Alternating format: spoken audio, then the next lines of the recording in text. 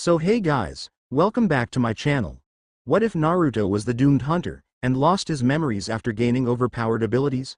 Movie 1. I couldn't help chuckling under my breath at Sasuke's predicament. I had heard the shrieking of his fangirls from outside the academy, and the din was only worse on the inside of the classroom.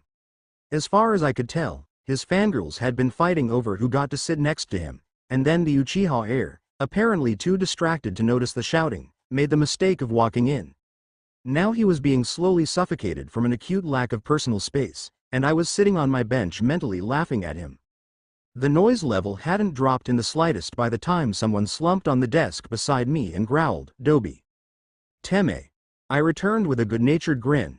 Escaped the rabid fangirls for another day, Sasuke merely grunted in reply, resting his head on the desk. The fangirls were still bickering amongst themselves, yet to notice that their prize had escaped and was now sitting at the window seat with the dead last between him and his rabid fan club. Bastard, using me as a shield. Fortunately, Iruka-sensei came in just then, and the fan club was distracted from either a renewed attack on Sasuke or a new attempt on mauling me as he yelled at them to find seats already, damn it. Once the classroom was in relative order and I could feel the force of about 24 death glares aimed at the back of my head. So they'd finally noticed. Iruka-sensei told us the results of yesterday's written exam, and those who had failed trooped out miserably. In a way I guess it's not fair to kick out the non-bookish ninja straight away, but when they don't have a clue what the 5 main ninja villages are or what a henge is, then it's probably a good idea to get rid of them before they get themselves killed. I know for a fact some of them were purposely failed because the teachers know they can't handle ninja life yet. But anyway, I had somehow scraped a pass, although Kami knows how, and I was very pleased. The rest of the class, and probably a good portion of the rest of the building, was alerted to that fact as I jumped onto my desk and hollered, "Hell yeah! Konoha's about to meet its #1 ninja." I would have shouted more if not for Sasuke grabbing a fistful of my shirt and yanking me backwards off the desk, sending me toppling. If I hadn't been ready for it I would have hit my head on the stair above me and probably gotten knocked out. Instead I leapt straight to my feet and shouted, "What the hell was that for, Teme? HN. You're giving me a migraine, Dobi." "Teme, don't call me that. If I am dead last, then why am I still in the room while other people failed?" I heard Iruka groan quietly as Sasuke and I argued, me at the top of my lungs and Sasuke with quieter retorts, but for me, despite my apparent annoyance, this was fun. Irritating Sasuke was a bit of a hobby. And for Sasuke, I was less of a migraine than his fangirls. So we argued, getting progressively louder by the second, until Iruka yelled, "Knock it off, you two." We stopped shouting at each other and instead turned our smoldering glares on him, both mentally insisting he started it. Iruka was apparently unimpressed and ignored us as he repeated the explanation of the physical exams had given us yesterday, before he got called away. "You will be called outside in pairs to demonstrate your projectile throwing and then your taijutsu in a short spar. After that you will return to the classroom, quietly, and wait. When your name is called you will go into that room there and demonstrate your ninjutsu ability. Normally this would happen the same day as your written exam, but due to unusual circumstances it was postponed." I grinned. The unusual circumstances had been someone dousing the Hokage monument with a variety of paints, and then leading 3/4 of the village ninja on a wild goose chase all across Konoha and then some, before vanishing into thin air. They never caught the culprit, a sore spot of the 17 Anbu who had been in pursuit, or even found out who did it, and the best part was that I was off the suspects list. I'd been in the classroom waiting for the exam to start the entire time. Perfect alibi that no fewer than 45 people could support. The chase had taken up the whole morning, and there hadn't been enough teachers left behind to supervise the exams. So, the written got pushed back to the afternoon, and without enough time for the phys tests, they got dragged back to today. Ignoring the fidgeting of the kids around me, some frantically going over jutsu notes. What's the point of that? The theory won't help you now. I spent the next half hour seeing how often I could poke Sasuke with my foot before he shot me a glare strong enough to wither plants and poke me back, hard. Not long, apparently. "Stop fighting and get out here, you two." "Oh good, that meant it was our turn." I bounced to my feet with a grin, while Sasuke stood up calmly and just walked down the stairs, me following him noisily and bouncing several feet in the air with every step. I probably would have tripped and fallen down the stairs at some point if not for Sasuke grabbing my jacket, again, and dragging me down. Come on, Dobi, I want to get this over with. Teme, I screeched. If you want to pass you're gonna have to fight for it. Mizuki, who was the tester for the phys exams, sighed and dragged us apart before we could kill each other. Wait for the spar, he informed us sharply. Uchiha, you first, 3 kunai at that target, now. Sasuke threw the kunai instantly, and I heard the short thunk as each one hit the target. Nice. 3 bullseyes, Mizuki commented. Same target, 3 kunai, go. I breathed a faint sigh of relief and threw my weapons, hearing a clash as they hit Sasuke's, and frowned. That team's kunai had better not have thrown my shots off. But no, it seemed I was fine. Sasuke's voice faintly odd as he muttered, 2 dead center and 1 damn close. Not bad for Adobe. I shook my fist at him, a promise for the taijutsu fight. Shuriken went almost exactly the same, and we both passed. It would be impossible not to, with our scores. Now, we faced off on the grassy field, Mizuki standing between us and getting ready to get the hell out of the way.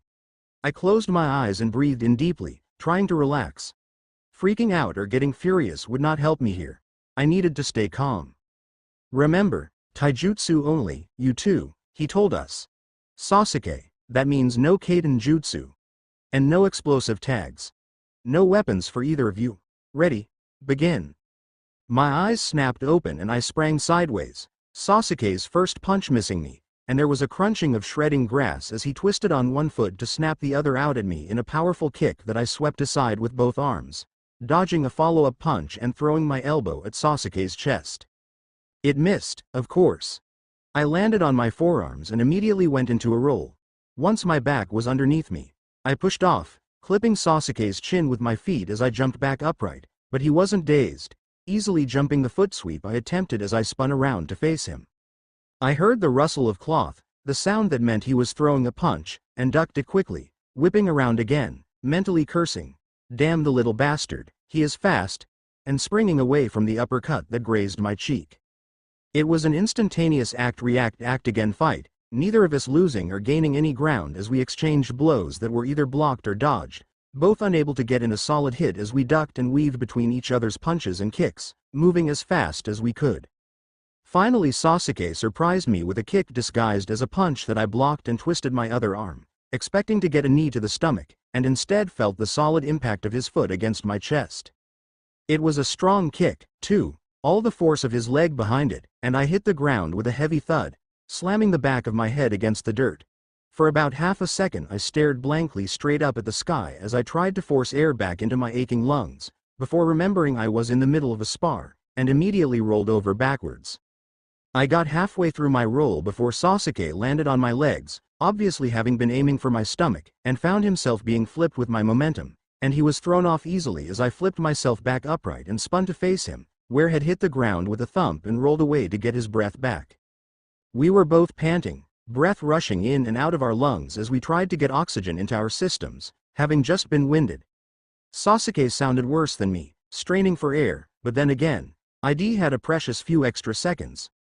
We were both waiting for the other to make a next move, the next wave of attacks stalling, neither of us wanted to leap straight in again. Then we both moved in the same instant, rushing back into the fight. I was grinning fiercely as I spun on the ball of my foot to get around Sasuke, and even though I couldn't see his face as I leaned into his back and jerked his feet out from under him with my other leg, I know he was smiling too, in his own way, 'cause that's how me and Sasuke work. I heard Sasuke's back hit the ground, already midway through a roll, and I spun again, blocking his next punch and striking out with my own, swiping at his legs once more and tilting my head to the side to avoid a high kick. We had gone back to the complex dance that made up our spars, barely grazing each other with our attacks and dodging everything with a finesse that made it seem even less like a fight. I heard him draw his fist back through the rush of adrenaline, and mirrored the movement perfectly. Our fists slammed together, and instantly we leapt apart, panting heavily. Then I smiled, and we both bowed to each other, before turning to the astonished teacher. Mizuki stammered. You're supposed to keep going until someone loses. We both shook our heads. If we fight longer, we'll start using ninjutsu, Sasuke said quietly, and I grinned brightly, putting my arms behind my head. The teacher was startled by our apparent lack of will to kill each other, when we were usually at one another's throats, but he managed to say, "Okay then, you both passed the taijutsu section. Head back inside and just wait." He stumbled off, probably for a cup or two of sake, having been watching small children trying to beat each other up for the past 2 hours, and Sasuke and me both went back inside. Back in our usual seats, we endured Sasuke's fan club fawning over him and fighting with each other in the background. Sasuke, I suspect, was merely trying to hide under his desk and sneak away, but I was just ignoring them. They just weren't worth the effort, and I was too busy being worried about my ninjutsu. See, I can't do a bunshin. I know why, but I can't fix it or get around it, and I've been getting help, but it still doesn't work. I can do kawarimi, and even henge with ease, though it took a lot of practice and Sasuke laughing at me. But bunshin is simply beyond me. It won't work. Uchiha Sasuke, Iruka called, sticking his head out of the room. I blinked and looked up. Me and Sasuke were the only ones left. Somehow his fan club had all been through and I hadn't noticed them thinning out, although Sasuke had probably sighed with relief as every girl left. It was a 5-minute wait of pure torture. I was actually starting to shiver, my heart thundering in my chest and my breath coming in short pants. I was about 20 seconds from a full-blown panic attack when Iruka called my name. I sprang to my feet instantly, feeling as if ants were crawling across my skin, and couldn't help brushing my arms violently as I bolted down the stairs, trying to get rid of the tickly feeling and slow my heart rate down at the same time before I opened the door. I shut my eyes and took in a deep breath, hearing Iruka sigh faintly with relief last one and the restless shifting of another teacher. Mizuki had probably come in after his sake. I took another breath before I opened my eyes, trying to calm down, and I heard Iruka say, "Okay then, could you please display a henge?" I swallowed anxiously and managed to say without stammering or letting my voice crack in terror, "What of? Just me will be fine." I breathed in deeply and put my hands into the ram seal, focusing my chakra and pulling it around me, shaping it into the image I was supposed to, and held my breath even as I said cheerfully, "How's this?" "Perfect," Iruka said happily, his pencil scribbling on paper, "Now kawarimi." I nodded and focused. This one was harder, but I knew exactly where he was standing, so if all went well, I could manage it. The hand seals flew by on pure instinct.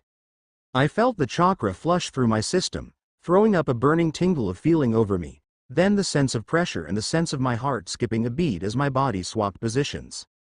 I heard a yelp from Iruka, and leaned back in my newly gained chair, smirking. He cleared his throat, recovering from the shock of being used as a kawarimi target, and said, "Very good, Naruto. Just one more. Make 3 bunshin." I swallowed shakily as I stood up. I could do this.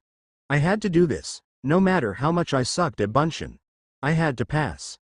Slowly, I brought my trembling hands together into the hand seals, focusing the chakra through my fingertips carefully, focusing intently on the shapes, feeling the chakra flowing out of me and fighting to get it into the right position, trying as hard as I could to keep control.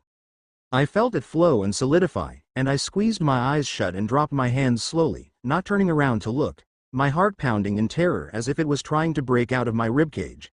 "Please, please let it have worked this time, please let me pass." "Naruto," I heard Iruka sigh, and my heart rate doubled. I hadn't thought it was possible. "You fail, I am sorry." I felt my heart stop and all the breath rushed out of my body. I failed. The jutsu hadn't worked. "Come on, Iruka," Mizuki protested. He at least made 2 bunshin this time. I had? I didn't open my eyes, though, not bothering to try to see what horrible mistake I'd made this time. "One looks dead, and the other looks like the Hokage monument did yesterday," Iruka said flatly, sounding disappointed. "I am sorry, Naruto, but I can't pass you on that." I slowly turned away, towards the second door of the room, where everyone else had already passed through, with their hite atesh. They had passed, and I had failed, again. My footsteps were slow, my head turned to the ground as I walked slowly to my tree, the one with the swing hanging off it, listening to the other children babbling to their parents about their day and how they passed the exam and were genin now. I sank onto the swing, feeling weak and exhausted. I couldn't make a stupid bunshin, and I'd never pass the academy exam. I could never be a ninja. I heard sprinting footsteps and then Sasuke's voice calling, "Dobi, what are you doing over here? Oh no, I heard the shock and sadness in his voice. Oh, man, I am sorry, I thought you'd. Thought I'd finally managed to pass. I interrupted dully, leaning against the rope of the swing. Let's face it, Sasuke. I am never going to pass. I'll never be able to make a passable bunshin. I'll never be a ninja. Sasuke was silent, obviously not knowing how to respond, before he sat down on the grass next to me, trying to offer comfort with his presence. Oddly, it helped, and I sighed faintly, turning my head to the sky, before asking quietly, Sasuke? Yeah? My voice was wistful. What does the sunset look like? He took a deep breath. The sun's just barely touching the horizon now. We got out a little late. It looks a lot bigger than usual, as if it's absorbing all the daylight as it falls. It's a deep yellow, starting to fade into orange, and there are small wisps of cloud stained red and orange across it. The sky around it is orange that deepens to red as it hits the trees at the bottom, and as it rises up it fades into the blue of twilight as it starts to deepen into dusk. The sky on the other side is turning purple and dark blue, everything fading away into the darkness as it falls. There are some clouds pretty high up, gray and white, and with the sunlight behind them it looks as if they've been edged in gold. Clouds with golden linings, instead of silver. The sun's halfway gone now.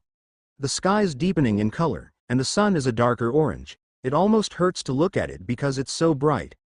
The clouds are beginning to fade into the shadows as the light vanishes, and the sky near the sun is starting to grow fainter, blending into the blues of the surrounding air. There's a flock of birds in the distance, outlined by the sunlight, looking for a roosting tree for the night.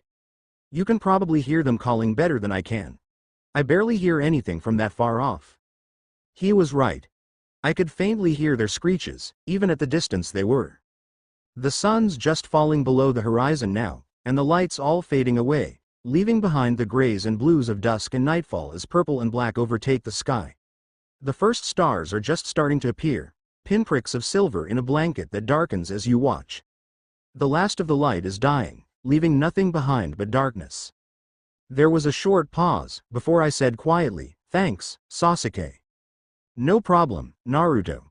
He sensed that I wanted to be on my own for a while now, and stood up to leave. He didn't say anything more. There was nothing more to be said. I sighed, and stared up at a sky I couldn't see, wishing that things could be different, and knowing they never would be. I, Uzumaki Naruto, am completely blind, and Sasuke, aside from me, is the only one who knows. I am not sure how long I had been sitting there when I became aware of someone standing in the tree above me, their breathing and shifting of weight against the bark reaching my ears. Automatically I looked up at them, even though I couldn't see them, and Mizuki's voice said, "Hey, Naruto." I blinked, then turned my gaze back to the ground. There was something off in his voice, but it was probably just my hearing being a little off because I had my teeth clenched. Low. "Hey, are you okay?" he asked, and I didn't even bother to respond. I'd just had my one dream ripped out of my grasp. How did he think I felt? Apparently he realized that was a stupid question and kept going. "I know Iruka sounded like he was going a bit hard on you. See, Iruka sees a bit of himself in you. He was an orphan, too. He only wants to make sure you can handle it, be the best ninja you can be." But I really wanted to pass this time, I whispered faintly, needed to pass. I know, he sighed, but there was definitely something wrong with his voice. "Hey, Naruto, what would you say if I told you about a secret way to pass?" My head jerked up, looking at where his voice was coming from. This usually gave me the illusion of eye contact. "There's another way to pass? Really? I still have a chance?" I heard a flicker of hair and cloth. He must have nodded. "Yep, I am not really supposed to tell you about it, but you try so hard, you really deserve another chance." Yep, something was definitely off here. I'd never heard of a secret way to pass, and I'd been through these damn exams twice already, not trying to pass the first 2 times, just seeing how I handled pressure, not too well, as it turned out, so something was wrong. But I shoved it away, focusing on the teacher Sasuke had told me had gray-silver hair. I was desperate to pass. If I passed this time there was a chance I'd actually be with a friend. And without Sasuke there, I knew I was pretty much doomed. What do I have to do? I slipped along the wall of the Hokage Tower, easily avoiding the numerous traps that had been set. It was easy for me. I could hear the air shifting around the various tripwires over the corridors, and the breathing of the rare patrolling guards was almost deafening to my sharp hearing. As long as no one snuck up on me, I would be fine. Despite the fact I couldn't see what was going on, wearing what Sasuke had called a walking orange eyesore had made me instinctively stealthy enough to hide from Enbu even in bright orange. Probably a good thing. I heard the Hokage shuffling around in his office, probably doing paperwork, the poor bugger, and shifted up to stand beside the door, listening to his irritable mutters, and frowned, wondering how I was going to get past him. Obviously he was too tired to notice my chakra, so at the very least I was safe for a minute or two. I frowned, thinking, before remembering I had been in that vault a couple of weeks ago, talking to the Sandang while he was in there. I had been leaning on some massive scroll and had run my hands over it to check its size, out of curiosity, and it had stuck in my mind as a perfect picture. I wasn't sure exactly why I had been in there, but I did remember exactly where in the room that big scroll had been, and that it was a little bigger than me. Damn, was I glad I'd taken the time to learn that goddamn Kawarimi. I went through the hand seals, careful with my focus, and felt the tingle and then the pressure of switching places with the scroll. I landed soundlessly in the vault, and was pleased to note that I'd been holding myself right for the scroll to fall quietly against a corner instead of clattering loudly to the floor. Mizuki had told me exactly where the forbidden scroll was kept, and it wasn't hard to find its shelf. I brushed my fingers across the crisp parchment skimmed dust hard wood seal raised grain kanji carved in the front, reading forbidden in the deep engravings and nodding to myself. Yep, this was it. I switched with the large scroll outside and found myself back in the corridor, and made a mental note to warn the old man about that particular security defect. It wouldn't be that hard to sneak in if you knew the basic layout of the scroll vault. Hell, I'd managed it, and I was doing this without having ever seen the vault with my own eyes. It took me a bare 10 minutes to get out of the tower, completely undetected, I might add, and into the forest to practice. I opened the scroll and brushed my fingers over the parchment, sensing where the ink was by faint traces that I was probably the only one who could detect. I almost groaned at the first jutsu. Kage Bunshin. The world hated me, I was sure. But just in case, I read the rest of it, skimming my fingers over the writing and mentally translating it into words as I went, and raised an eyebrow. This one actually sounded like one I could do. Sure, it wouldn't be easy, and I'd probably need Sasuke to get it exactly right, but it sounded like a version of Bunshin that I might actually be able to do. I put my hands into the cross seal that the scroll had in a sketch, and said, Kage Bunshin. I felt my chakra splitting, and felt the half that wasn't a part of me anymore beginning to swirl, me gently shaping it with only a nudge of my will here and there instead of the usual uphill fight it was. It was like the chakra actually knew what it was supposed to do. There was a poof as the clone solidified, and I held my breath, wondering if maybe, just this once, I had managed to do it right. Hey, my voice exclaimed, it worked, huh? I said, confused. The scroll had said the clones would be solid, but it didn't mention talking. Awesome. This ability is gonna be really useful later on. The clone said happily. Better, you managed it first try. Wonder how many of these things you can make at once. I found myself responding to the clone's question with, the scroll said however many my chakra can handle, so I guess, it'll just have to experiment. I don't really know how much chakra I have, aside from too damn much. The scroll had also said that this jutsu was highly dangerous and should not be attempted by anyone lower than Junin, though, so I was kinda skeptical on exactly how accurate it was. The clone puffed out, and I cursed. Well, it hadn't lasted, but not bad for a first attempt. The clones were supposed to hang around until I dismissed them, though, so that D have to be fixed. And I definitely wanted to be able to make more than one. Good grief. I'd been talking to myself. I shook the thought off and brought my fingers back into the cross seal, repeating, Kage Bunshin. This time there were 3 puffs as 3 different splits of chakra solidified, and I smiled. This was starting to work. Hey, getting better, boss, one of the clones remarked. 3's good, 3's very good. Hey, are you solid? One of them asked another, and there was an ouch as one of the clones was poked, followed by a poof as it was dispelled. Oops. Yes, until I poked you. I half grinned at the clones remaining, and asked, okay, so I can make 3 clones. 3 clones who injure each other and get dispelled. What now? Work on damage absorption, one of them offered. their voice coming from the left. One poke isn't good. It's supposed to be a good deal higher than that. Something's not going right there. Oh, and I think you're replicating your hearing funny. I am getting buzzy sounds and I can't really hear what's going on. That could be a problem, I muttered, but there was a sinking, twisting feeling in my chest. I guess you guys can't see either, huh? There was a ruffling sound of clothes as both clones shook their heads. We're supposed to be identical copies. No new abilities. We should be just as effective as you in battle, except we need the same other senses, and they're not working properly. I sighed. This'll need a bit of work, and the numbers thing, too. 3 won't be very useful in a fight. Better than none, the clone on the right pointed out. Frowning as I thought, my fingers trailed over the scroll, automatically absorbing the information, before I brightened at the next jutsu.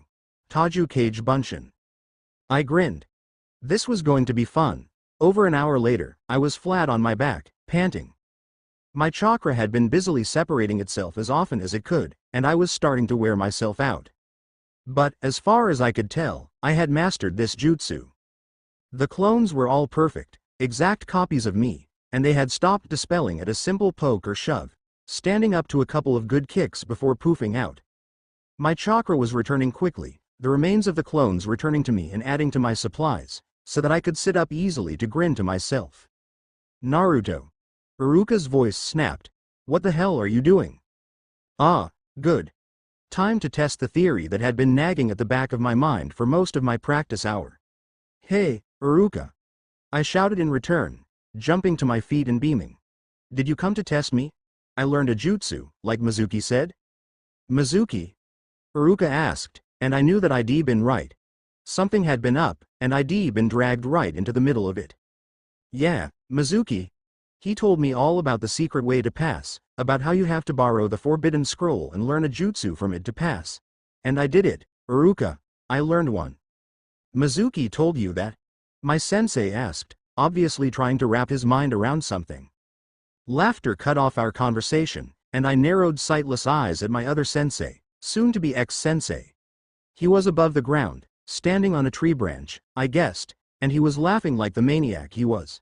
Yes, me. He sneered, and even though I couldn't see him, I could easily imagine the sneering, disgusted expression on his face as he continued, Naruto, you're so gullible, stealing the forbidden scroll like that for me. Honestly, and you want to be a shinobi. You tricked him, Iruka exclaimed, obviously furious. Half the village is looking for an innocent child, because you thought it would be funny to get him in trouble? How immature are you? It's not for fun, Iruka, Mizuki snarled, it's for power. The power of the jutsu contained in that scroll. Hand it over, Naruto. Naruto, don't give it to him. Iruka barked instantly. I shifted the scroll so that it was sitting over my back. I had no intentions of handing it over, and I had a feeling I was going to need to make a run for it. Carrying this bulky thing in my arms would only make it worse. It was hard enough to sprint through a forest by memory alone. Mizuki. Iruka howled, apparently beyond furious, and I couldn't blame him. I knew he thought of Mizuki as a friend, and to have this betrayal. Naruto. Mizuki shouted to me, ignoring Iruka. Have you ever wondered why the village hates you so much? Ever wondered what you could have done? Why the whole village looks at you as if you're a monster? Mizuki. No, Iruka shouted. It's against the law. I tightened my grip on the scroll, taking a step back. This wasn't something I wanted to hear, but at the same time, every day of my life. Every single day, I wondered. But I didn't want to hear it, didn't want to know. When the 9-tailed fox demon Kyuubi attacked Konoha 12 years ago, it was sealed inside a baby. You are the Kyuubi? Even your beloved Iruka-sensei hates your guts. The bottom of my stomach dropped out, the 9-tailed fox. Why everyone hated me, why I had to fight for every step I took, why my best friend had to pretend to hate me, why? Why everyone called me a monster or demon freak whenever they thought I couldn't hear them. I heard nothing from Iruka, just the bare gasp of air that he needed for survival, and felt my chest tighten. So I was a monster. I was just a dropout, a monster, a failure. A freak. I spun around and bolted into the trees. Sneering laughter echoed after me from the barren depths of my memories. I ran as fast as I could, and that was very fast, I was almost as fast as Sasuke in a sprinting match, and if I really had a reason to be running, I was faster. I was probably lucky not to run into any trees, but my mental map and my memory was more than enough. It was easy for me to dart between the trees, ducking and leaping the lower branches. I didn't try to take to the trees. It had taken me 3 weeks and a sprained ankle to map them well enough for me not to be a health hazard, but I didn't want to risk it. The solid ground made for enough of a fast escape route from a world that hated me. I sobbed in a breath, stumbling over a chute that hadn't been in that mud patch last week, stupid trees, always growing, and tumbled to the ground, landing with a heavy crash on the forest floor and rolling to cushion some of the unsteady impact. Ow. I really should have broken something, but somehow, all I felt was one massive bruise beginning to form over my abdomen. I tried to push myself back up, but an unfamiliar whistling sound made me whip my head around. Like the sound of wind reflecting off a shuriken, but bigger, and the shape was different. There was a tearing sound, and then the sound of squelching mud, but my sharp nose caught the smell of blood, and my eyes widened. Not mud, flesh. Someone had just been injured, and that someone was standing over me. I stared at the place I could hear the panting, and opened my mouth to say something, anything, when I heard Iruka say, "Run for it, Naruto. Don't let Mizuki get the scroll." I drew in a sharp breath, my mind clicking rapidly. Iruka had been hurt. Iruka had stopped the blade. Iruka was hurt. Iruka had protected me. What the crap? This made no sense. So I did the only thing I could, and followed his orders. I ran, again. I couldn't do anything right. I couldn't do a bunshin, I'd gotten Iruka hurt, and I couldn't even escape from one measly chunin. For Kami's sake, I could get away from Anbu. "Naruto, quick, give me the scroll." I heard Iruka shout from further off, and I turned my head towards it, quickly leaping that way. What in the world? There was a thump and a poof, plus the short burst of chakra that I knew meant a henge was being dropped. Mizuki's voice said, "How did you know I wasn't Iruka?" I was confused. What was he on about? He couldn't see me. I was a tree or two away from him and whoever had attacked him, and it was a leafy one. I was hidden perfectly from view in the heavy undergrowth. There was another poof, and another chakra flare, and then Iruka's voice said, heavy with pain, because I am Iruka. I guessed that Mizuki, in Iruka henge, had been chasing Iruka, in Naruto henge. And these people were teaching us. Sad. Why are you bothering to protect him? Mizuki spat. He's just a monster, a demon. He's not worth anything. He'll never be any more than a failure. The Kyuubi is nothing more than a monster, one who killed your parents. I swear my heart nearly stopped at that. So Iruka had even more right to hate me than anyone else? That was all I was, wasn't it? A monster, a demon? You're right, Iruka said, panting, his voice thick with what I suspected was blood. I let my head droop. I was nothing. The Kyuubi is a monster. I was worth nothing at all. But Naruto's not like that, Iruka continued. He's not a monster. He's a klutz, and a bit of a clown, but when it really comes down to it, he's a bright, energetic kid. Uzumaki Naruto is not a monster, or a freak. He's a human being. He's hardworking and kind-hearted. He's not the Kyuubi, and he never will be. He's not the one who killed my parents. He's the #1 loudmouth of Konoha, and more importantly, my student, and that is why I will protect him. I felt my heart lifting. Iruka said, he said I am not a monster. That I am worth something. That I am not nothing. Mizuki snarled. I was thinking of leaving you until later, but now I suppose I'll have to deal with you first. There was a strange clicking noise that I assumed was him getting out one of those funny shuriken-like weapons I'd heard before, and with a burst of hot rage I bared my teeth. Think again. I sprang out of my hiding place, just in time to deflect the weapon with a burst of chakra from one outstretched hand and halting in a defending position in front of Iruka, one of the few people on the planet who had ever defended me. If you touch my sensei, I growled, the sound feral with hate, I'll kill you. Mizuki laughed. He laughed, ignoring the killer intent that had to be coming off me in waves. You can't take me down, he sneered. You're nothing. I grinned, moving my hands into a seal that was fast becoming familiar. Tajuu Cage Bunshin. I roared at the top of my lungs, and I felt my chakra dividing itself as fast as it possibly could, the results exploding into existence all around us. I let my grin widen, baring my teeth. That was definitely the best one so far. Well over 1,000. I inhaled deeply, and heard 1,000 sets of lungs imitating me, as we all bellowed, CHARGE. With 1,000 of me in action, it took a bare 20 seconds to pummel Mizuki into unconsciousness. The constant barrage of furious punches and kicks not being something any normal human could withstand for more than a few seconds. As I, the real me, kicked him into a tree, the 1,000 clones ID managed to conjure up dispelled, one by one disappearing from existence.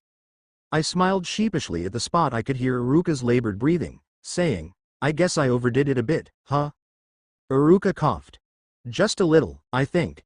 Naruto, come here and close your eyes." I walked over to him slowly, wondering what he would think of me now. I'd just beaten the utter crap out of Mizuki, who had attempted to betray the village, using me as a scapegoat, and my train of thought was cut off as I felt Iruka pulling off the goggles I sometimes wore, replacing them with warm cloth, and I heard him say, "Okay, you can open them now." I did open them, making my eyes look up at my forehead, totally pointless, and moved my hand to touch the strip of cloth that had been neatly tied there, and the plate of metal firmly fixed in position. My fingers brushed over the spiraling symbol engraved deeply into the steel, and my eyes widened instinctively, my mouth dropping open as my mind painted the Konoha leaf resting on my forehead. The Hite 8. Iruka had passed me. I was a ninja.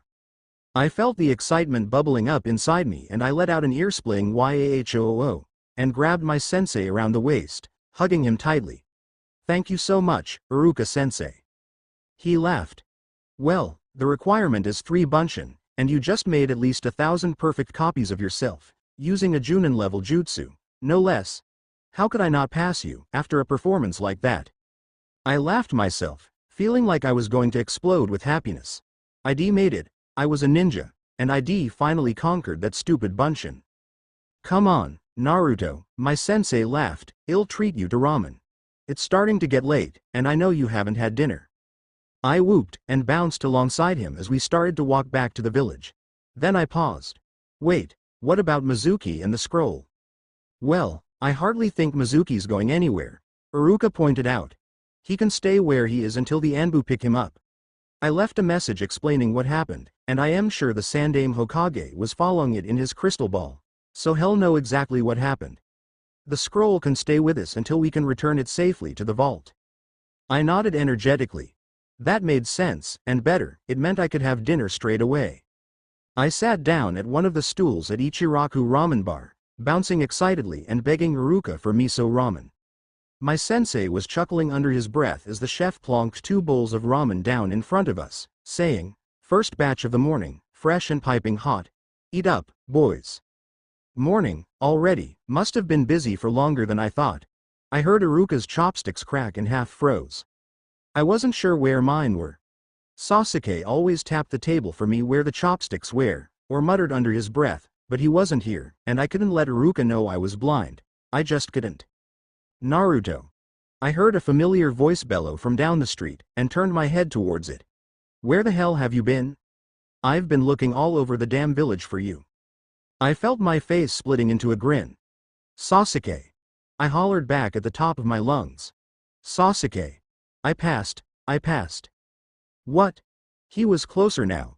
I could hear his sprinting footfalls as he ran towards us, and as he screeched to a halt he panted out, "How'd you do it?" "You passed, that's great." I grinned and formed the cross seal. "Kage Bunshin," I announced happily, and the chakra instantly puffed out into a shadow clone, who did a backflip. "That's awesome, Naruto," Sasuke said. "Where'd you pick that up?" "Oh, Kami, don't tell me you actually." I borrowed the forbidden scroll and taught myself the Kage Bunshin, I told him, happily raining on whatever hope had that I hadn't gone and done exactly that. "Arg. I told you not to tell me." Iruka cleared his throat, apparently surprised to see Sasuke talking so much. "But really, if he's fighting with me, he talks quite a bit. He's very quiet around other people, most of the time, but, when it was just him and me, it was normal." Sasuke, Naruto did manage to pass, although, he coughed, it wasn't exactly orthodox. I had freaked out over the cough. "Oh, Iruka-sensei, I forgot, you're hurt. We have to get you to the hospital." Iruka chuckled. Ah, don't worry about it. I patched myself up on the way here, and it wasn't that bad. Wasn't that bad? Those shuriken thingies were awful. They'd cause wicked injuries. You must be in agony. Well, tell me all about it, then, Sasuke said, sitting down in the seat next to mine. But then the ramen will get cold, I whined, the complaint a plea in disguise. I heard Sasuke sigh, and then rap his knuckles on the counter in front of me. The ramen's right there, moron. You can talk and eat at the same time. I know that much about your table manners. I love you, Sasuke. I thought as I reached out and grabbed the chopsticks he had just indicated with that tap. In half a second I was gulping down the ramen and babbling the story out to my best friend, waving one arm around for emphasis at the important bits and shoveling noodles into my mouth. And then one of those shuriken things went flying towards Iruka and it was awesome. I was just like pow, and then it went flying and I said, if you touch my sensei I'll kill you. And those shuriken are nasty. Do you have my sketchpad? Sasuke handed me a rectangular pad and tapped my knuckles with the pencil, which I quickly grabbed and flicked to a blank page, rapidly scribbling on the paper and sketching out the razors of the projectile weapon and the slight curve of each blade, the deadly-looking weapon feeling right as I checked the slight abrasions the pencil made with my fingers. That slight curve would explain the whistles I'd heard, and the collapsible mechanism would have made those clicks as it was unfolding. Made sense. There, like that, about my arm span from point to point. Damn, those things were nasty. Like a shuriken, but way bigger and a little different, too. I gulped down half of a second bowl of ramen in one go and continued, then Mizuki said, well, not so much said as laughed, that I couldn't touch him or something, and then I used the Taju Cage Bunshin and then it was pow, pow, kablam and he was down. There was, like, 1,000 Bunshin. It was awesome, the best one I managed all night. Then Iruka gave me his forehead protector and we came here, and then you showed up, and… Yes, I know the story from there, you idiot, Sasuke sighed, but there was a hint of a smile in his voice. But, that means you passed, right? I turned to Iruka, tensing my face muscles and raising my eyebrows in what Sasuke had nicknamed the puppy dog eyes no jutsu, and my sensei laughed. Well, I'll have to change the results, but since the Bunshin was the only thing holding Naruto back and he can do it beyond perfectly now, I really have no choice but to pass him. Whoo, I shouted, and Sasuke scowled, growling. Dobi, not so loud, must the whole village know? Yes, I declared. In fact, screw the village, I want the whole country to know. I jumped to my feet and opened my mouth, but Sasuke clapped both hands over my face, wrestling me to the ground. Oh, no you don't. I want to have eardrums when we get our teams, which means I don't want you blowing them out a few damn hours beforehand. Teme. I spat around his hands, wriggling underneath his weight until I got the leverage to kick him off and then make a break for it as he made another leap at me. See you later, Iruka-sensei, I shouted as we bolted down the street. Iruka sighed. Those two, just a minute ago I could have sworn they were best friends, and now they're trying to kill each other again. Honestly, the way they act sometimes. Attention. Hitaki Kakashi memo. It wasn't a request, Kakashi. You're taking a team. Signed, Sandaime Hokage. Attention, Sandaime Hokage. Memo. I will agree to consider teaching a genin team this year, but I would like to request permission to teach the team containing Uchiha Sasuke and Uzumaki Naruto. Signed, Hitaki Kakashi. P.S. That wasn't a request either. Sensei's brat and Obito's brat are no brats at all.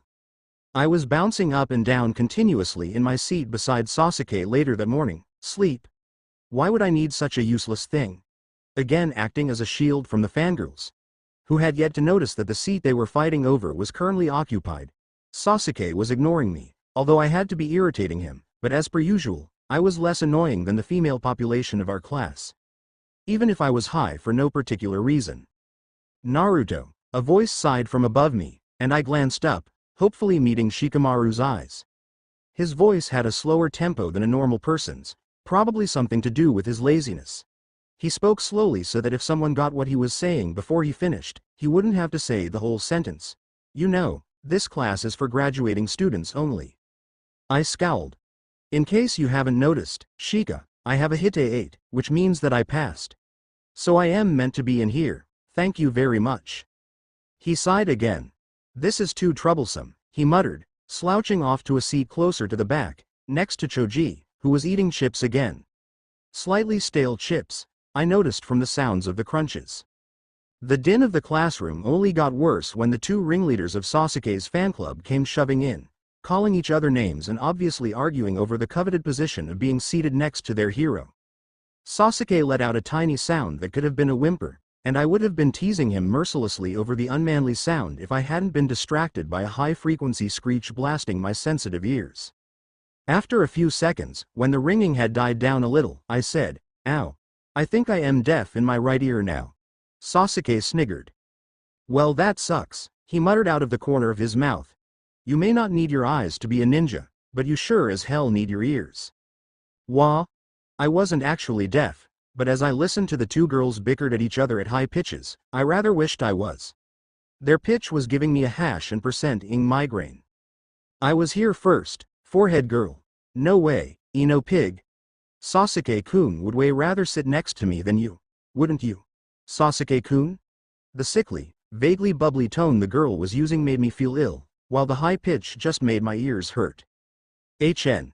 Sure, take the easy way out, Sasuke." "What am I, invisible?" I snapped aloud. "I am sitting here, so go somewhere else." The fangirls turned their attention to me, which, while it gave Sasuke a bit of relief, gave me a headache even through the fingers I had the foresight to shove in my ears. I couldn't even understand half of what they were screeching, let alone care. Iruka's voice cut through the white wall of noise that was Sakura and Ino's voices, bellowing, "Sit down and shut up, for Kami's sake." I had almost forgotten how loud he could be when he needed to be. Ino snorted and stomped away, a scowl evident in the weight under her footsteps, but to my absolute horror, Sakura squeezed onto the bench beside me. "Please don't let her speak, please don't let her speak, please don't let her speak." "Sasuke-kun, don't you hope that we could be on the same team? That would be great, wouldn't it?" "She spook." I moaned silently and hid my head under my arms. "No, Sasuke, don't encourage her. Listen up," Iruka barked.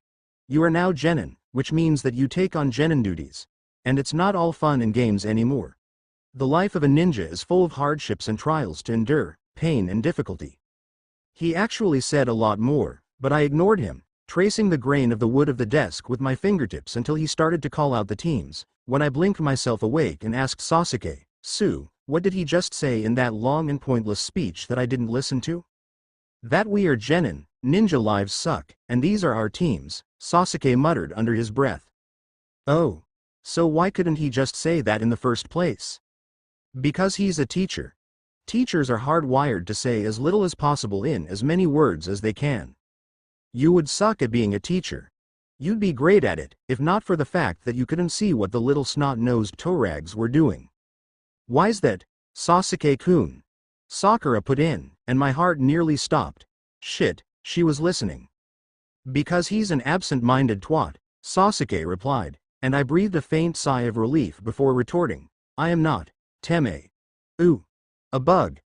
I looked over the edge of my desk, tipping my head towards the small insect I could hear scuttling on the floor. My tone was argumentative, but Sasuke knew, through my proving of his point, that I was thanking him for the quick save. I rest my case. "No problem, Naruto. Team 7, Uzumaki Naruto, Uchiha Sasuke." "Oh, thank Kami." I felt my shoulder muscles relaxing, and Sasuke brushed my hand reassuringly. "And Haruno Sakura." "Oh crap." Me and Sasuke both groaned, while Sakura whooped with excitement at being put on Sasuke-kun's team. Thud. I slammed my head on the desk twice more, before Sasuke poked me hard in the shoulder. "Knock it off, you don't have that many brain cells to lose." "Teme," I grumbled. Several hours of listening to Sakura's high-pitched fawning later and I was ready to crawl under a desk and die. Where the F** and percent is our F** and percent ing sensei? "Naruto." Sakura yelled at me, "Don't swear in front of a lady." "I'll swear whenever I goddamn want to," I yelled in her general direction. My ears were ringing, and it was getting harder to tell where she was. "And where the F** and percent is this lady you speak of?" I heard her fist moving, but I was wedged between the bench and the desk and couldn't get low enough in time to dodge, catching her punch in the back of the head. OWWW. I complained, having been shoved off the bench and onto the floor. That Hjort. HN. And you call yourself a ninja? Sasuke's voice was mocking, but there was a flicker of concern only I could hear, and I mentally translated, "Are you okay?" A lot of what we say isn't in what's actually said. It means we can have a full-blown argument, and be discussing bits and pieces that no one else knows about. I think it's useful. Sasuke says it's creepy, but I am pretty sure he's joking. Yes, I do. I shouted back at him. Translation. I am fine. It was her fault. She is so annoying. HN. I agree. Let's kill her later. Okay, so maybe the second bit was wishful thinking. Despite that, my mind was already going through vague half-formed plans of breaking into her house and setting her bed on fire. And how long were we meant to put up with her? I am bored. I announced to most of the building, and rolled out from under the bench, bouncing down steps that I had long ago taught myself to navigate without falling flat on my face. I grabbed a chalkboard eraser from the bottom of the blackboard and went to the door, opening it a crack and wedging the duster up the top. The next person to open it would get a good bonk on the head. Naruto. What are you doing? Sakura snapped. Your pranks are so stupid. Do you want to get in trouble with Arjunin-sensei? I snorted. If he's good enough to know it's there, we'll get a little knowledge on his abilities. If he can't, he'll learn not to underestimate us just because we're kids. Fair trade. Plus, it's his fault he's late. Naruto. What if they're an emergency, and that's why he's late? By 4 hours. Nah. The only emergency I accept for that is dead or mortally wounded. Right, Sasuke? You're such an idiot. Translation. Bingo. I heard footsteps echoing down the corridor. Too light and far apart to be children, and the wrong pulse to be Iruka or any of the other teachers. I sat up a little straighter, and Sasuke shifted nearby to look at the door, he having noticed me hearing something worth noting. I heard the door open and a single footfall as someone took a step inside, followed by the thump of the eraser hitting something. Sakura yelped, and I hissed to Sasuke quickly under my breath, what happened, what happened, what happened, what happened? He stepped in and the eraser hit him, right on the head, he hissed back, nice shot. Yes. My first impression of you three is that, you're a waste of my time. His voice had a similar pulse to Shikamaru's, but was a lower baritone. More arrogant and even more bored than lazy. And my first impression of you is that you need an attitude transplant and a wristwatch, I retorted promptly. Good thing first impressions are often wrong. Kakashi-sensei? I got the definite sense that someone was glaring at me. I wonder who. Well, meet me up on the roof, our new teacher said boredly, and there was a poof and a flash of chakra. Stronger than henge, and closer in timbre to Kawarimi. Sakura gasped, and Sasuke muttered under his breath to me. He just used Shunshin. Show off. I nodded agreement, looking as if I was just nodding to myself for no real reason, and bounced to my feet.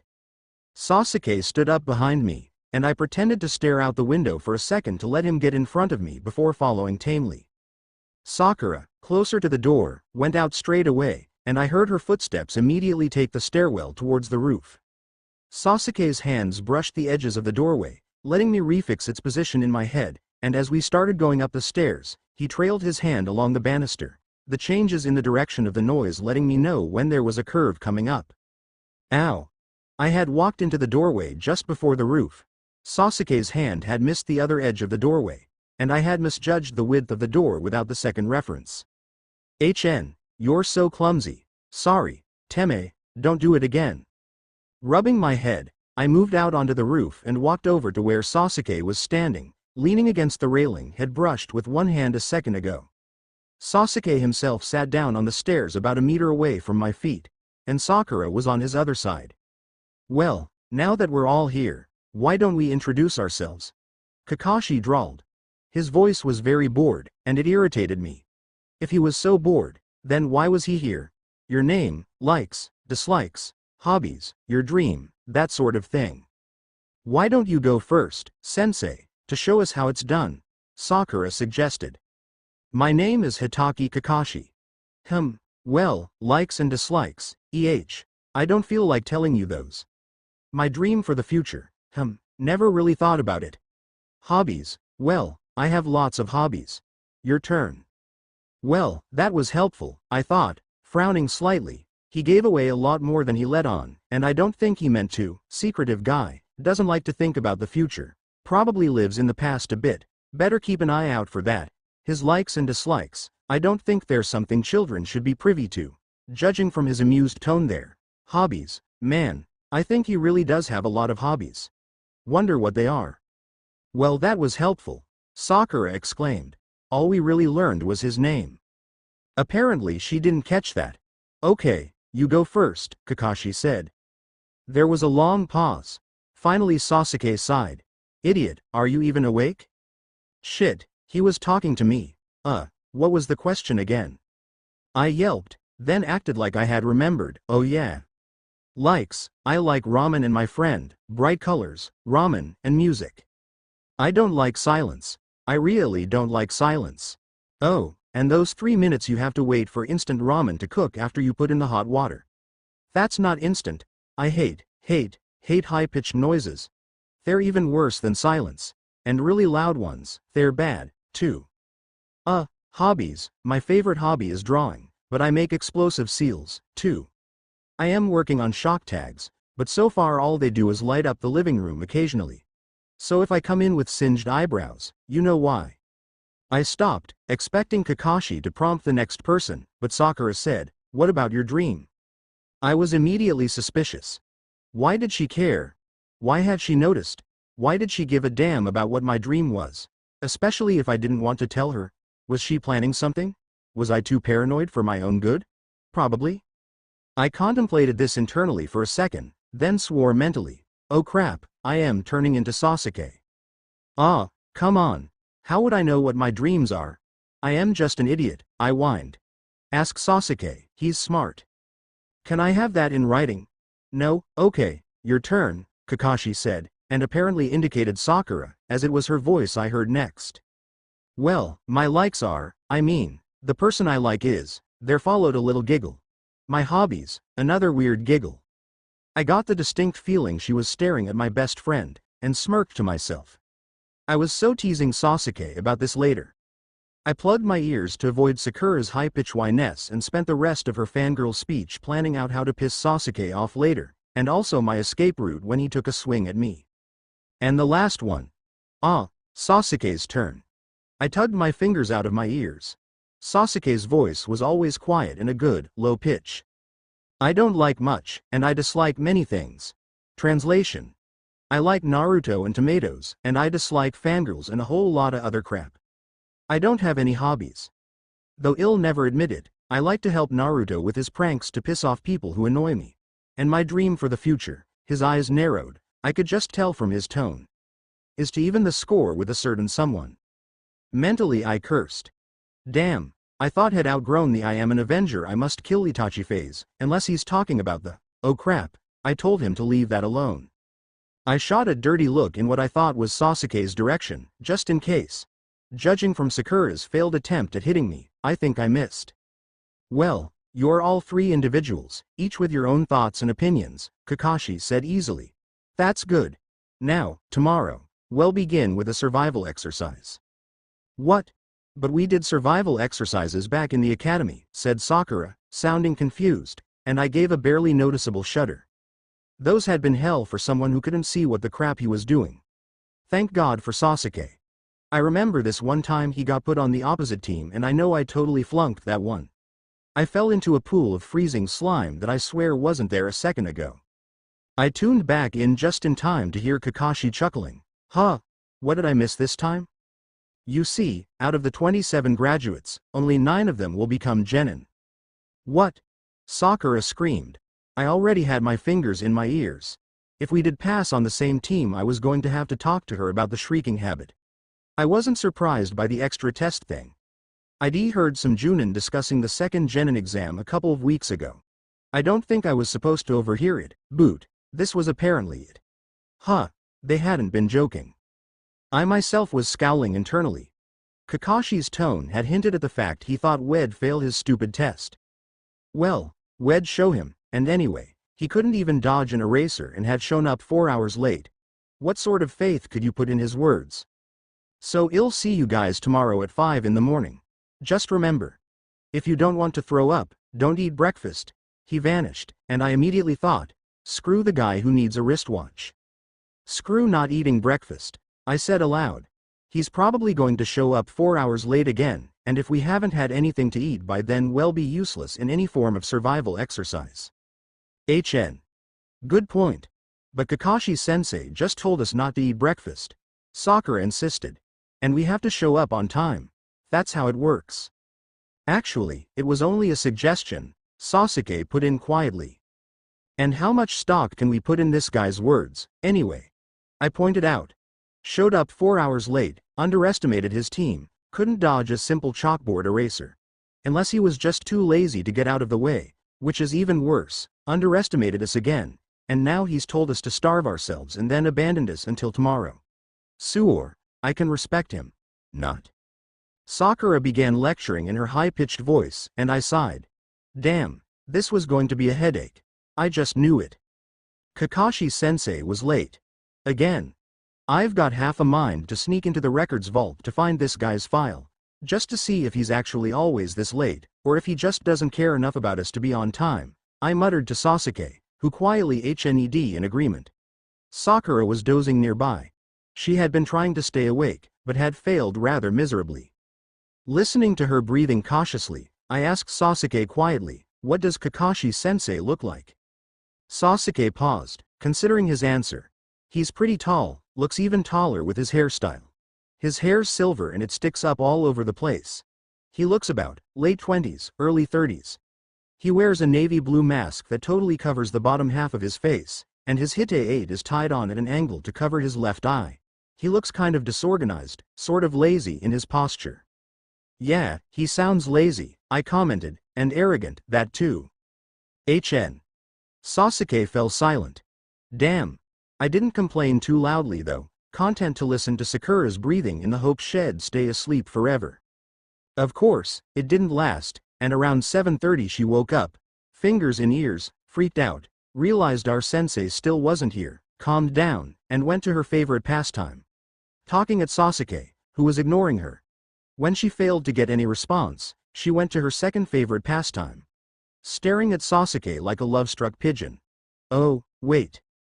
I couldn't even see what she was doing, and I still knew the expression she was wearing. Sasuke had described it as the stupidly hopeful puppy look. Something like 4 goddamn boring hours later, I heard the faint jingle of bells from one of the several trails through the forest, and glanced towards it. Sasuke came out of his broody trance to look over as well, and I could hear footsteps now. Kakashi-sensei's pulse. Finally, our sensei was here. Sensei, you're late, Sakura shouted. I frowned slightly and muttered to Sasuke, mental note, buy earplugs. Am I? Our sensei asked, sounding genuinely surprised, and I decided that he really needed a wristwatch. The bells jingled. Well, you see, I had to help this little old lady with her groceries, and I guess it made me a little late. Sakura snorted disbelievingly, while I raised my eyebrows at Sasuke. I actually couldn't tell if he was lying or not. But anyway, on to survival training. Your task is simple. The bells jingled again. What was up with them? And what kind of ninja wore bells, anyway? You must get these bells from me, and you have until noon to do it. He put something down on a piece of wood.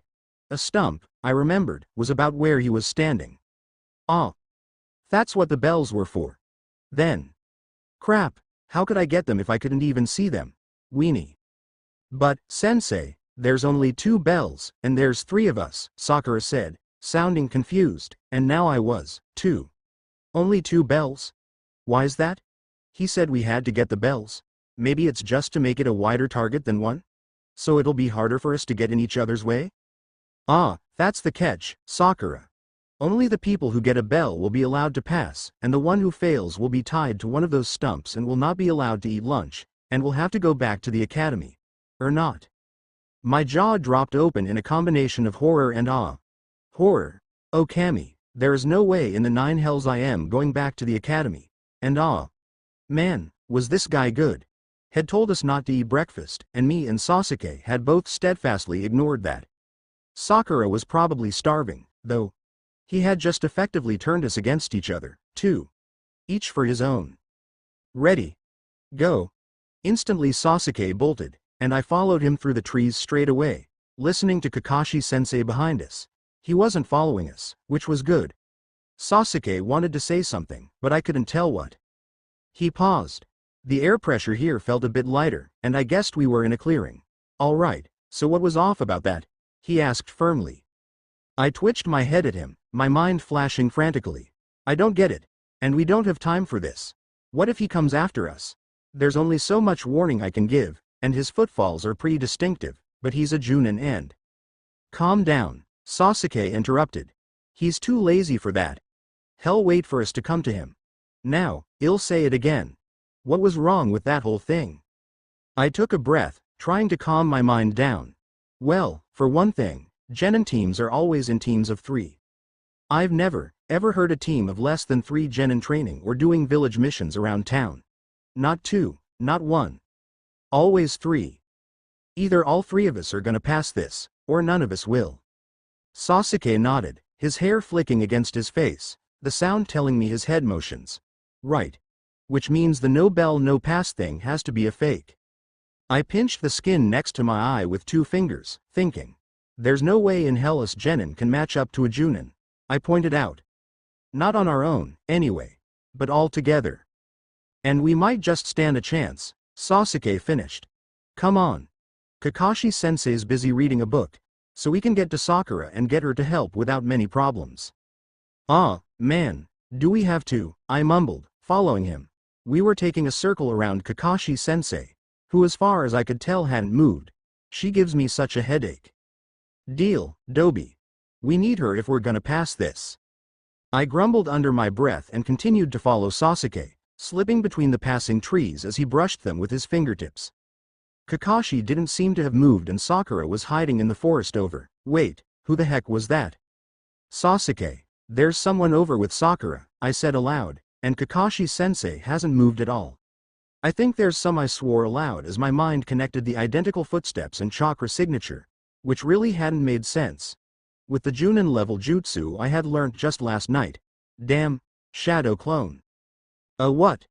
Sasuke asked, his voice getting louder as he turned around to look at me, not pausing in his sprint. What clone? Shadow clone, Kage Bunshin, I replied, moving around a bush that I remembered to have thorns. It's a form of the clone technique, but it's not genjutsu. The clones produced are solid and have their own chakra source.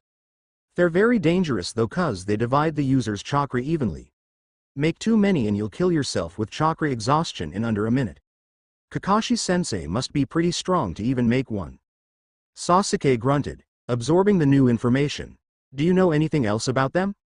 I frowned and clipped a tree with my elbow. Teme. You missed a tree. The scroll I was reading said something about them being able to fool the Byakugan cause of their chakra systems, but the Sharingan can see through the jutsu. Hey, isn't the Sharingan your clan's bloodline? Yes. Shut up, we're getting close to Saw. There was an ear-splitting scream that actually made me freeze in place and clamp my hands over my ears in an attempt to ward off the nail being driven into my skull. Kura.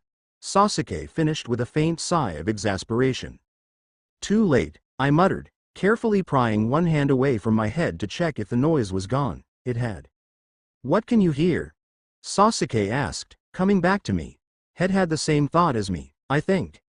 That if Kakashi-sensei had made one clone to go after Sakura, what were the chances had made one to come after us so he could read his book in peace? Sakura's 100 meters that way, unconscious, I think. Whatever that thing was. I am pretty sure it was a shadow clone. It's gone now, and Kakashi-sensei is, shit, 20 meters north and closing. Shit. Sasuke agreed, and whipped around to face the direction ID told him. Double shit, I hissed under my breath, moving to stand at his back. The Bunshin's coming up behind us. This is not going to be fun. I can't say I expected to find you two together, our sensei's voice remarked from behind me. I didn't turn around, focusing my ears on the faintest of sounds the Bunshin was making, barely detectable, but enough to alert me to the threat still coming. You two are usually at each other's throats. Why cooperate now, when one of you could easily drag the other down? I scowled, knowing what he was up to. Necessity, Sasuke informed him, also catching on. Like one genin can take on a junin. Even less likely, I continued, narrowing sightless eyes at where the clone was just brushing past a bush and through what I thought was the boundary of our clearing, is 2 genin against 2 junin. I yanked on the back of Sasuke's shirt, and we both crouched down, dodging the flurry of metal weapons. Kunai. I was reasonably sure from the sheer whistle of the blades cutting air, but Kakashi might have access to more dangerous weapons, and I smirked as I heard the sound of our sensei having to step to the side to avoid his own assault. I tugged again, and we stood up slowly, keeping our backs pressed against each other to cover all angles. What say we even this fight out a little? I asked rhetorically, bringing my hands into my newly favorited cross seal. Cage Bunshin. Instantly 10 puffs of smoke went off, surrounding me and Sasuke in a wave of haze. One of them hanged instantly into Sasuke, leaving me in the original to take advantage of the cover and sneak away. It wasn't a particularly good cover, and I had my suspicions that Kakashi's sensei had seen right through it, but neither he nor his Bunshin followed us as we ran towards the spot Sakura was. Or the spot her breathing was, at least. Sasuke would probably have been completely unable to find her without my ears pointing him in the right direction. Or not, as he described the scene of her fainting. Looks utterly terrified, face white enough to make her hair look red. What color is her hair normally? Pink, and I've heard it's natural. Pink. I frowned, trying to remember that color, before finally placing it and shuddering. It was a faded memory, and definitely not a good one. I shook off the dull memories of colors I had been sifting through and said instead, "Any ideas to wake her up? We're going to need her, I am sorry to say." "If I knew a Sweden jutsu I'd use it," he muttered, and I grinned evilly. "Makes me sad I don't know any, either." "Ah well. Shake and shout it is, then." She woke up screaming in terror, and I pinned my fingers in my ears for what had to be the 10th time that day. From Sasuke's tense reaction, she had thrown herself at him and was now sobbing into his shoulder. Something about him dying. I stifled a grimace at that thought and piped up, "We need a plan to get those bells off Kakashi-sensei. Just charging in randomly will only get us our asses handed to us on silver platters. Any ideas?" "Naruto, don't swear," Sakura snapped, coming out of her fear-induced stupor to yell at me. It wasn't the original intention, but hey, it snapped her out of it. Whatever works, even if it wasn't supposed to.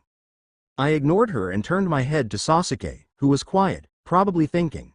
"If what you already worked out is correct," he said slowly, "then the bells are only a target, something to focus on. What Kakashi-sensei actually wants to see is teamwork.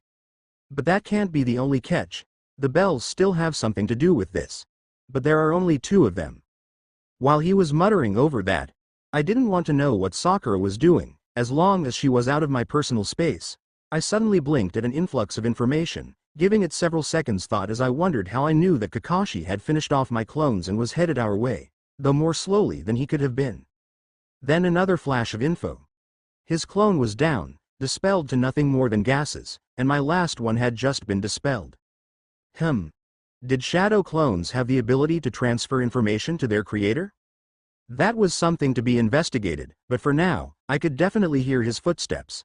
"Whatever plan you've got, I want to hear it now," I said to Sasuke. "Our sensei's coming." The clones didn't distract him for long.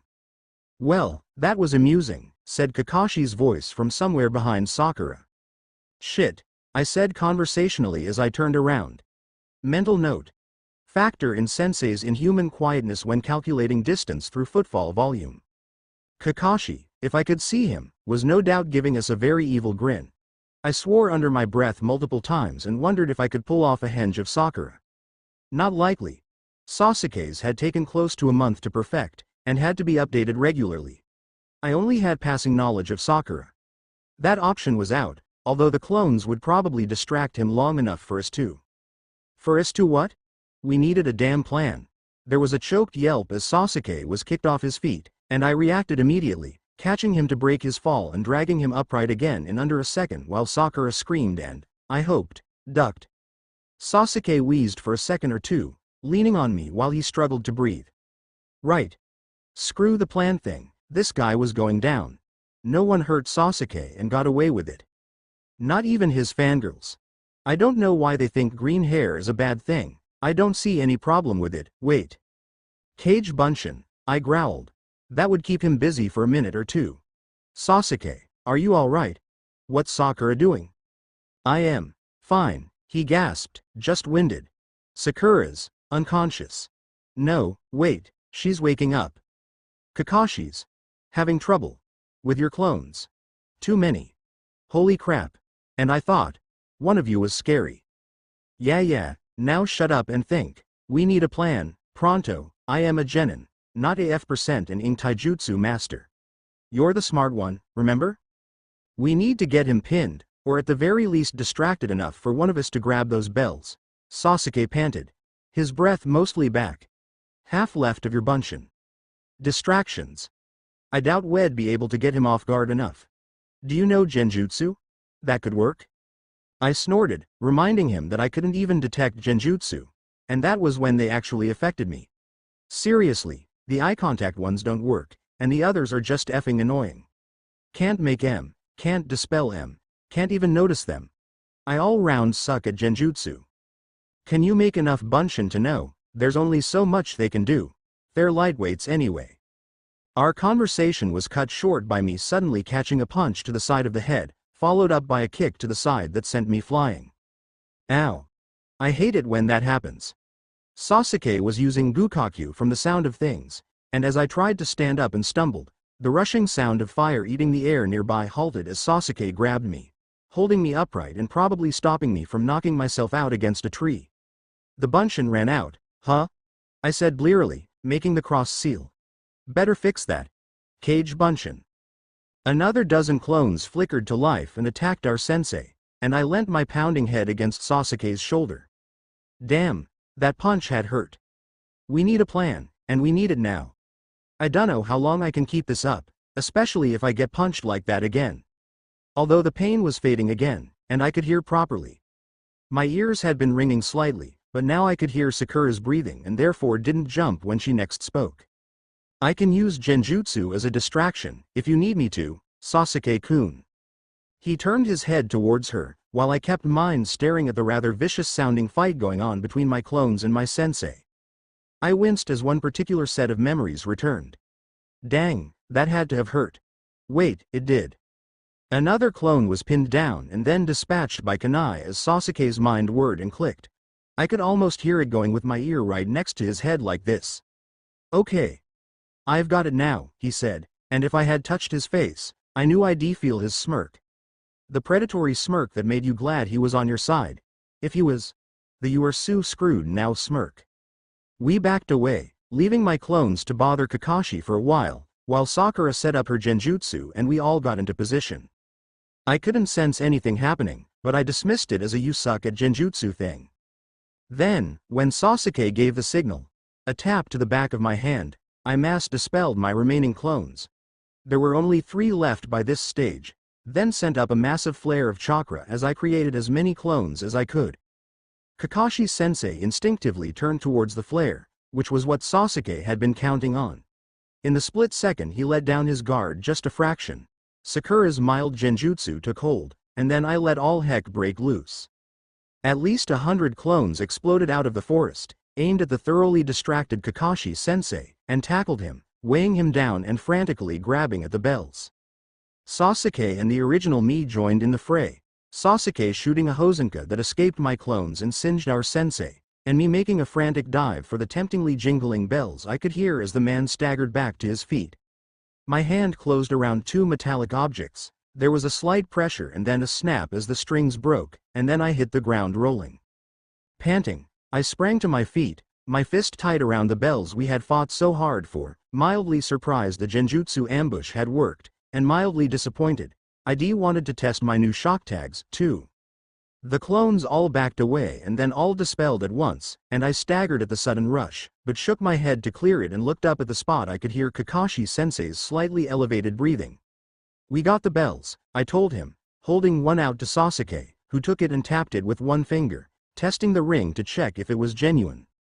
So, who passes, and who fails? Kakashi asked, sounding a blend between somber and cheerful. It was a scary blend. We got the bells, and we used teamwork, Sasuke said firmly. That's the purpose of this test. Testing our teamwork. Not our genin abilities. Those have been tested already, now, we're put into teams to test it all out, the idealisms and promises. The bell thing is just to try to split us up. It's all a fake. He threw his bell at Kakashi, and it pinged off his forehead protector. Woo, nice shot, I said, aiming at the spot I'd heard the bell ricochet from, and with a clink I hit it too. Woo, score for me. True, Kakashi-sensei allowed, but I didn't relax. His voice's tone wasn't something that put me at ease. Not to mention Wed just thrown his test back in his face, rather literally. But who fails? There are only 2 bells, and there are only 2 lunches, and 3 of you. I scowled. Then, one of the memories of my clones filtered through, and a wicked grin took the scowl's place. I don't like that look, Sasuke said quietly, or at least I wouldn't like it if it was aimed at me. I reached into my pocket, where a clone had slipped something before dispelling, and said, so those bells are basically passes to being genin, right? With a flourish, I brought out Kakashi's book from my pocket. So, is your book worth a pass, Kakashi-sensei? Or shall we just burn it? Sasuke, got enough for one more Gukakyu? I sensed Sasuke grinning as he said, burn the book. Okay, you all pass. The man yelped, obviously fearing for the fate of his book. How the heck did you get that? I've been told I have very light fingers. Why did you get that? Sasuke sounded confused, but amused, and probably a little relieved. We had, after all, just managed to extort our sensei into passing all 3 of us. A couple of my clones forgot what they were looking for, so they grabbed whatever they could. Oh, that reminds me, you might want these back.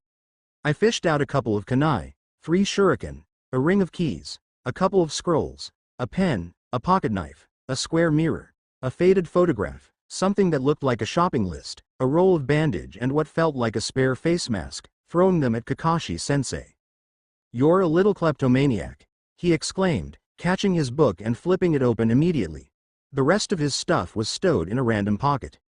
Oh no, if I was in klepto mode you'd be lucky to still have your fingers, Kakashi-sensei. You can forget your clothes. And maybe the hair, too. Our sensei cleared his throat, apparently somewhat nervous at that proclamation. Well, by anyone's standards, you have passed the test, he declared. Perhaps in an unusual way, but you passed nonetheless. You worked together as a team to overcome an opponent with more experience on his side, but remember. His voice took on the quality of someone dispensing invaluable wisdom. And no, that wasn't sarcasm. The sobriety of his voice was clear to all 3 of us as he said. Those who disobey the rules are trash, but those who abandon their comrades are worse than trash. Sasuke and I glanced at each other. I couldn't imagine leaving Sasuke behind, for anything. He knew everything about me, and I knew everything about him. Without Sasuke, I'd have either given up, gotten found out or gone completely crazy ages ago. Maybe even gotten myself killed. Without me, God knows what might be happened to Sasuke's mentality.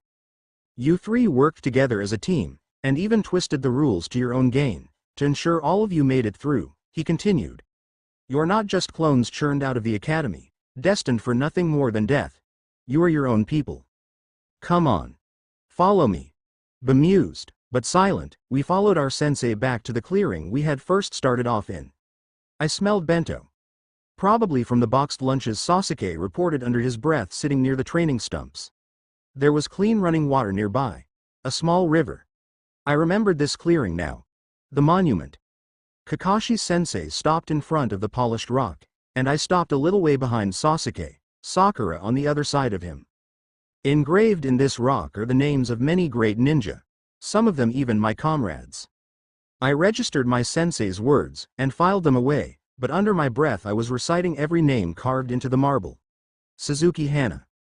Higazawa Yami. Jiroto Kanayu. Sasuke had bowed his head respectfully, and my eyes were aimed at the ground as I continued. Uchiha Obito. Kanure Sume. Hanasaki Jinsei. Kurokain Ryu. Nezumi Rin. The list went on and on. Anyone else would have had trouble remembering them all.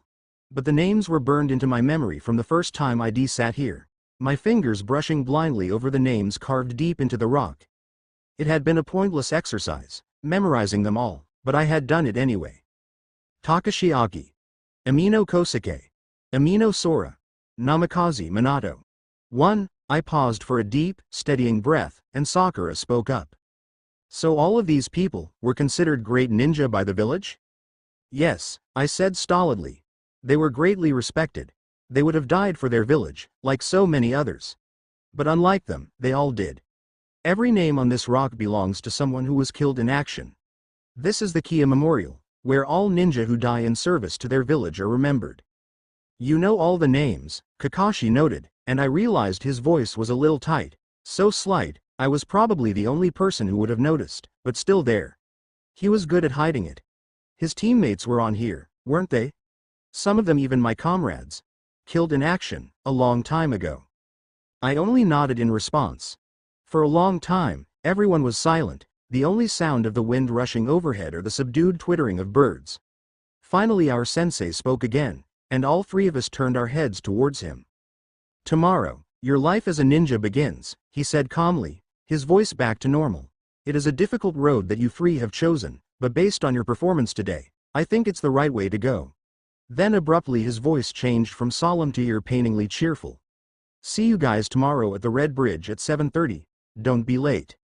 He vanished with the distinctive flick of chakra that I recognized as his shunshin, and slowly, I relaxed. We had made it. We'd passed the stupid test, and now we were genin. Officially. Oh, wow.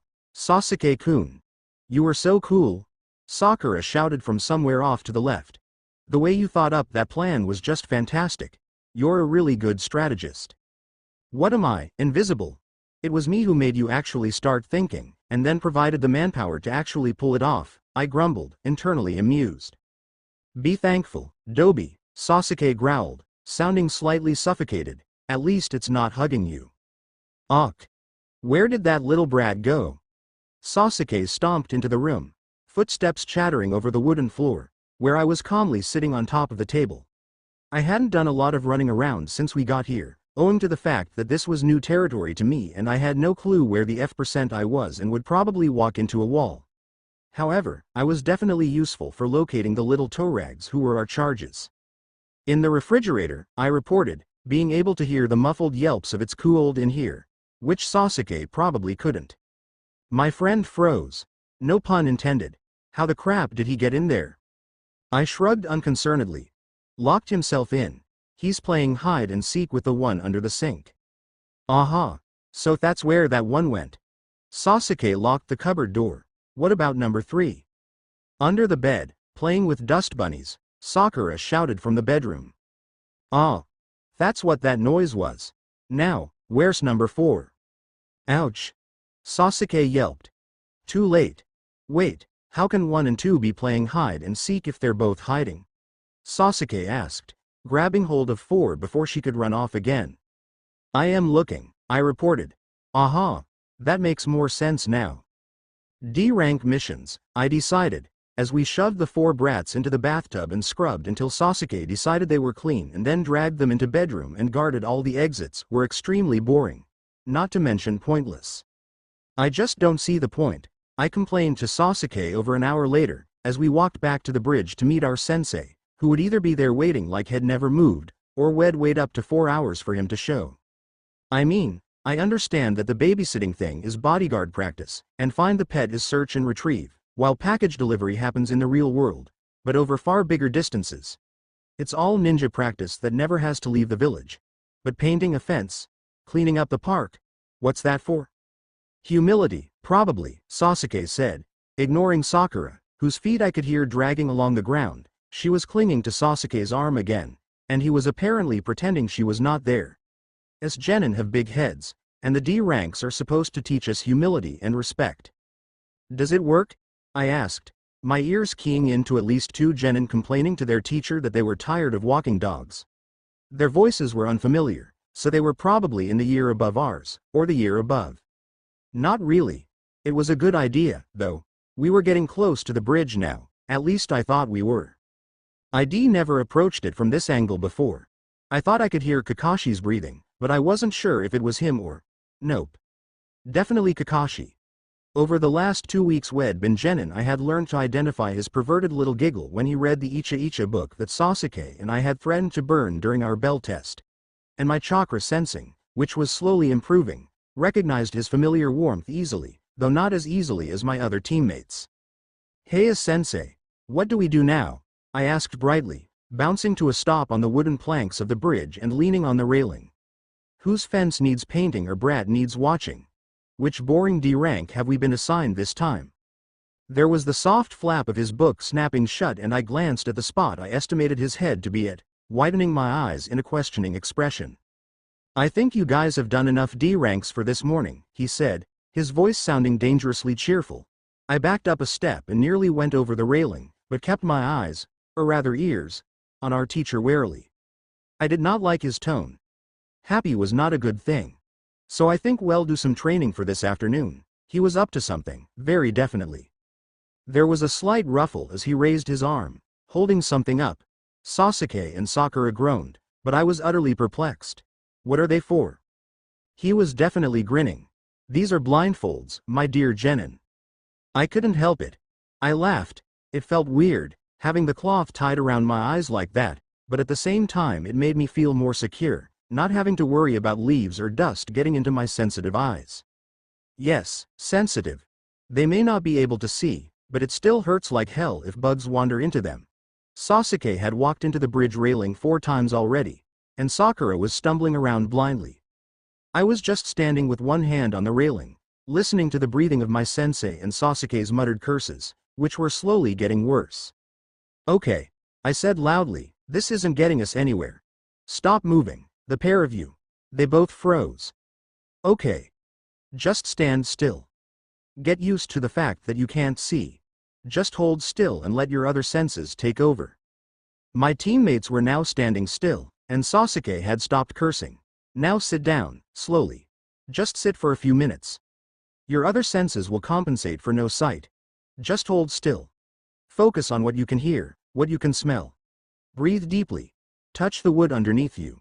Nothing matters but what is around you. I listened to their life signs, which felt slightly clearer now, as they calmed down. Sensei was nearby, but not doing anything, and I ignored him and his low, faintly familiar life signs. We all sat for a few minutes, until I continued, what can you hear? You're breathing, Kakashi-sensei flipping pages, Sasuke said quietly. Wind stirring the leaves, the river flowing underneath us. I can hear the village and birds in the forest. I nodded to myself, then remembered they couldn't see me. Sakura? The same as Sasuke, mostly. I can hear dogs barking, and I think there's a team of genin in the forest near here, training. I focused. Yep, there was. I'd been mostly ignoring them, but now I recognized the voices, their chakras faintly tickling at my senses. Familiar, but not identifiable by their essences alone. Yes, that's Team 8, training with their sensei. They're practicing tracking. Okay, do you feel confident enough to stand up yet? I was suspicious as to why Kakashi-sensei had yet to intervene, but I didn't really care, either. Sasuke was the first to stand up, then me, followed less certainly by Sakura. Find the railing of the bridge, I told them. I still hadn't taken my hand off it. You need a reference to work with until you get used to this. Don't move. Just reach out until you touch it. Sakura was now clinging to the railing, and I hoped it wasn't actually splintering under her grip. Sasuke was only just brushing it with one hand, and I simply let my hand rest on top of it. I knew this area like the back of my hand now, so with any luck, I'd be able to get these two through it when they were used to using their eyes. Well, you three seem to be well adjusted, said our sensei brightly, and I cursed eloquently under my breath. I'd forgotten about him. I guess now the real training can start. Both Sasuke and I swore under our breaths. Sakura was innocent of the trouble we were about to get into, asking, what do you mean, Kakashi-sensei? I thought this was training? Damn, we got saddled with an idiot, I muttered under my breath. Oh yes, Sakura, this is training, said Kakashi-sensei, still all too cheerful, but I know a way to make it much more effective, and lots more fun for the three of you. I could feel the blood draining out of my face as he spoke. We are so dead. Our sensei stepped forward, handing something over to Sasuke, who fumbled with it for a second, before running his hands over it, trying to see what it was. What the crap is this for? He asked, and I walked over slowly to tap the back of his hand, asking to hold it. He handed it over, and I ran my fingers across it lightly. Mission scroll, I decided. You better not be expecting us to read that, Sakura said, sounding dangerous. I winced and took a step away from her, just to be on the safe side. No, no, Kakashi-sensei laughed. It's actually a mission report that I want you to deliver to the Hokage Tower. Preferably today. Of course, the blindfolds stay on until you get it there and deliver it properly. This time all three of us swore.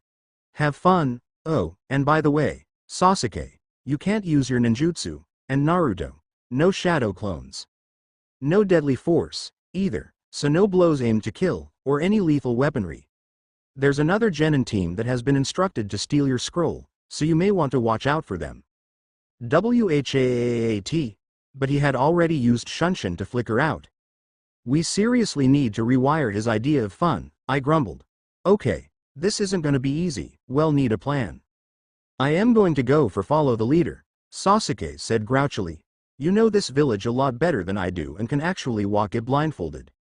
Really, I was favoring the track down sensei and kill him plan, I returned. But yeah, okay, a bit more depth is required. Okay. Sasuke paused, thinking. Okay, here's the plan. You lead me and Sakura through the village, and try to stop us from getting ourselves killed. Listen for our pursuers and warn us if they start to go for us. If that happens, don't split up. Stick together. Sakura, if Naruto yanks on your shirt, he wants you to duck. Do it straight away. I'll carry the scroll, but if we get into a really sticky situation, I'll throw it to Naruto so he can get it out of here. Oh, no, I told him flatly, I am not going anywhere near Sakura's shirt. She hits me enough as it is. And I am not leaving you two on your own, blind. You'll get yourselves killed in seconds. How about this, then? When we get into trouble, I'll throw the scroll to you, yell Naruto has the scroll, and then we'll freeze until you come back for us. Yeah, that works. But then Naruto might get hurt, Sakura pointed out, her voice was drifting away. Stop moving, you'll fall into the river, I informed her, and she froze with a squeak of terror. Sakura, Naruto can escape from Anbu. I think it's safe to assume he can outrun a team of genin, if he's managed to get away from 4 Anbu squads. Ah, my finest hour, I said dreamily, and then laughed. Sasuke, that dirty look you tried to throw me totally missed. I am over here, Teme. What has Naruto been doing that had Anbu after him? Sakura asked, apparently confused. He considers pissing people off an art form and a partial method of revenge. You can just imagine where that's led him. Come on, we need to get moving if we want to get this thing there before nightfall, and I don't want to sleep on the streets blindfolded. I rapped the railing with one hand. Village is this way. Follow the sound of my voice. I can't tell you exactly where every pothole is, but I know where most of them are. When we get into the village we'll have to be touching, Sasuke said quietly, following me carefully, one hand on the railing and his footsteps uncertain. Sakura and I can't follow you from the sound of your voice alone. It's too noisy. We haven't had any training in this before. What, have you had training in this before, Naruto? Sakura asked instantly. Why's that? Did you have a sensei before? How did you do it? Was it hard? Why would you need to have training like this? Sakura, pipe down, I sighed, grabbing Sasuke's shirt before he could walk into a tree. If we're going to do this without getting rather badly hurt, we can't have you squeaking continuously at me. But why would you need blindfolded training, Sakura? Shut up. Ah, Sasuke's patience had worn thin. Okay. Sasuke-kun. Sasuke was smirking now. I put up one hand and gently brushed his face, determining that, yes, the stupid smug expression was firmly in place. Eat your heart out, Naruto. I hate you. I know, right back at ya. Now come on. The sooner we finish this mission, the sooner we can ditch the blindfolds. Sakura's hand was clinging to my jacket, while Sasuke's hand just rested on my arm. He was surprisingly good at this. Then again, maybe he just trusted me. I briefly considered if this was a good thing, and decided to point out, this is such a case of the blind leading the blind that it's not even funny. Shut up and lead. I did, content to sing Three Blind Mice as loud as I possibly could. Sasuke, predictably, ignored me. Sakura was trying to hit me but missing. I considered hitting her instead, just to show her, but decided against it. It wouldn't be fair to hit a blind girl. Now, if she hit me first, then anything short of murder was fair game. It was just after we made it into the village that I heard signs of people following us, and immediately focused in on them, blotting out the dull murmur of the village, deciphering 3 sets of footsteps. They weren't exactly trying to hide them. Definitely genin. One with the spring of a taijutsu user, another too light and even to tell, and the third set was female, a little bouncy. Was she walking with a limp, or just moving unevenly? At this distance, I couldn't tell. Their chakras were faint tingles of weight at the edge of my consciousness. I wasn't good enough yet to really tell what was going on. Apparently I was concentrating a little too hard on the far-off tingles, as I stumbled over the gutter and brought all 3 of us down, the other 2 landing on top of me. Damn it, Naruto, watch where you're going, Sasuke yelled. Hey, in case you haven't noticed, I am blind too, I yelled back, and as I pulled him to his feet I whispered in his ear. 3 followers, definitely genin older than us. Don't know them, at least 1 taijutsu user. I hate our sensei. Sasuke complained loudly to cover the near-silent exchange, and stumbled over the same gutter I had just stepped in. I held him upright with a curse or two and then said, so we know there's a gutter there, could we step over it now? Sure, why not? Said Sasuke dryly, picking up his foot and placing it well clear of the drain. We kept going, and I listened intently to the genin who were stalking us. Not so intently that I didn't remember where the giant pothole was, though, leading my teammates around it while the hunting team was talking. They were close enough now that I could hear nearly everything. Isn't that the top rookies team, Team 7? I believe so, my youthful teammate. I shuddered. Now I knew these guys. I'd never officially met them, but it was impossible not to at least hear them at some stage, and in 8 years of blind wandering, I had heard them quite a lot. Better, I had scavenged their academy records. Okay, I know who they are now, I muttered. Team Guy, also known as Cell 9. They graduated last year. 2 males, 1 female. Female is Rock Tenton, weapons mistress, hits targets with any weapon you care to name and then some 10 out of 10, 100 times out of 100. She has some weaponry-related jutsu, but she's a pure kenjutsu fighter. I don't know of her using genjutsu at all, and she prefers a ranged fight, no hand-to-hand. Her cousin, Rock Lee, is a taijutsu user. Something's up with his chakra coils that prevents him using any genjutsu or ninjutsu, but he makes up for it in sheer hard work. Not to be underestimated, he is deadly fast, too fast to see or even hear when he's going top speed without weights. There are Junin who can't track him when he doesn't have his weights on. His personality is a little weird. I've been told he's a smaller version of his sensei. Scary thought, that. Last one is last year's top rookie, Hyuga Neji, Hinata's cousin. He's a basic Hyuga, uptight bastard, but he's pretty talented. And he's got this weird thing about fate and destiny. And all sorts of other crap I don't understand, or particularly care about. He's supposedly a genius, but I can't judge it too well without more background. He uses the Hyuga Juken style as his taijutsu. As far as I know he doesn't have much else. Definitely a close combat fighter. It's creepy how you do that, Sasuke remarked quietly, so that the tracking team would have trouble hearing. You can tell a person's entire life story from their footsteps. Only if I've stolen their files before, I pointed out, and these guys are pretty pathetic as far as being inconspicuous goes. Lee can't whisper, and he has a very, ill-say distinctive way of talking. How good are they at tracking? Sasuke asked quietly. Sakura seemed to have decided to stay quiet, thank God. What's it matter, you're blind. Genius or no, I bet you wouldn't be able to hide your trail. The Hyuga can see through things with their Kekkei Genkei, that Ijutsu Doohickey. Byakugan. I ignored the correction from Sasuke and continued, so we've got nowhere to hide from him as long as we're within range, assuming he's using it, which I'll bet he is. Unless they're going easy on the poor blind idiots, which I doubt. As for actual tracking, once we're out of range, they're screwed. So it's speed for speed, yep. And we can't see what the hell we're doing. Where are we, anyway? Sakura asked. Not sure. Signpost? Yes. Sasuke, gimme a boost. You can't read it. Sakura pointed out as Sasuke hoisted me up by the waist, me going hand over hand on the pole ID found, feeling for the signs that had to be up here somewhere. Oh, shut up. Aha. There they were.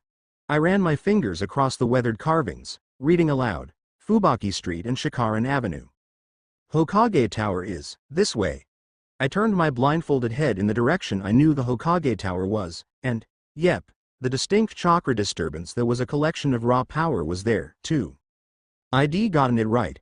Hokage Tower was one of the few buildings I could actually sense for the sheer power. The academy was similar. However, in a village bubbling with chakra, it was almost impossible to find wavers of power that were separate buildings without some hint of direction. If someone told me, I could feel it there, but if I wasn't sure, it might as well have been the southern gate. I couldn't sense Enbu HQ, either. It was shielded from cheeky little chakra sensors like me. I am a genius, I declared, sliding down the pole and narrowly missing knocking Sasuke over. Hey genius, would you mind getting off my foot? Oh, can it? Sasuke, we're about a kilometer of walking distance. It'd be 500 meters or so, but there's a load of shops in the way. I sniffed the air, instantly locating the scents of my comrades, and also the various smells sent off by the shops.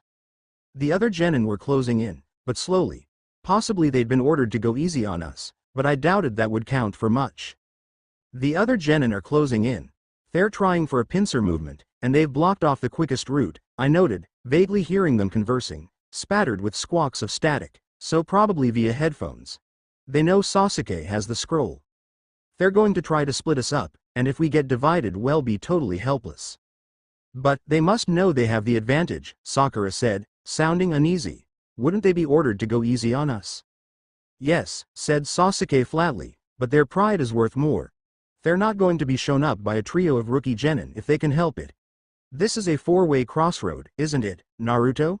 His voice dropped to almost nothing on the last sentence. Yes, I agreed, nodding automatically. Training myself to give visual aids, when I myself didn't need them, had been difficult, but worth it. I lowered my voice again, giving them the important parts. They blocked the way we came. The shortest route, and the second shortest, but I know how to get there through the way they couldn't cover. Sasuke grunted. It was a vaguely affirmative noise that meant lead on or hurry up already or both. I started to walk, fast, knowing our only hope was speed, then broke into a jog down the uncovered street. The other two kept up, although Sasuke's hand tightened on my arm and I was sure Sakura would tear through my jacket at any second. I turned down a street I remembered, less of a street than an alley, and burst into a run that had the other two nearly tripping over themselves. This was a shortcut. Hopefully, it would give us more of a chance. The hunter team had sped up, no doubt hoping to reform and catch us up, but sadly for them, I knew my way around here well. Very well. Then I swore, sensing an abrupt change in chakra. Need to remember that shift. And hearing the grim order. Attack and stop at all costs. Damn, they've gone attack mode. I barked. Sasuke, hand over the scroll. We were back on a moderately busy road, in the middle of a market, I thought. I grabbed the hands of the other two, pulling them over to a wall and pushing them against it. Stay here. Sit down and don't move. I'll come back for you once I've lost the genin. Stay alert, and the password is sunflower. But Naruto, surely it's better for Sasuke-kun to hold onto the scroll, Sakura began, and I winced, but Sasuke intervened. Sakura, what was your favorite subject back in the academy? She immediately abandoned her previous train of thought and set to babbling on her academy days. I knew that if I touched his face I would feel the long-suffering expression on Sasuke's face, and promised myself I would make it up to him later. I focused on the genin, who had half paused, and could just barely make out their conversation through the bustle of the rest of the town. What are they doing? It appears they are splitting up in an attempt to confuse us. How unyouthful. Well, that's stupid. It's obvious the Uchiha would have the scroll. He's the only one tough enough to have a chance at hanging onto it. Crap, they're smart. Woo! I bellowed at the top of my lungs, waving the scroll around desperately. I stole the scroll off Sasuke. I am a genius. I am the best, I yelled, and then sprinted off through the streets. Well, that one's an idiot, the Hyuga remarked, and the three of them all set off in pursuit of me. I breathed a sigh of relief, tripping over a crack in the sidewalk as they bypassed my teammates and came straight after me. I kept going, taking a left at my next turn. I knew exactly where I was going. I listened behind me, trying to hear the conversation of Team Guy. Are you sure the blonde kid is blindfolded? He's running so confidently. That was the girl. Yeah. He just ran confidently into a wall. The Hyuga, obviously. Ow. Okay, new wall. I staggered painfully, having just found out I wasn't on the street I thought I was. Damn. Great. Where the crap am I? Sir, what street is this? I asked a passerby I could hear. A female voice returned, South Street. Oops. Sorry, ma'am. Thank you, though. I turned around and raced off, hearing the Genin team immediately follow. I think they were on the rooftops. 3, 2, 1, one of them said, and then I turned the corner back onto the main road. Are you sure he's blindfolded? The girl of the team demanded. I ran into someone headfirst and cursed, staggering and almost falling. Sorry sir, I yelped, and then ran off again before the Genin could catch up. I could hear the man swearing at me for quite a while, but hey, I was in a hurry. Yes, I am sure, the Hyuga said dryly. I took off again at a full pelt sprint, racing for the Hokage Tower, making it seem as if I was just trying to run the gauntlet as fast as I could. Tenten, take him out. Ah, crap. They were actually trying to attack me. I put on a burst of speed, but one of the Genin, the female, I think, sprang down in front of me. I didn't bother dodging and just plowed into her, knocking her over and making a small jump to avoid stepping on her. Sorry, I didn't mean to hit you. I lied over my shoulder at top volume. Right, that brat's going down, Tenten said. Yep, the girl. Unfortunately for them, I had already vanished. Panting, I made my way through the back alleys back to where ID left Sasuke and Sakura, coming up beside them and then pausing, mentally checking the other Genin. They had figured out I wasn't headed for the tower, but had yet to work out where I actually was. Okay, I ditched M, but it's only temporary, I said quietly, making Sakura jump. Hey, she's so twitchy. Sunflower. Get up. If we take the street they had blocked, we'll be there in 2 minutes. Give you any trouble? Sasuke asked, letting me pull him to his feet. They tried to set Tenten on me but I just trampled her. I think they're trying to set up traps to catch us on our way there. Damn. I hate it when that happens. You trampled Tenten? Sasuke repeated. Why didn't you just dodge her? She was trying to grab me, and she would have just kept coming, as it is she wants to kill me. How is this a good thing? Anger may cloud her judgment. If not, it'll give me motivation to run. Oh man, let's just get this over with, Sasuke sighed, stumbling over a pothole. Yes sir. And then we were running.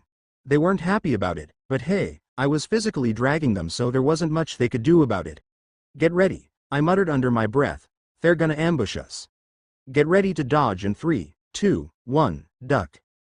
I yanked them both down and as a volley of weaponry went overhead. Were those water balloons I could hear? I frantically searched my pockets. Damn it, I know I put those stupid things here somewhere, AHA. I pulled a round stone from my pocket and tugged a strip of paper from the sheaf I was holding, wrapping it clumsily around the stone where it stuck instantly. I focused a flash of chakra into it and hurled it at the 3 Genin who were dropping down on us, preparing a new tag but not yet throwing it as I dragged my team back to their feet. There was a flare of chakra as it was released and 3 screams of pain. I glanced around. Did the shock tags actually work? I asked, sounding astonished.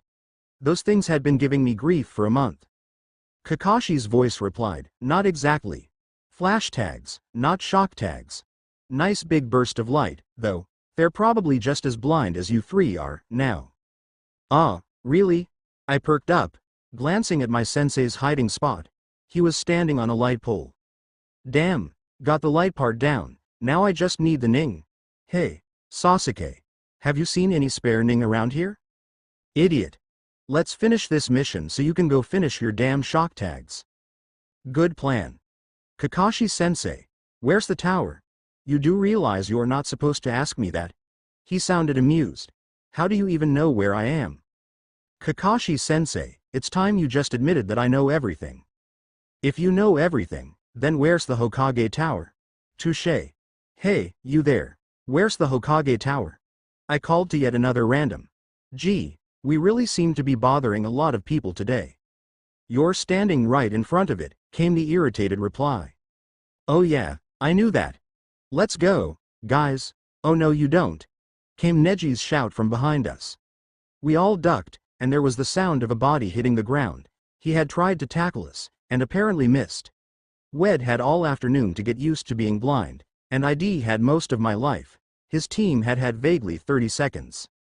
Sorry Neji, I told him, but I guess we're just that much better than you this time. We stepped over him, though I think Sasuke purposely stood on his hand, and entered the Hokage tower. From there, it was a simple matter of handing the scroll over to the Chunin in charge, who seemed bemused to have 3 blindfolded genin troop in and hand over a mission report. Mission accomplished, said our sensei brightly. You can take off your blindfolds now. Oh thank God! Sakura exclaimed, yanking violently at the cloth over her eyes. That was so annoying, wasn't it, Sasuke-kun? Sasuke grunted as he pulled off his own blindfold. I undid the knot at the back of my head slowly and let the cloth fall into my hands, opening my eyes automatically and expecting to see exactly what I did. Nothing. I felt the smile slowly slide off my face and my spirits dim. Darn it, my eyes have gone all blurry now, the girl exclaimed. She seemed determined to make up for her nervous, petrified quietness on the mission. How about you two? Sasuke repeated, rubbing violently at his eyes with the backs of his hands. Same, I said quietly, keeping my voice carefully neutral. I wasn't talking about the blur. I was talking about the blackness. They just escaped it. I was still trapped there. My sudden dull, neutral tone got Sasuke's attention. Hey, Naruto, are you alright? He asked, sounding slightly anxious. I forced a smile onto my face. Sure, I am fine, I replied. I am going to head home, though. I still need to find the Ning for my shock tags. I want to get them finished. I turned away from them and walked out of the tower, ignoring Sasuke shouting after me, Naruto, hey, Naruto. It took me 16 minutes exactly to get back to my empty apartment and let myself in. I sank down onto the floor in my living room, crossing my legs and staring sightlessly at the half-finished tags scattered around me. Carefully raising my hand, I held it about an inch in front of my nose and marveled at the blackness, not even the strange chips of color I had gotten when I closed my eyes, when I was younger. A void of pure black. I wondered what my hands would look like now. Surely they were different than the small, soft things I remembered. I traced the raised right hand with my left, counting calluses, scars and blisters, little changes in the skin's natural makeup. It wouldn't be so bad, I mused, if I didn't remember. If I had been born blind, and had no idea what orange was, or what the clear, open sky looked like, or how beautiful an autumn tree could be, because then it would be impossible to miss them. But I hadn't been born blind, I'd been blinded. It didn't sound that different, but it made all the difference in the world. Sasuke thought I was used to it, or, I thought he thought I was used to it. It had been 8 years, after all. That's plenty of time to grow accustomed to darkness, right? Wrong. I could never get used to this. When I had been younger, I sometimes would wake up in the middle of the night, terrified beyond all reckoning by my nightmares, and face only the ocean of nothingness, the empty void that had become my world. And no matter how loud or long I screamed, no one could save me from that void. Fury wrenched at my chest and mind, totally unanticipated, and I punched the floor beneath me. No one had even tried. But was that right? I wondered suddenly. Hadn't Sasuke done his best, tried his best to save me? Well, it didn't work, I thought sourly, and besides, what does he know? He can just slip his blindfold off when he gets sick of darkness. I can't do that. My blindfold is permanent. I'll never see another sunrise, never laugh at a shadow pattern, never decorate my room with bright pictures to cheer myself up, and it's forever. How can Sasuke or anyone know what it's like? They don't know anything. I punched the floor again, harder, feeling it give slightly. Great. And now I have a fist-sized hole in my floor to worry about tripping over. That's just brilliant. I was jolted out of my brooding by a loud pounding on the door. Naruto. Open up. Let me in. Are you okay? You'd better not be sulking in there. I gritted my teeth. Sasuke. I am not going away until you let me in. I am gonna break down the door. Let me in. Now. The pounding stopped, and I knew I had about half a second before the door went flying off its hinges. God, Sasuke. It's open. Oh. I heard Sasuke open the door and come in, settling down on the floor in front of me. His hand brushed over the new fisthole addition to my living room, fingers catching faintly on splinters, and then reached up to touch my right cheek. You say you're okay again and I'll hit you, he promised, and I realized for the first time my cheeks were wet with tears. Oh, that, Naruto, what's up? I hesitated, then replied, my head hurts. It really did. Sasuke sighed. Right. Want a Panadol? One. Yeah. Sasuke stood up and walked into my kitchen, quickly finding the drug, before coming back out. Naruto, why is there a kunai embedded in your counter? Because. Ah. Here, swallow these, then get up, we're going places. I gulped the pills down swiftly. Places? HN. Sasuke grabbed my shoulder and hauled me to my feet. Come on. Sitting here punching the floor isn't going to solve anything. It might. I protested. What, like the floor collapses and you die? I was silent, and he sighed. Come on, Naruto, you're not getting out of it that easy.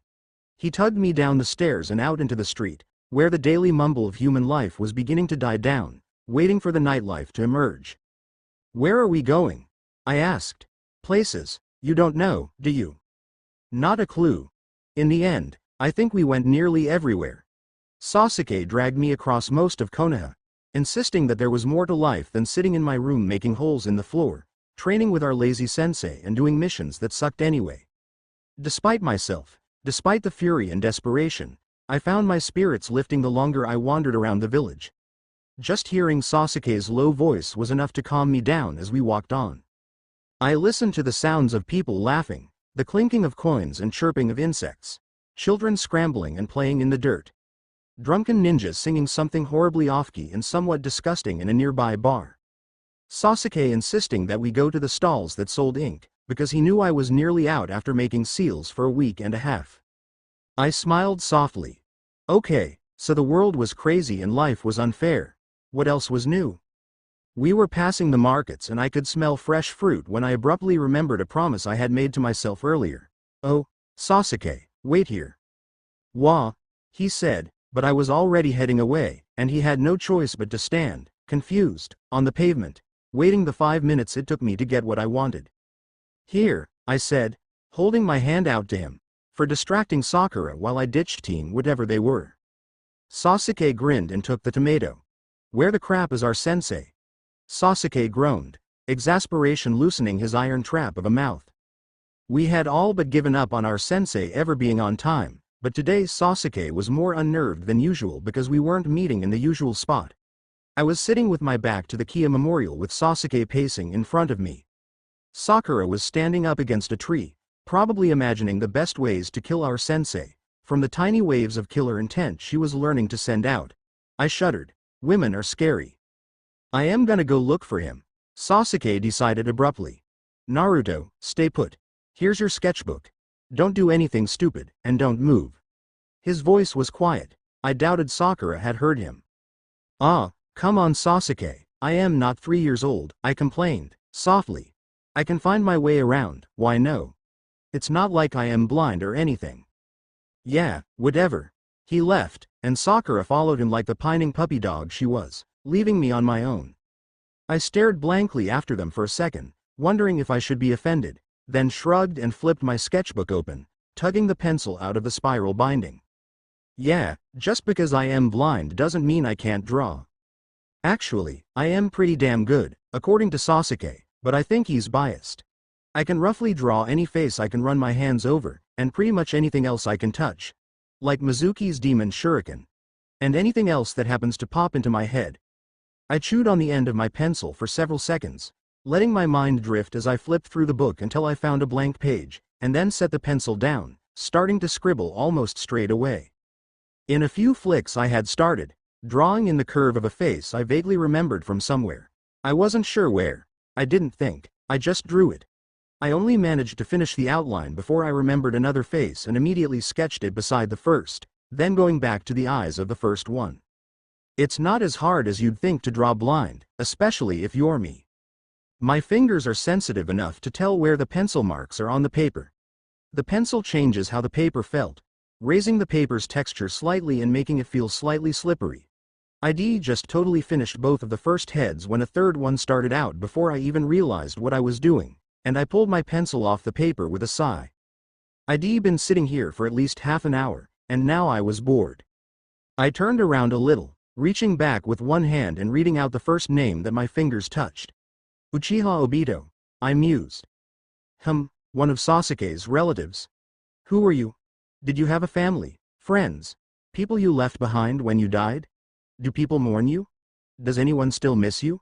Did Sasuke know you? I put my pencil back to the paper and slowly drew in jerky spikes of hair, shading them in carefully. How did you die? Why did you die? Was it stupid, pointless? Or did it mean something? To you, or anyone else? I am not sure why, but all three of the faces I'd just drawn were smiling. I smiled too. It was nice when my drawings smiled at me. The sad ones were creepy and the angry ones made me feel guilty, like it was my fault they were angry. Was it worth it? I asked the name on the memorial stone, running my fingers over the sketches.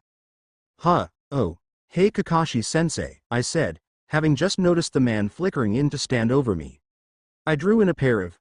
Were those things goggles? I frowned. My imagination scares me sometimes.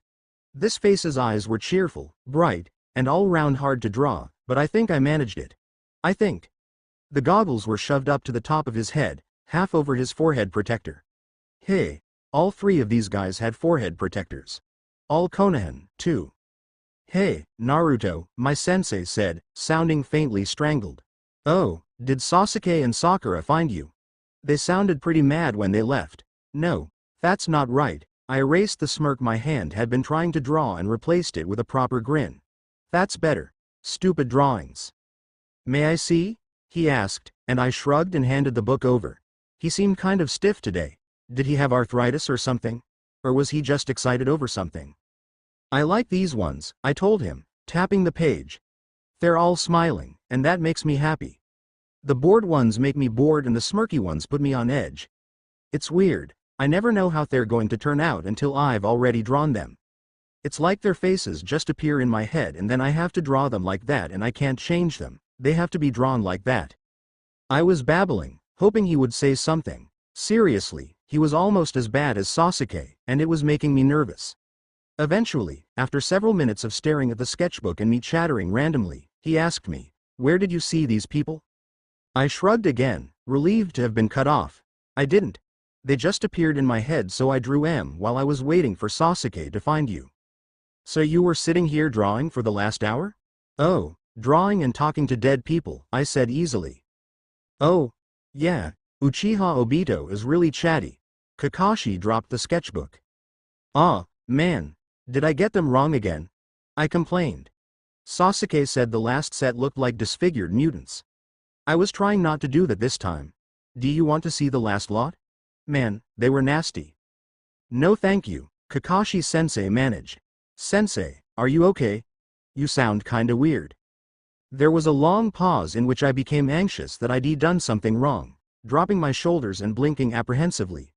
I am fine, Kakashi eventually said, but we'd better go find your teammates. Oh, they're over there, I said, pointing vaguely northish with my pencil as I picked up the book and flipped it shut.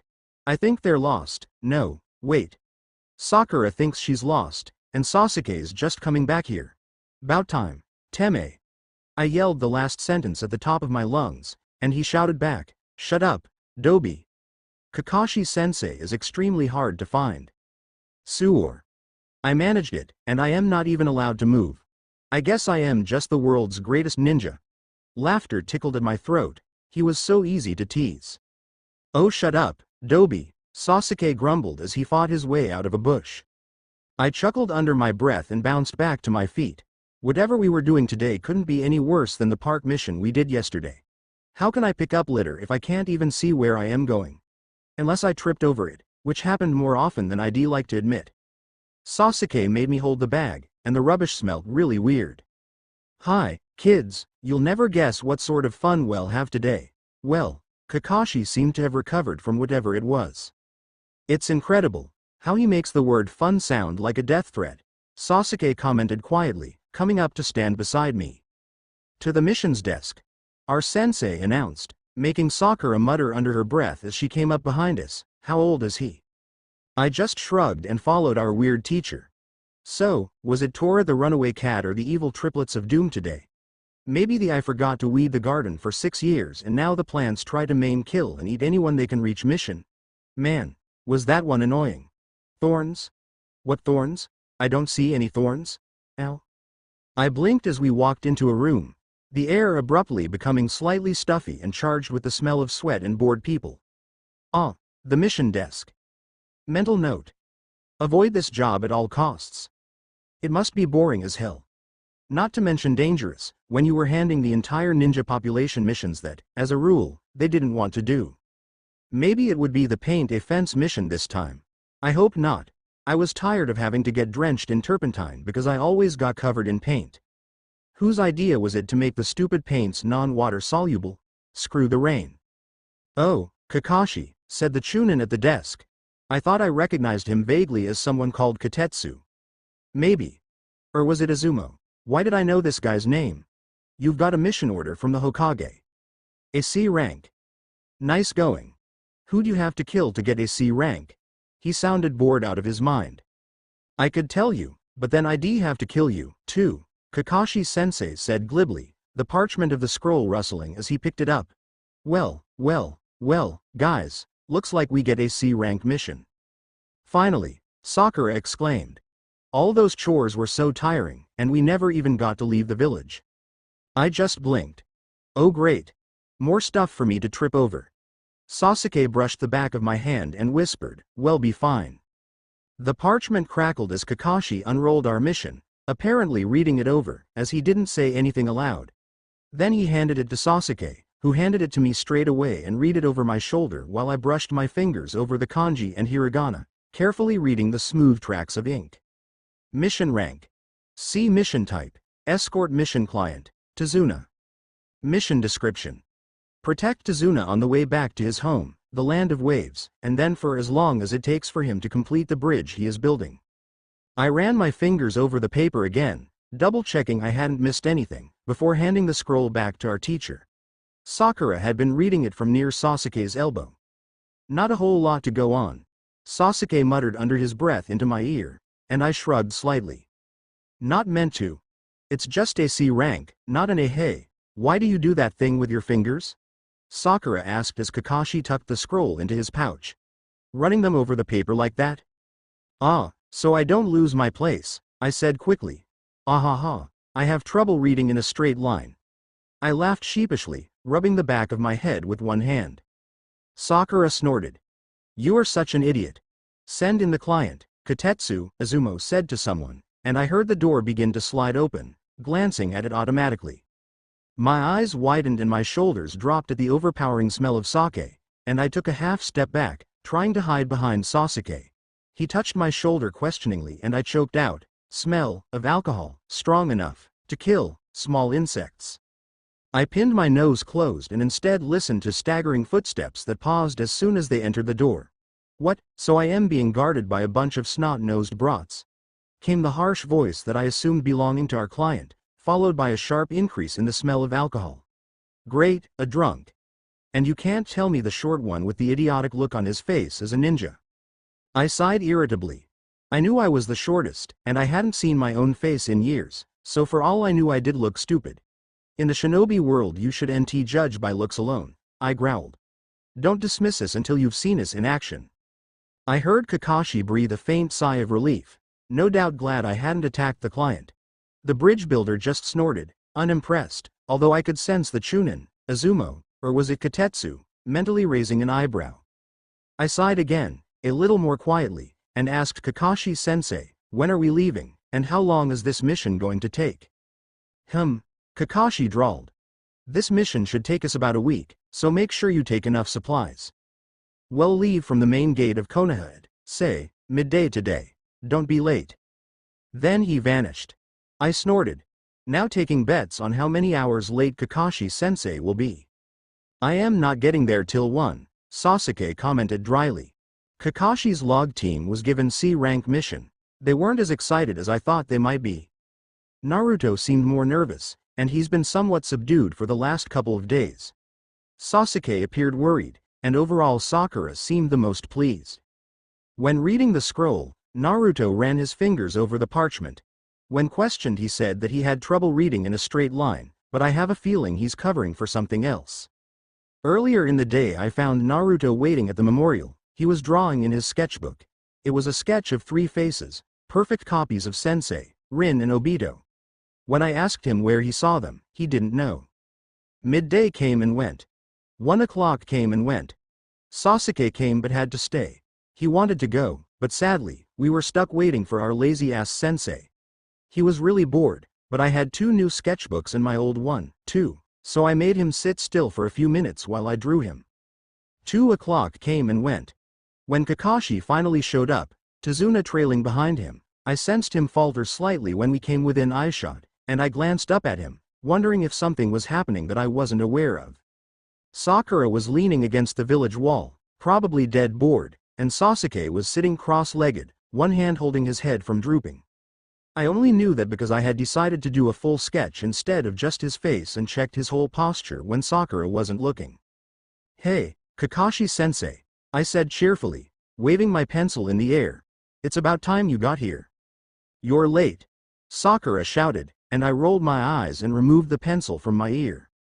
"Sorry," he said, not sounding sorry at all, but a black cat crossed my path, so I had to go the long way to avoid the bad luck. "Are you a mouse, Kakashi-sensei?" I asked interestedly, and that gave the lazy bastard pause. "Pardon, Naruto? Are you a mouse?" I repeated. "It's only bad luck when you see a black cat if you're a mouse. Or if the cat's a panther," Sasuke pointed out.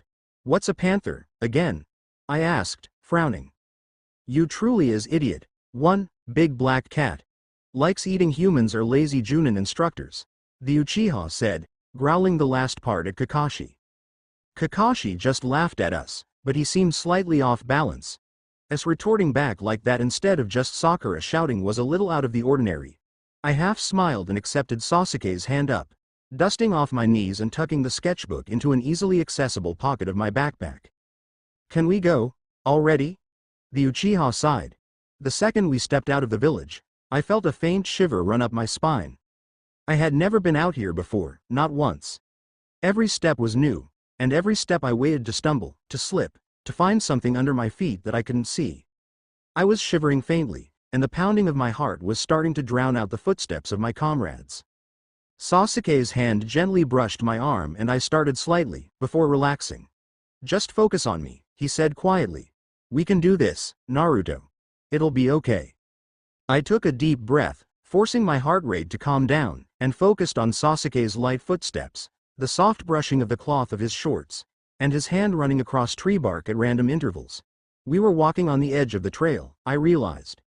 I fixed every step in my memory, every little dip in the road and the way the small stones under my feet shuttled underneath my ninja sandals, where every tree was as Sasuke brushed past. I was still shaking a little, though, a fact that our obnoxious client, who still stank of sake. "Seriously, dude, there's a new invention called soap, have you heard of it?" was quick to pick up on. "How can I be sure these brats will protect me?" he complained loudly. "The short one's already shaking in terror, and we've only just left the village." I jerked up my head to glare in his direction, and I sensed Sasuke doing the same thing. "It's my first time outside of the village, okay," I growled, feeling defensive. "I am just a little nervous. I've never been out here before." I scuffed the ground with one foot, a little self-conscious. "But what about the academy exercises where we left the village to practice?" Sakura asked, sounding confused. I sighed, and Sasuke twitched slightly as well. "Sakura, those need permission forms. I was never allowed to go on them, and even the small-scale ones that stayed inside the village were hard to get permission for." I shifted agilely around a pothole that Sasuke indicated with a foot tap, focusing intently on his footsteps. "But why couldn't you just get your parents to sign them?" She actually sounded confused. The joys of living a charmed life. I smiled bitterly, wondering what my life could have been like if I hadn't been orphaned at birth and given a heavy burden before I could even walk, let alone understand. It was Sasuke who answered her. "Naruto doesn't have any parents, Sakura. They died a long time ago. He's an orphan like me." "Oh." Sakura seemed to have realized she'd hit on a sore spot, and for about 10 minutes, we were able to walk in silence. I just focused on feet I couldn't see, just putting one foot in front of the other, hearing grit and dust shifting underneath our shoes as we walked. I blinked as Sakura's voice started up again. "Excuse me, Tazuna-san? 2. You said you come from the land of waves? That is correct. What of it? Well, doesn't the land of waves have its own ninja village? Why do they need us? Actually, Sakura, the land of waves is a small island, Kakashi-sensei explained. Ninja are military strength, and with the natural protection of the ocean, they generally have no need for them. When they and other small countries like them need ninja, they usually hire from the nearest great shinobi nation. Huh, so, Konoha is one of those, right? Correct, Kakashi said agreeably. Konoha, of the land of fire, Suna, of the land of wind, Kumo, of the land of lightning, Kiri, of the land of water, and Iwa, of the land of earth, are the 5 great shinobi nations. There are other hidden villages as well, but those are the 5 best known. What are some of the others? Sakura continued to pursue the subject, and I restricted a sigh. What a know-it-all. There's Kusa, to the northwest of us, I found myself saying, still looking at the backs of Sasuke's feet, and Taki, straight north. There's Bird Country to the west, although I don't know if their village is still in action or not. Aim is to the west as well, but not as far as Bird, and there's supposed to be a Yukigakure in the far north in the land of snow. But my map might be out of date. That place has been kinda in a civil war for the last few years. Dunno what's happening there. I sensed everyone turning to look at me, even Sasuke. What? I growled. I might be an idiot, but I do like to know what's going on around me. It's nothing, Naruto, Kakashi said as he turned back around. I simply wasn't aware you knew that much on our surrounding countries. I shrugged and kept walking. I like maps, I muttered. Then I continued, barely aware I was still speaking. Wave is too small a country to either need or support a ninja village. It would have to band together with most of its surrounding islands to manage it, like the water country did at one stage. That is correct, Kakashi-sensei agreed. So whenever Wave needs missions done, they go to a nearby village. Aside from that, and in general day-to-day working, they do without. So if there are other ninja villages out there, does that mean we could end up fighting other ninja, from a different country? The girl asked. Kakashi chuckled lightly. No, Sakura. At least, not on a C rank. On a B rank or A rank. Absolutely. But on a simple C rank like this one, we don't have to worry about anything more than bandits and thugs, petty thieves. We won't be encountering anyone with ninja training on this mission. My nose twitched as I caught a familiar scent, fear, tinged vaguely with guilt. I tugged lightly on the back of Sasuke's shirt, whispering, something smells funny, and let my sightless eyes slide towards the bridge builder momentarily. This guy's hiding something. He doesn't smell right. Sasuke tensed the muscles nearest my hand in reply and muttered, civilians. Translation. Civilians just don't know how to hide their secrets. Evidently, he was getting visual signals that agreed with my sense of smell. I tugged again, silently asking what we should do, and he shrugged, making the cloth pull at my hand, then tapped my fingers lightly. Translation. Ignore it for now, but don't forget about it. We may find something later that'll make more sense. I shrugged myself and let go of his shirt, content to walk on in silence, or as close to silence as we could get. Our sensei was humming something absently under his breath. I would have been curious, but considering his choice of reading material, I wasn't sure I wanted to know. We were maybe an hour out of Konoha. Man, was I sick of Kakashi-sensei's humming by then. When I stumbled slightly, my left foot landing in a puddle. Ack! I yelped, then glared at Sasuke. He chuckled and I scowled, kicking the water in his direction, and it was his turn to yelp. Naruto, that's cold, and wet, and muddy. I hooted with laughter, incredibly amused by his response. You really are a genius, Teme. You worked out that puddles are wet, cold and muddy. I splashed him again and frowned a little, asking, feel that? And this time, I wasn't talking about the temperature. Can you sense the chakra? Chakra in water, what could it mean? Naruto. How could I not? Sasuke yowled, skipping away, but he landed ready for combat, a tapping in his feet letting me know his recognition. Yes, I sense it. What, can't handle a little water? I teased as I leapt out of the puddle of chakra and trotted back towards the group. Kakashi-sensei ending up behind me, my heart beginning to race. Are you ready for this? Che. As if, Dobi. I can handle it fine. Sasuke scoffed. Bring it on. I felt the flare of chakra and started turning almost straight away, hearing at least 2 bodies springing into the air into attack stances. Kakashi-sensei suddenly yelped, and there was a horrible sound of something being shredded through sheer force, and a quick flicker of chakra that felt like a kawarimi. Sakura screamed, and Sasuke flinched. I frowned, barely hearing one of the two foes' whispers of one down, and computing it to mean Kakashi-sensei was out of action. Then they were moving again, two vague flickers on the edge of my consciousness outlined by blurs of chakra and sound. A weapon. Was it wire? No, too bulky for that. Whistling between them. And I drew two kunai, my heart pounding and adrenaline rushing as I frantically tried to track the pair. My ears were too slow. They were so fast, I flinched back from the clanking of, was that chain? And held my weapons in the only plausible block. I couldn't see the weapon. I couldn't see its target. All I could do was hope.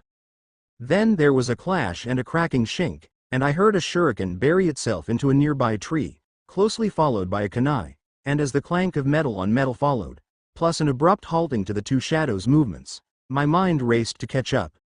Wire, chain, tied together. Wrap, razor sharp, pinned, kunai. Sasuke. 2. Kakashi. Chain. 2. Linked. There was a snap as the chain was unhooked from our adversaries, and I let out a yelp and dodged a blow I had only just sensed in time, feeling metal blades tug briefly at my hair before cutting straight through the strands. I sprang back, trying to block the oncoming blow with my kunai, getting a scratch on the back of my hand for the attempt, and as the pain jolted me my concentration dropped. Suddenly, all I could hear was my heartbeat, blood rushing past my ears, adrenaline pounding, my breath impossibly loud and harsh. I could feel my heartbeat in every inch of skin, pulsing with fear and excitement, and was completely lost in an instant. I couldn't hear Sasuke. I couldn't hear Kakashi. I couldn't hear my opponent's swing. Everything was gone. I was trapped in a dark void. There was nothing here. I was trapped. There was nothing. I wheezed as a foot, a fist to knife pressure, nothing, everything pain force I hadn't known was coming slammed me just below the ribcage, forcing all of the air out of my lungs and sending me flying. My back connected with the rough bark of a tree and the sheer force snapped my head back, cracking it against the trunk with a painful smack. I couldn't do anything more than let my body crumple forwards, barely dragging a knee up in time to stop me doing a faceplant into the dirt, and as I vaguely sensed my opponent rushing me, I waited until the last second, before letting myself collapse sideways in a desperate attempt to dodge him. Crumpled in the dust, I barely comprehended Kakashi-sensei throwing his already captive foe at mine, knocking them both over, and then grabbing the pair of them. The danger over. Sasuke was at my side in an instant, gently brushing his fingers across my arms and face, asking near frantically, "Naruto, are you okay? You didn't get knocked out, did you? Or were you cut? Are you okay? Come on, speak to me." "Mock," I mumbled weakly, "but my head is killing me." "Wah." I didn't need to expand on the blurry half-question, as my best friend whispered rapidly, so that no one but me could hear him. "Two attackers ripped Kakashi-sensei apart with a chain weapon at the start, then headed for you. You were trying to block them but you were positioned wrong. I pinned the chain to a tree, the two of them undid it and while one attacked you the other went straight for the client. Sakura and I distracted him. Then Kakashi turned up again. I think he used a kawarimi, and grabbed him, bowled your guy over with him, and now he's interrogating them." I nodded, then put up my hand, letting Sasuke pull me to my feet. "So, the demon brothers Allah missed, huh?" Our sensei said, and I turned my head towards his voice instinctively. "Why would you two low-life Chunin be attacking a genin team? Surely you're not stupid enough to pick a fight with a Junin?" Sasuke and I walked over, stopping a healthy distance from our sensei and his captives. "Ah, Naruto. I am sorry for not intervening sooner. I didn't mean for you to get hurt, but I wasn't expecting you to freeze up like that." "Ouch," I said sarcastically, even though that had actually stung. My head was rapidly clearing as I healed up, and thinking was no longer a painful chore. "This is my first actual combat, sensei. Gimme a break." "What about our bell test?" the Junin reminded me, prodding at one of the two demon brothers. "That doesn't count," Sasuke piped up, unexpectedly in Kakashi's slight twitch of the foot, scraping the ground. "Yeah," I agreed firmly. "You wouldn't actually try to kill us, no matter what you say, Kakashi-sensei. You're too lazy, and I'll bet there's too much paperwork involved." I derived no small amount of sadistic pleasure in the unmistakable shudder that elicited, and Sasuke's fingers touched my bicep lightly, letting me know that he was amused as well.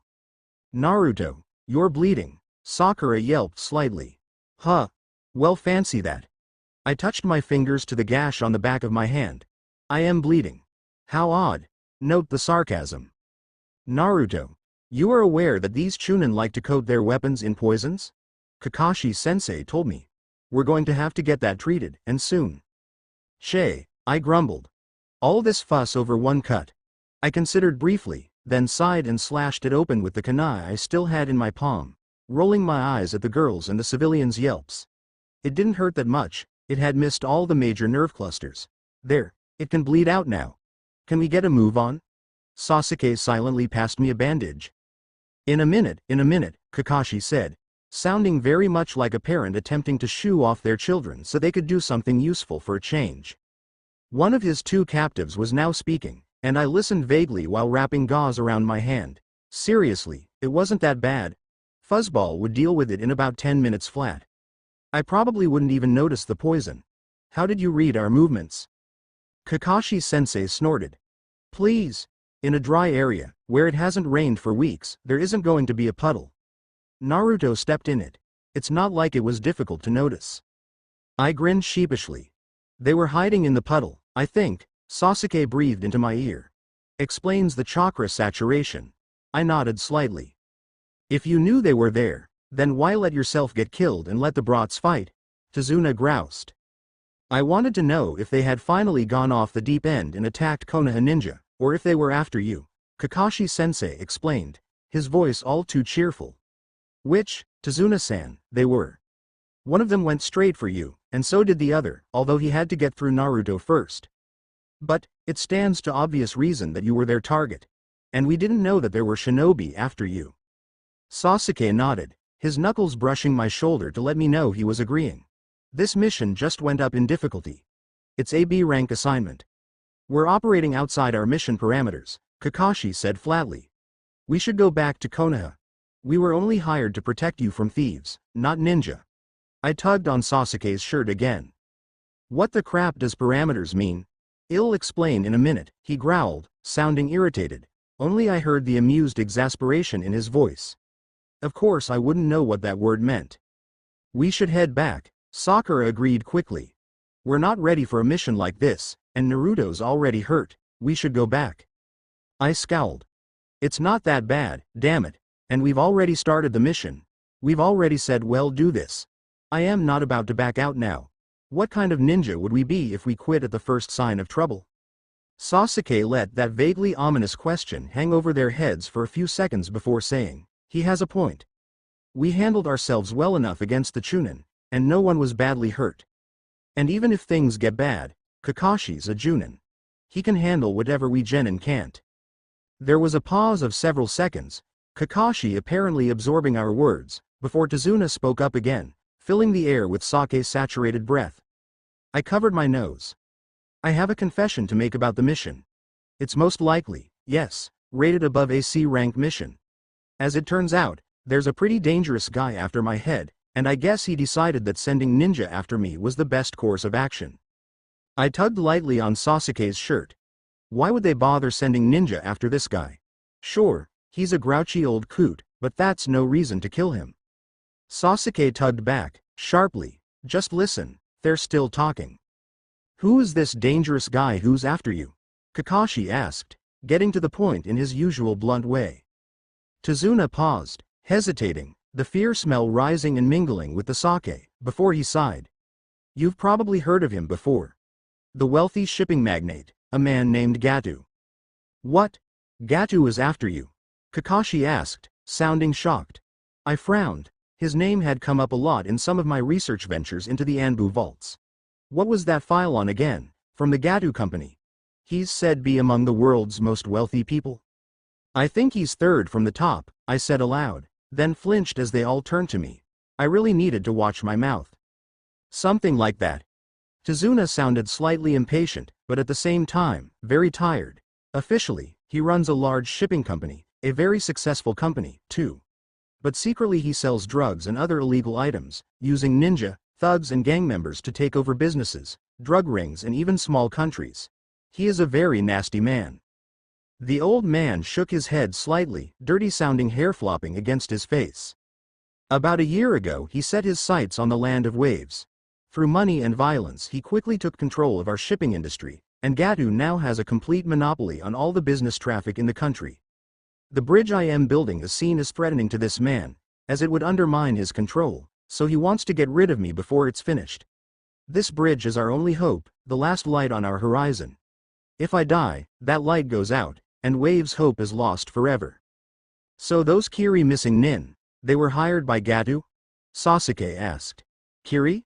I didn't know these guys were from Mist. I guessed they were, but I wasn't sure. Thank you, Sasuke, that could have been embarrassing. Tazuna didn't answer him, but Kakashi spoke out instead, and I turned my head in his direction as he said, what I don't understand is, if you knew Ninja would be after you, why did you hide that fact when you hired us? Good question.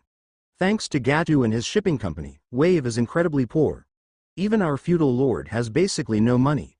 We've got nothing but dirt left.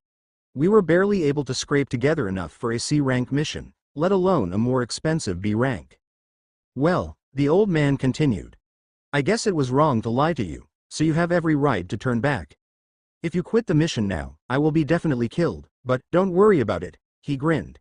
If I die, my cute 10-year-old grandson will just cry for a few days, nothing too bad, oh yeah, and my daughter will live a sad life hating the Leaf Village forever, but it won't be your fault. No, not at all. I rolled my eyes, and Sasuke stifled a snort, but Kakashi seemed to have slumped at the sound of Tazuna's speech.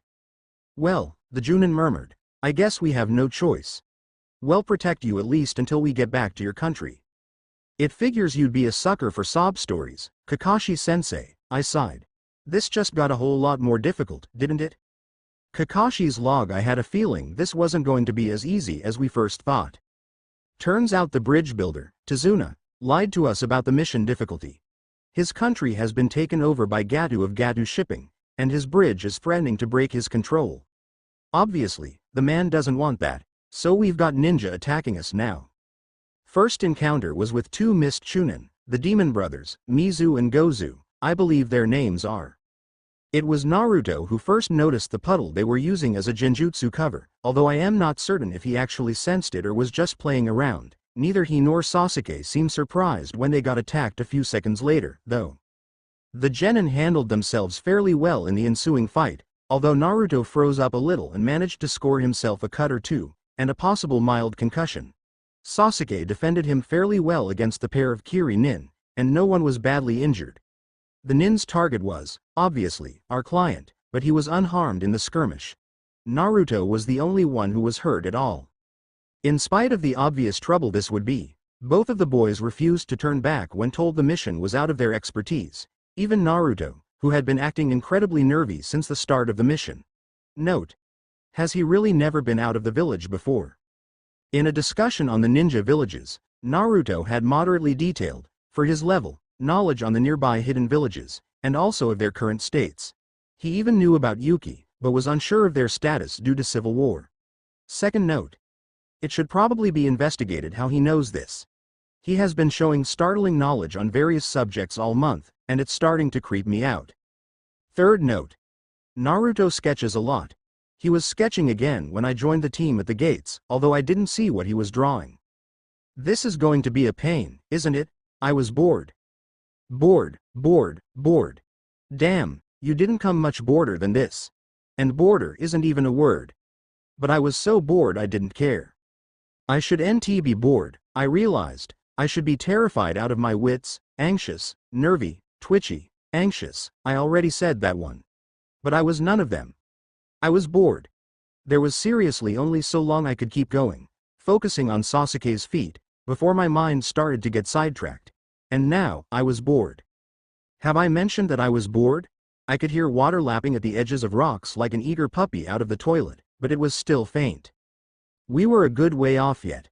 I sighed mentally, and tilted my head back, stretching my neck. To an observer I was staring at the sky, and I wondered wistfully what shade of blue the sky was today, what shapes the clouds moved in, how the trees moved in the breeze. All things I'd never appreciated when I could still see, and meant the world to me now that I couldn't. My chest had started to ache again, and I let my gaze fall back to ground silently. What color was the grass here? Green, the thick green of Konoha summers, yellow of dry dead things, or a color I didn't know, hadn't understood when I was too young to understand?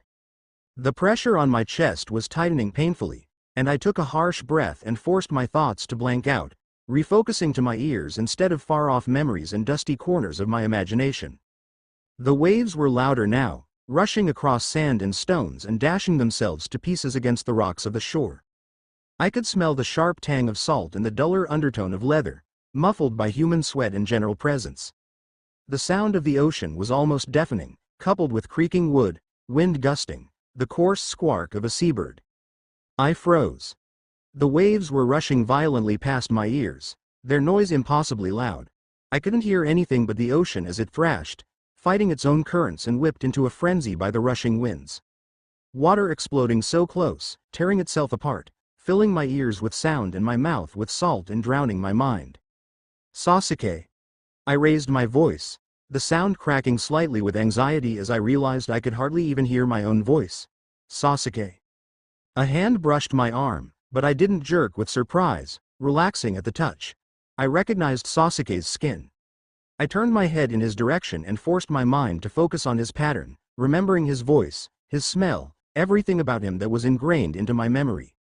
Naruto, are you all right?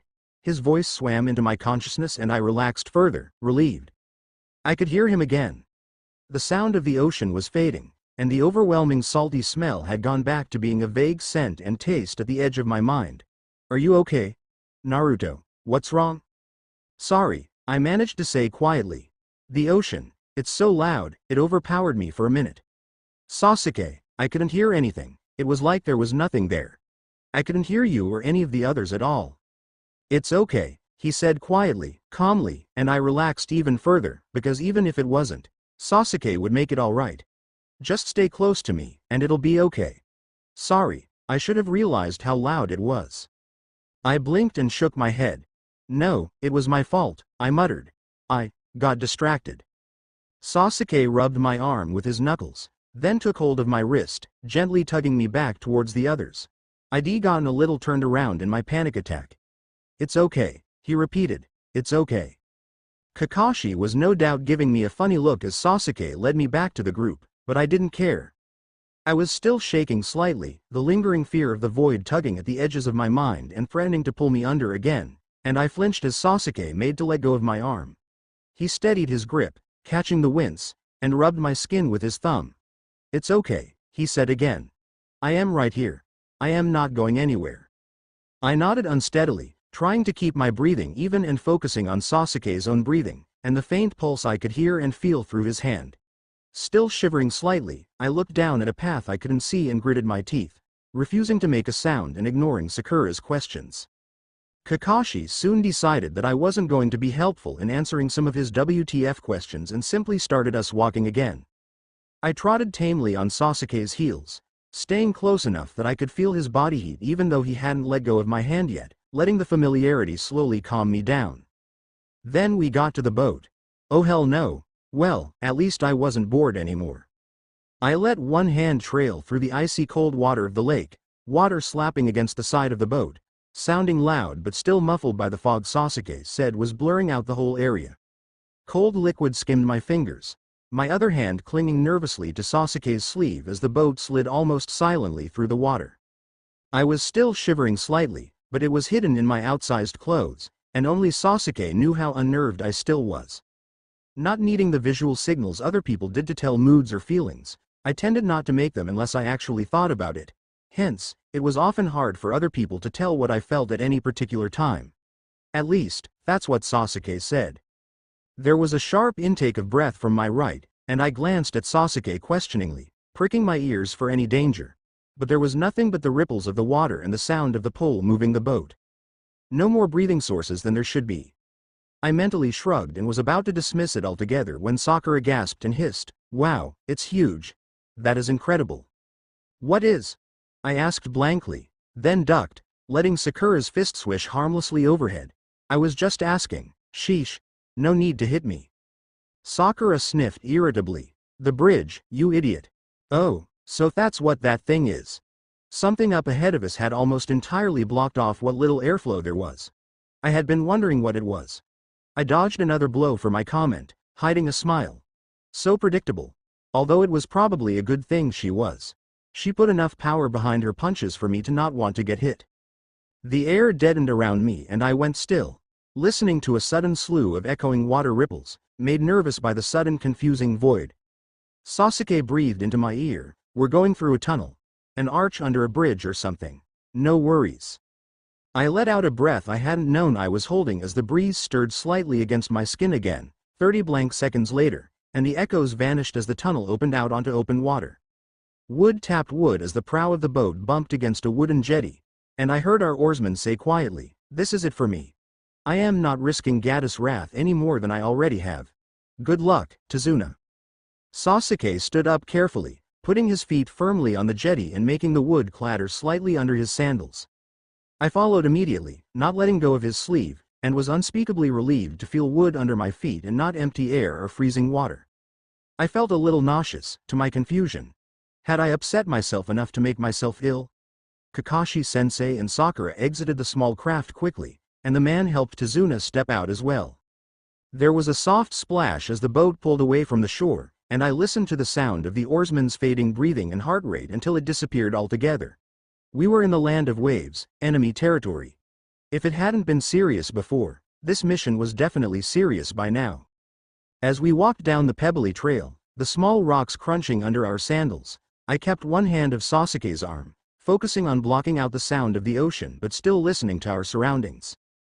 It was harder than I expected, and it took me several seconds to realize that there was another set of vital signs, human vital signs, nearby, probably hidden from the view of the others.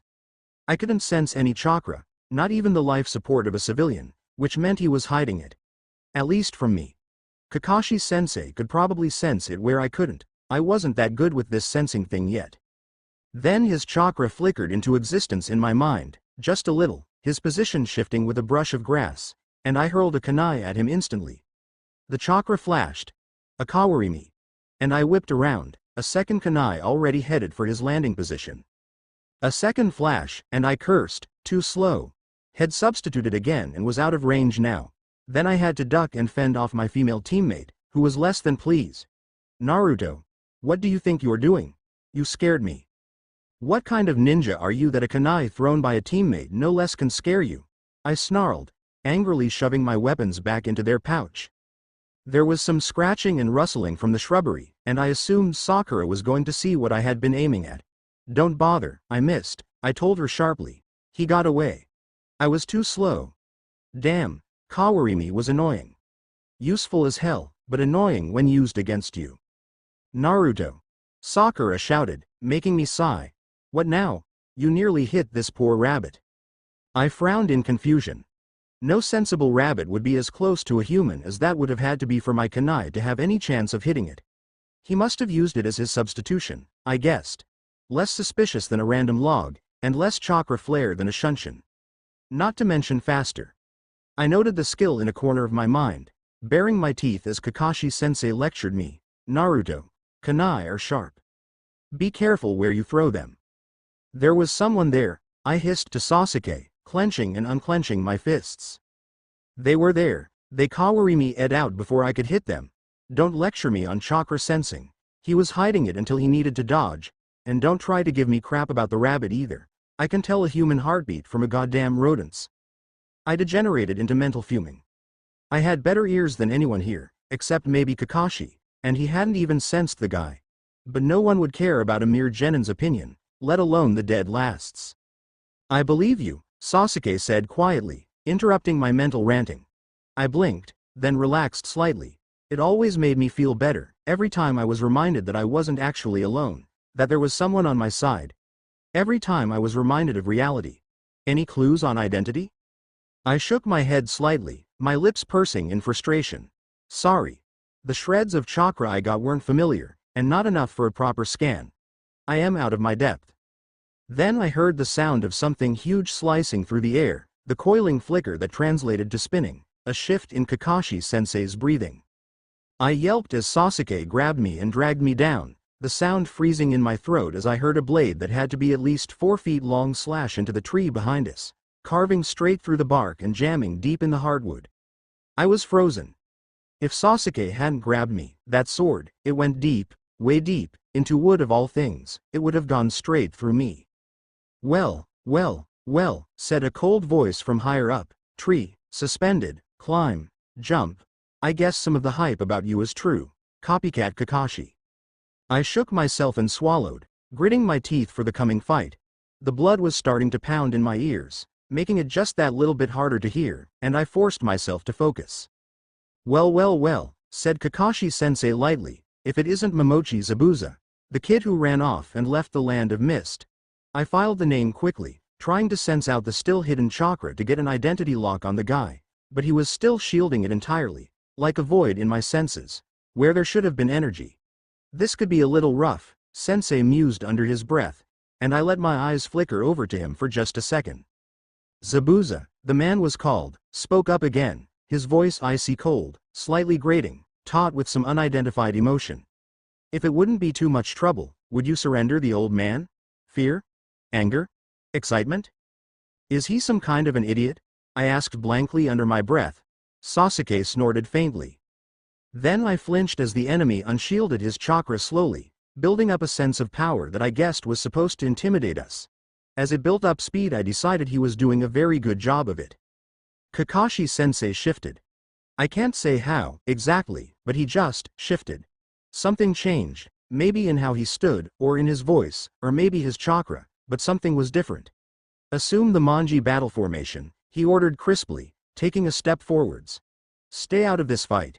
He's way out of your league. Believe me, sensei, I am working that out on my own, I whispered almost silently. A low, cool chuckle. Ah, to face the legendary Sharingan eye so soon in our acquaintance, this certainly is an honor.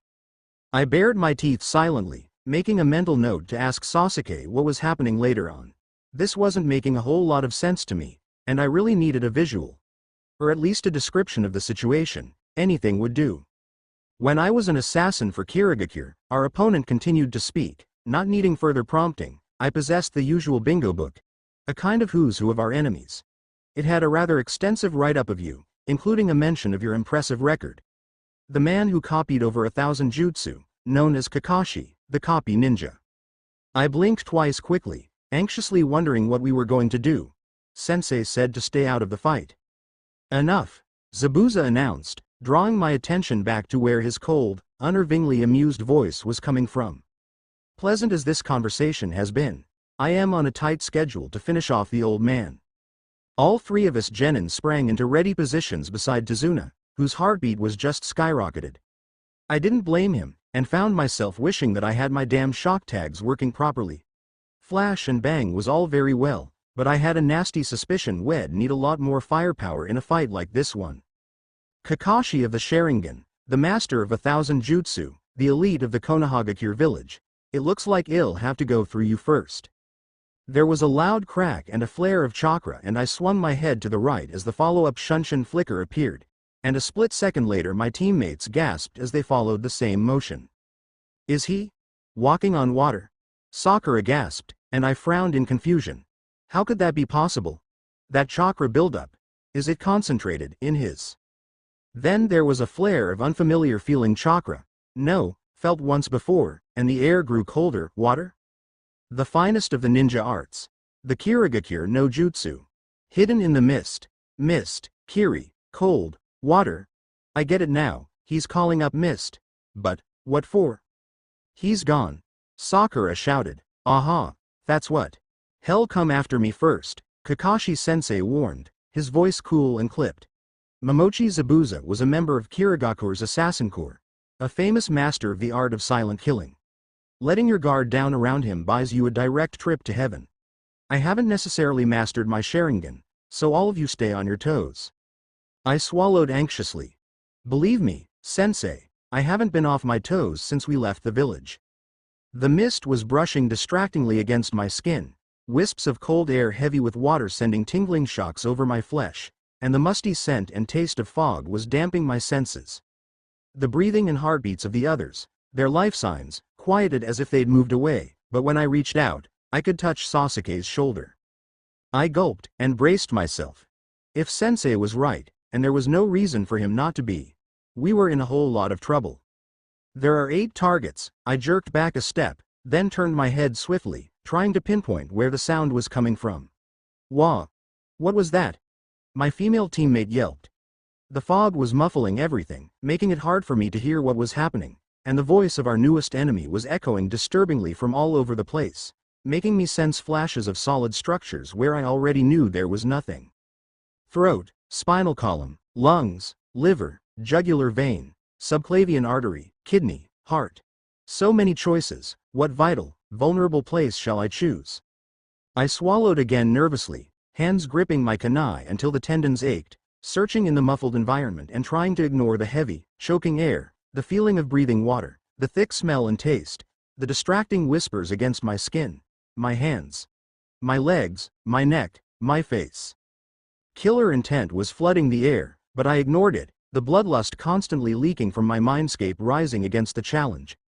I wasn't fazed, I am used to ki, and was more interested in pinpointing the Kiri bastard.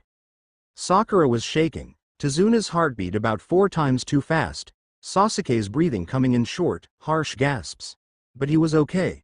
Killer intent didn't bother him as much as it used to. Kakashi-sensei's breathing was normal if blurred by distance, but where was his heartbeat? Don't worry, guys, his voice called out, thin and tinny through the mist. Even if he gets me, I'll still protect you. No matter what, I will never let my comrades die. That's all well and good, but it's very hard to protect someone when you're dead, Sensei, I thought grimly. Chakra flared, and I felt my eyes widen slightly as Zabuza materialized directly behind me. Game over. Another chakra flash, this one from Sensei, and suddenly I was being thrown away in an abrupt flash of energy that left me reeling in a splatter of water. But no one had landed near the water, and why could I still not hear Sensei's heartbeat? That flicker, Sensei, behind you, I bellowed, pushing myself onto one knee. Splash. I heard a sword swinging and Sakura screamed, promptly followed by another splash, then flicker. Don't move. Sensei was fast, very fast to be able to flicker like that, but before, water clone? Felt right, like normal Bunshin, with a Kiri tinge, a bit of water jutsu and cage Bunshin mixed in. Game over. Head substituted, shunshined, Bunshin in there somewhere, I hadn't quite sensed through the mist, that I now realized was faintly imbued with chakra, enough to mess with my senses. Explains the tingles. The water. The fight was over so quickly. Zabuza started to chuckle darkly, and I pulled myself all the way to my feet, suddenly edgy. You think it's over? I edged towards where I thought, where I hoped, Sasuke was. I don't anymore, you lunatic. You just don't get it.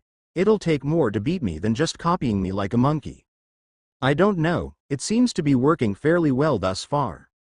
The assassin laughed again. But you're good, I'll give you that. In those few precious seconds, you copied my water clone technique. Water clone, I guessed right. And by making your clone say the same sappy shit you'd say yourself, you made sure it had my full attention, while you used the Kirigakure technique of hiding in the mist, observing me. Too bad for you. My breath caught in my throat, another chakra flicker. I am not that easy to fool. I heard the keen whistle of Zabuza's massive blade cutting the air, a brushing swish as it missed Kaka-sensei by a millimeter. A crack. A clattering crunch. Then a heavy thump and Sensei was moving, fast. And as my mind rapidly connected the violent sequence, I knew it wasn't under his own volition. There was a loud, painful splash, and my head jerked automatically in its direction, noting Zabuza's disdainful snort with some anxiety. I couldn't hear Sensei's breathing. Was it the distance? Was he still underwater, knocked out, drowning? A splash and an audible gasp had broken the surface, and I flinched as Zabuza flickered away, to stand over Kakashi-sensei. This just got very bad. Gullible fool. Sweden. Suiro no Jutsu. A massive rippling splash made me scowl furiously, both nervous of the watery sound and of the fact that I couldn't see what was going on. Zabuza laughed, the sound sending chills down my spine as I stared anxiously in the adult's direction, wondering what the hell was going on. This prison is inescapable. You're trapped. Shit. You running around makes it difficult for me to do what I am paid for, Zabuza said flippantly, talking more to Kakashi-sensei than us, I think. I'll finish you later, after I've dealt with the others.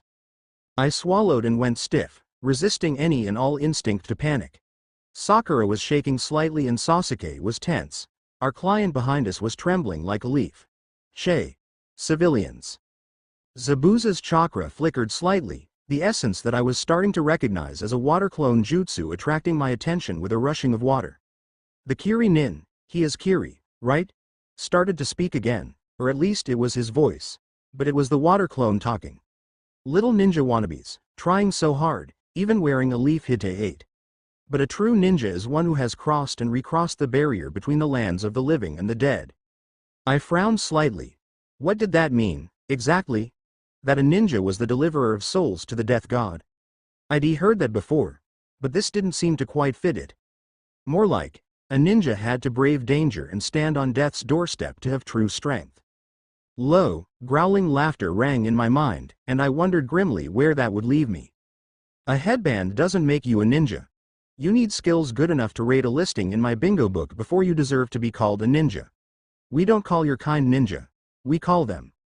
He flickered out and I yelped, swinging up my arms to block and almost not getting there in time as chakra flared panically through my coils. The clone's foot slammed powerfully against my forearms and I was flung backwards with the force, rolling over and over dizzyingly through the dust, my headband clattering on the floor nearby, one end wrapped loosely around my wrist. Brats.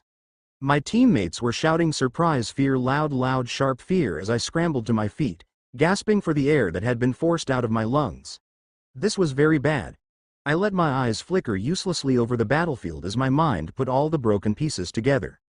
Sensei, captured. Zabuza, the boiling chakra in my senses, edged with nothingness. Mizu Bunshin, a glint of fluid chakra, the curve of the lake lapping the shore. My teammates. The civilian. Sasuke, a slow smile worked its way onto my face as I tied my Hite 8 firmly around my head again. If we could get this to work, if I wasn't overestimating my skill, we would survive this. Sasuke, I spoke up, palming a couple of sheets of paper. I think I've got something. I quickly muttered an abbreviated explanation and slipped him the bundle, already beginning to shift and move surreptitiously to the side, inhaling slowly and focusing. Guys, what are you doing? Kakashi-sensei shouted, his words slightly muffled, like he was underwater. This was over as soon as I got caught. Get Tazuna out of here. You three can't face up to Zabuza?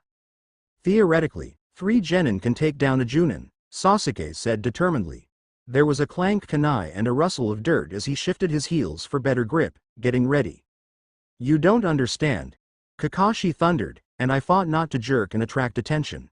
Slow, steady and natural, drawing myself inward. I was a part of the shifting wind, fading from existence. Zabuza is a Kiri ninja. They're nothing like what you've fought before, run for it. There was a hitch in Sasuke's muffled breathing as I slid a few more feet away through the heavy, tingling mist. Mist, yeah, wasn't there something whacked out about Kiri's training system?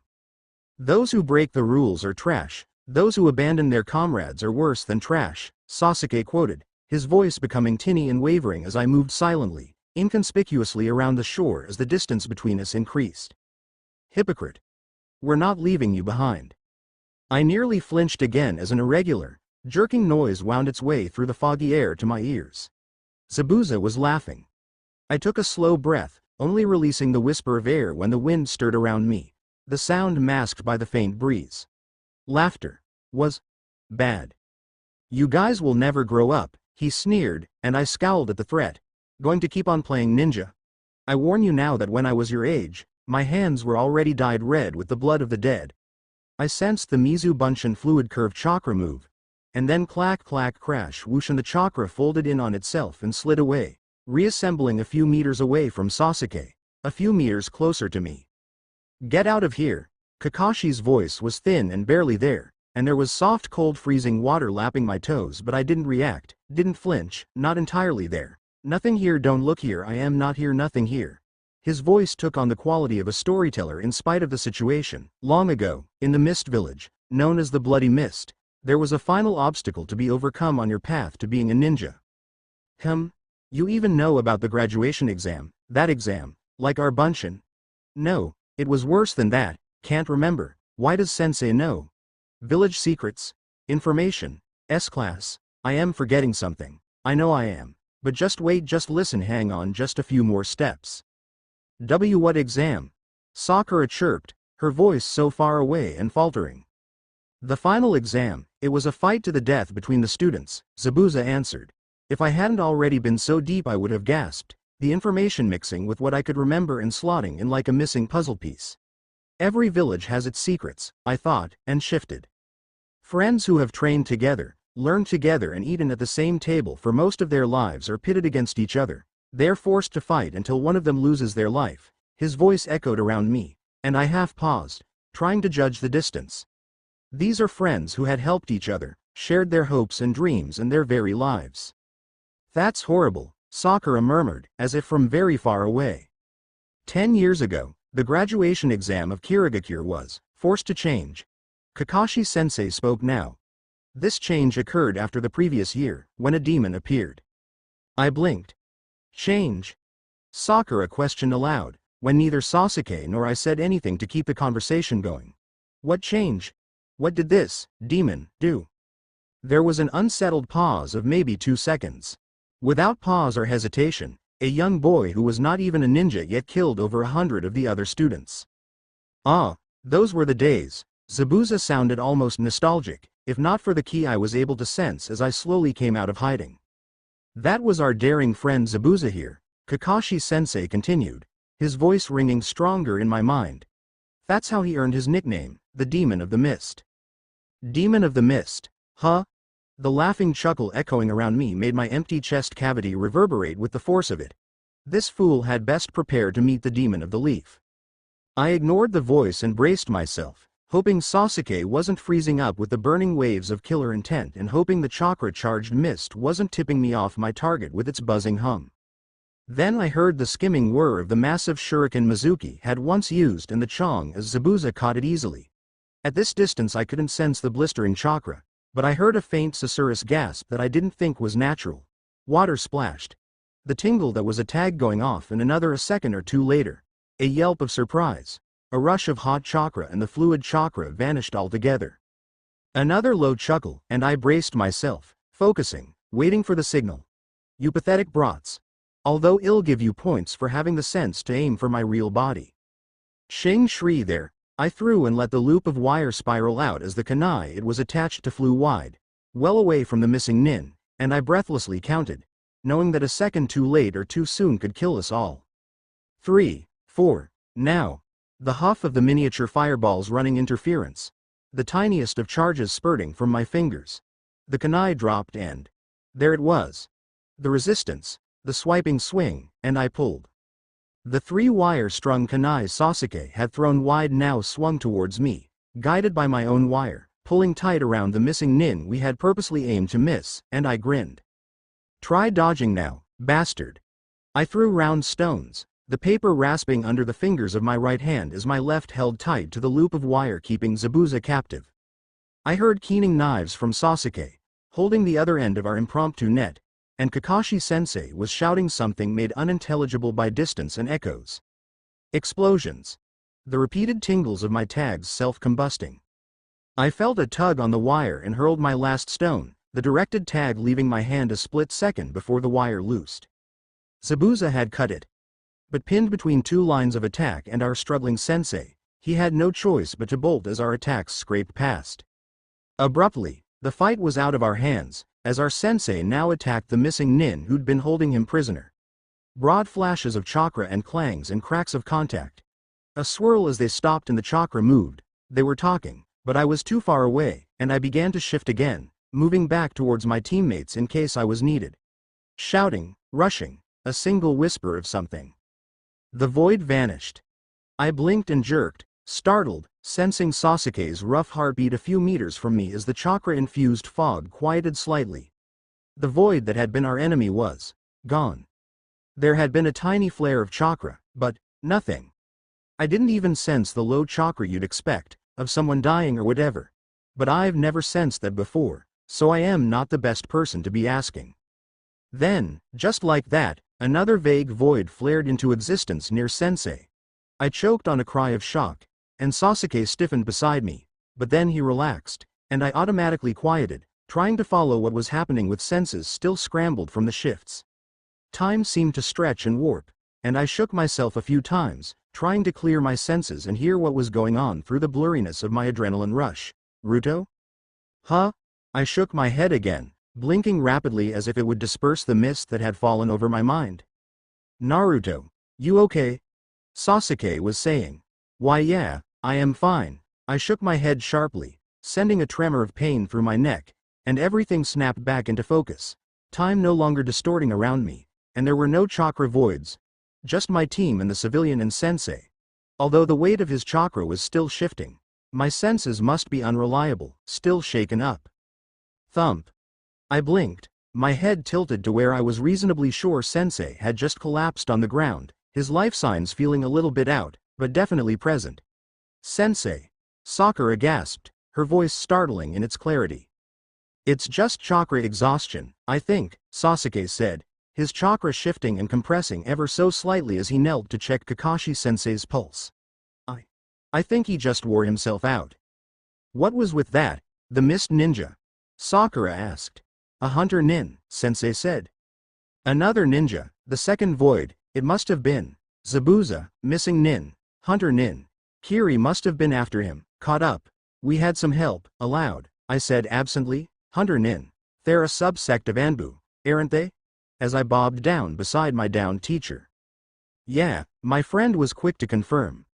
Mists are the best known, but Konoha's got a division or two. Hey. Tazuna-san. How far have we got to go? I vaguely sensed the civilian startle. We need to rest. Sensei's not looking too good right now. Not far now, I heard the cracked voice of the old bridge builder ring out, far clearer than it should have been, and I realized abruptly that all of the chakra tingles of the mist had dissipated. Good. Naruto, can you give me a hand to carry this idiot? I nodded reactively, taking the weight that was leaned on me carefully and shaking my head again, trying to get rid of the soft growling at the back of my mind. Man, that was annoying. Why does this keep happening? A long while later, I was going over everything I remembered about the fight, trying to piece together a rather broken series of events. Getting dragged out of my shift like I had stuffed up my senses for far too long, making me uncertain of exactly what had been going on at the tail end of the fight. Had we even won? I mean, we were alive, but still, sitting upright with my back against one wall of the room our team had been given. I waited until Sakura's breathing settled peacefully, indicating sleep, keeping a touch of my attention on Sensei warily in case he decided to wake up earlier than the Uchiha had guessed, before interrogating Sasuke. Okay. Sasuke, spill it, what happened today? I need everything, the mist screwed up my perception something bad. Did we win the fight? He snorted and I rolled my eyes. Shut up, did we win? Yeah, you remember the hunter nin? I frowned. Only vaguely, I am guessing we got help from one of Kiri's tracker ninja. That would definitely explain why we're alive. Okay, so Zabuza was babbling about the Sharingan at one point. That's your clan's dujutsu, right? Sasuke grunted, with a tone that indicated an affirmative. Kakashi-sensei is apparently known in the bingo books as Kakashi of the Sharingan or Copycat Kakashi, but you picked all that up already. I nodded swiftly. He seemed to want confirmation. Okay.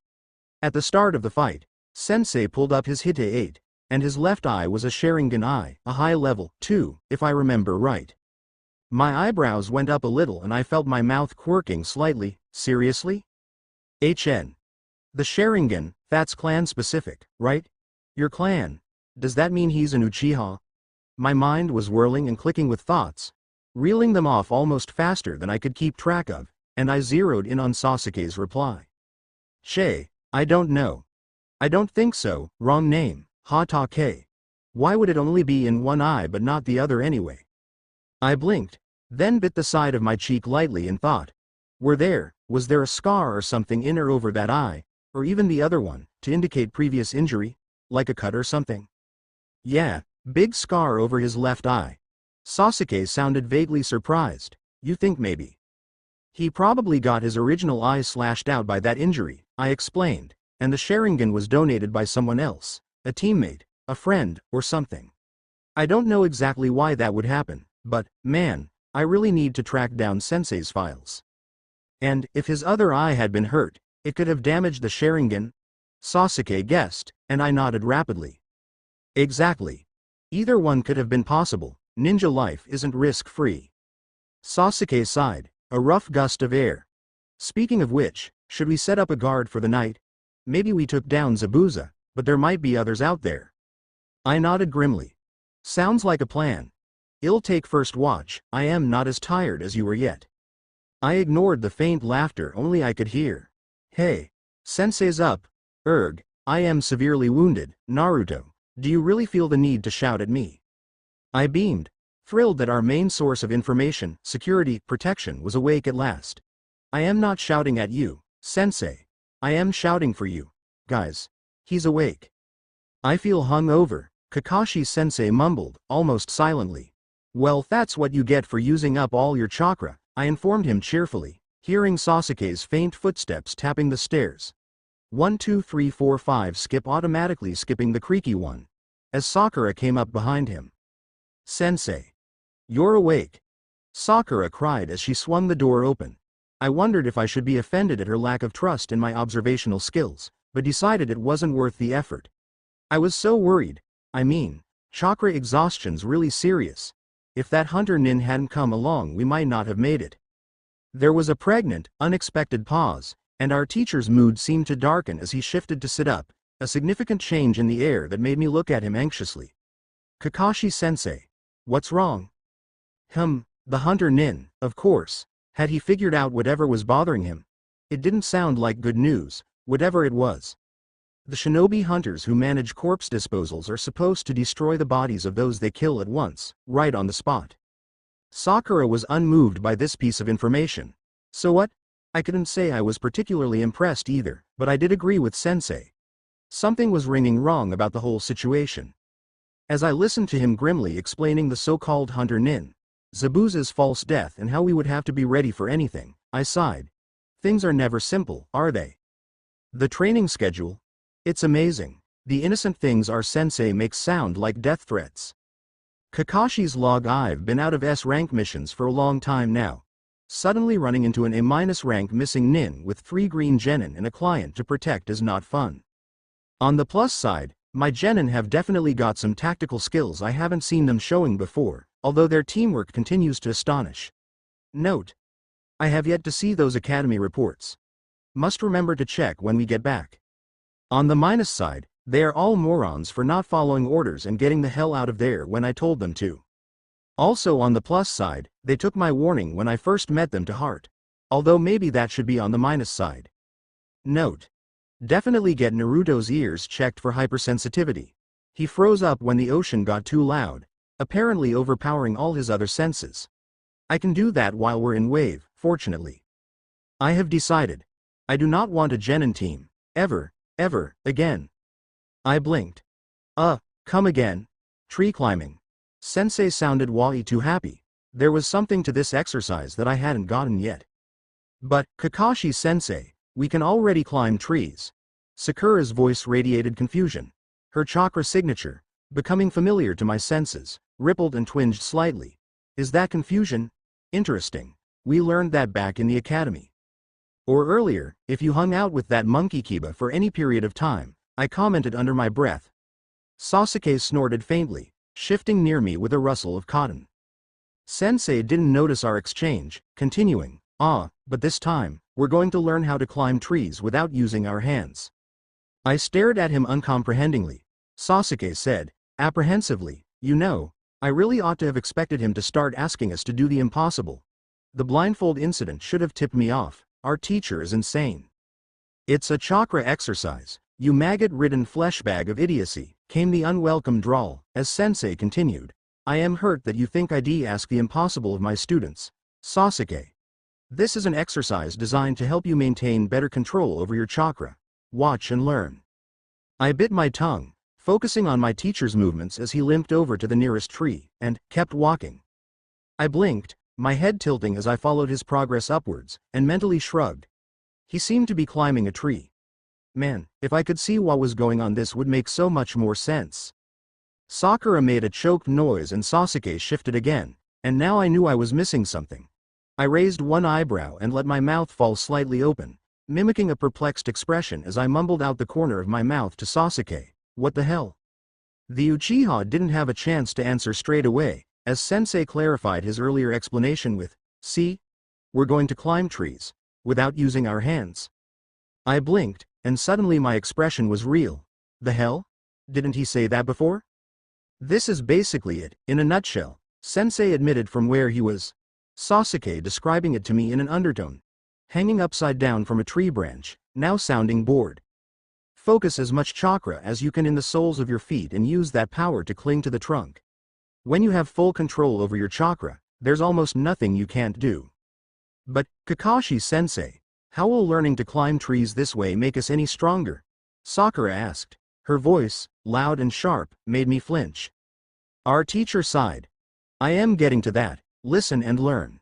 The point of it all, the goal, is greater control over your chakra. A lot of the chakra you draw for jutsu is wasted, and you tire yourself out more quickly. This exercise will teach you better control so that you only use what you need for your techniques, and maximize the effectiveness of what you do use. Of course, this is made more difficult by the fact that the sole of your foot is one of the hardest places in the body to accurately focus your chakra. If you can master the chakra flow in your feet, you will be able to focus it anywhere. In theory, anyway. The last part was muttered very low, so I probably wasn't meant to hear it, but I rolled my eyes anyway. Of course, Sensei, because theory always works exactly as it should in practice and battle plans never randomly go wrong. So, chink chink clink. Sensei sounded gleefully cheerful. The best way to learn is by doing. The sheer whisper of split air. I took a step back and a kunai buried itself in the dirt near my feet. I am not expecting you guys to make it all the way up the tree first time, so use these kunai to mark how high you get each time to remind yourself. A running start will probably give you enough momentum for a good first attempt. I shot a withering look in his direction, kneeling to pick up the kunai. Yeah. Running headfirst at a tree sounds intelligent, Sasuke grumbled. Kakashi's clothes rustled, and there were twin thunks as he landed squarely on his crutches as he jumped down from his tree. Suit yourselves.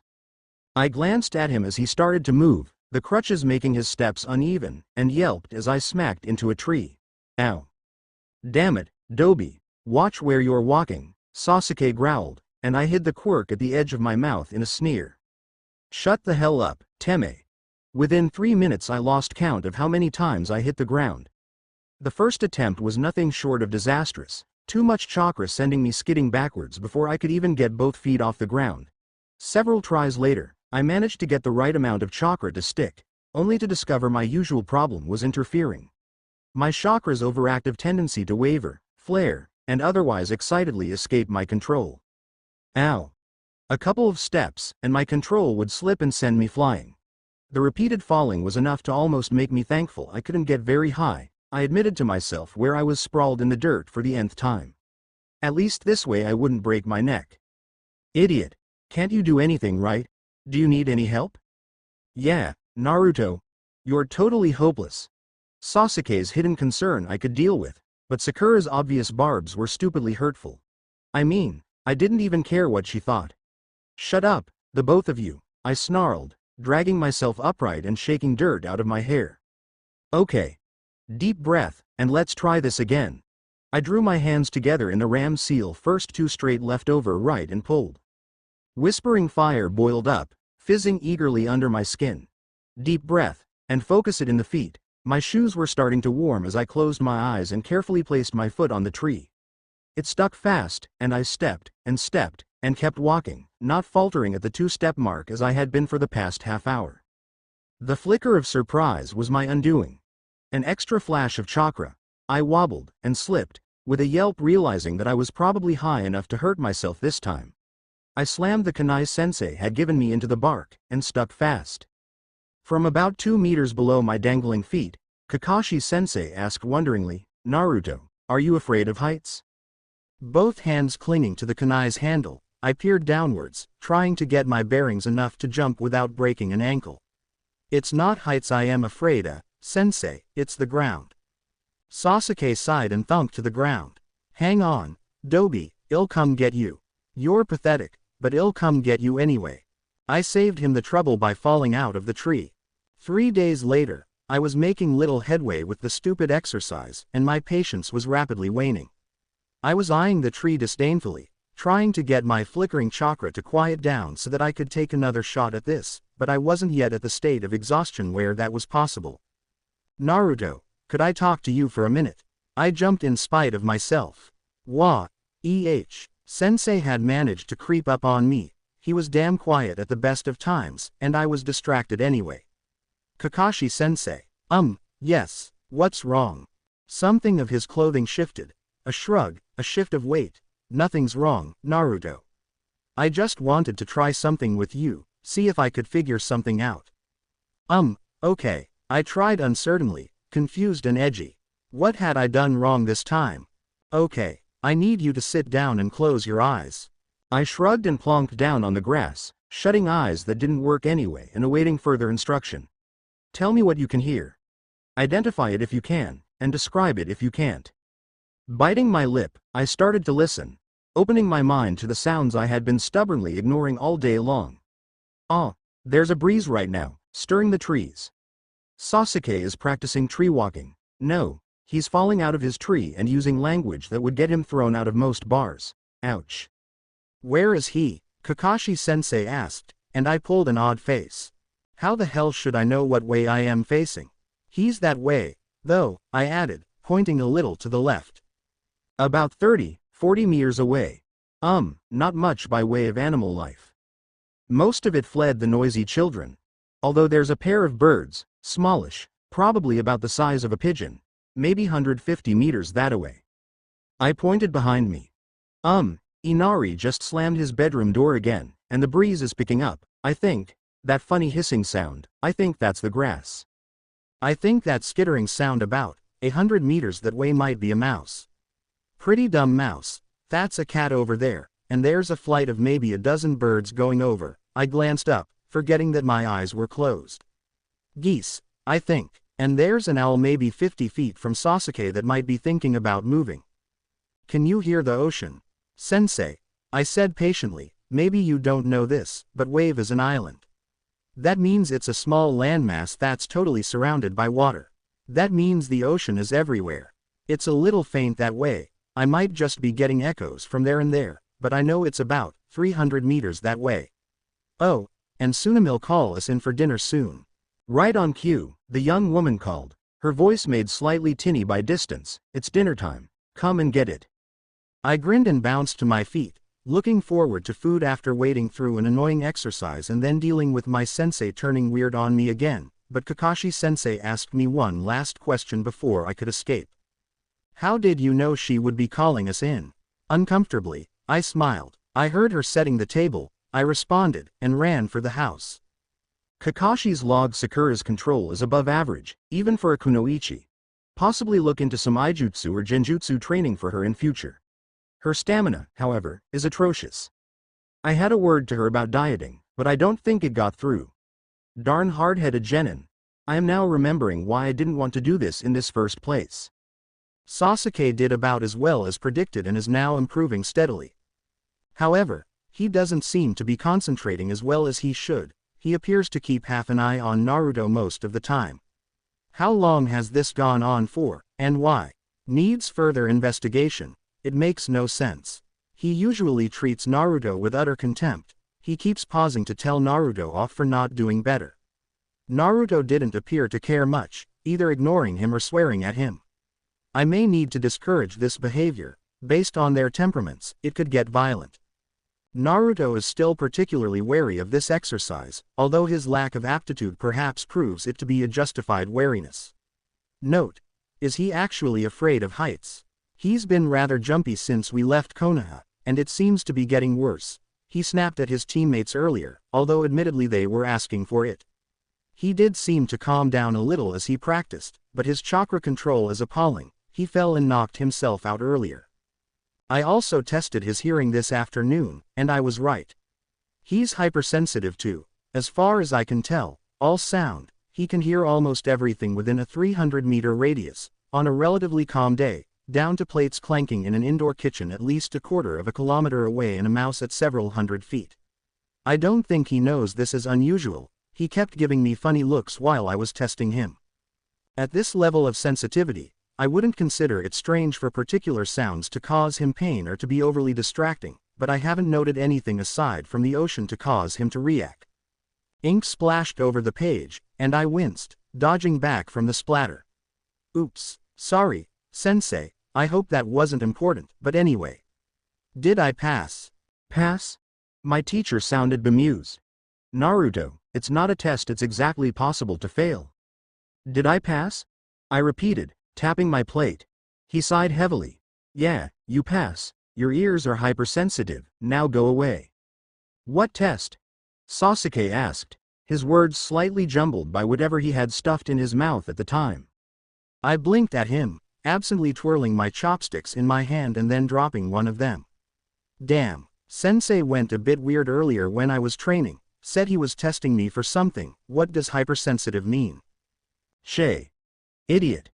Sasuke's fingers drummed rapidly against the table.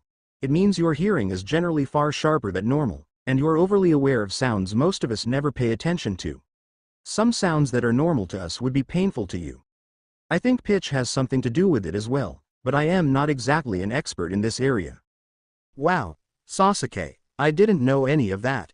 That's amazing. I flinched and clapped my hands over my ears, wishing briefly that I'd had the sense to sit further away from my squeal-prone fangirl of a teammate. Ah, Sakura, maybe you should tone it down a little, Sensei commented, his voice dampened by my protective hands. What? Why? What's wrong, Sensei? It was a testament to her observation skills, or lack thereof, I growled mentally, that Sakura didn't notice her teammate trying to escape her increasingly strident voice. Sasuke's feet tapped mine under the table as he shifted down the bench away from her. Make that teammates. I think your voice is hurting him, Kakashi-sensei was explaining, and I cringed, waiting for her to swat me and tell me off, at top volume, for being melodramatic. Instead there was a muffled murmur that I couldn't understand, and impulsively I pried one hand loose to listen, ready to clamp it back down at any second when she started shouting. I was surprised to hear a soft whisper. Does my voice actually hurt? Warily, I nodded, still ready to duck at a second's notice. Not all the time, I amended, after a moment's thought. Just when you get excited, or loud, your voice changes, and that hurts. Sakura let out a squeak, and began to babble frantically. Oh, I am sorry. Really, I didn't know I really hurt you. Oh, man. I am sorry. I am so sorry. She was getting gradually more and more high-pitched, and I winced. It's, Sakura, it's fine. Just, don't shriek, or raise your voice. Just normal talking is fine. My female teammate was near hysterical with apologies to my total bemusement, but Sensei eventually managed to get her to calm down.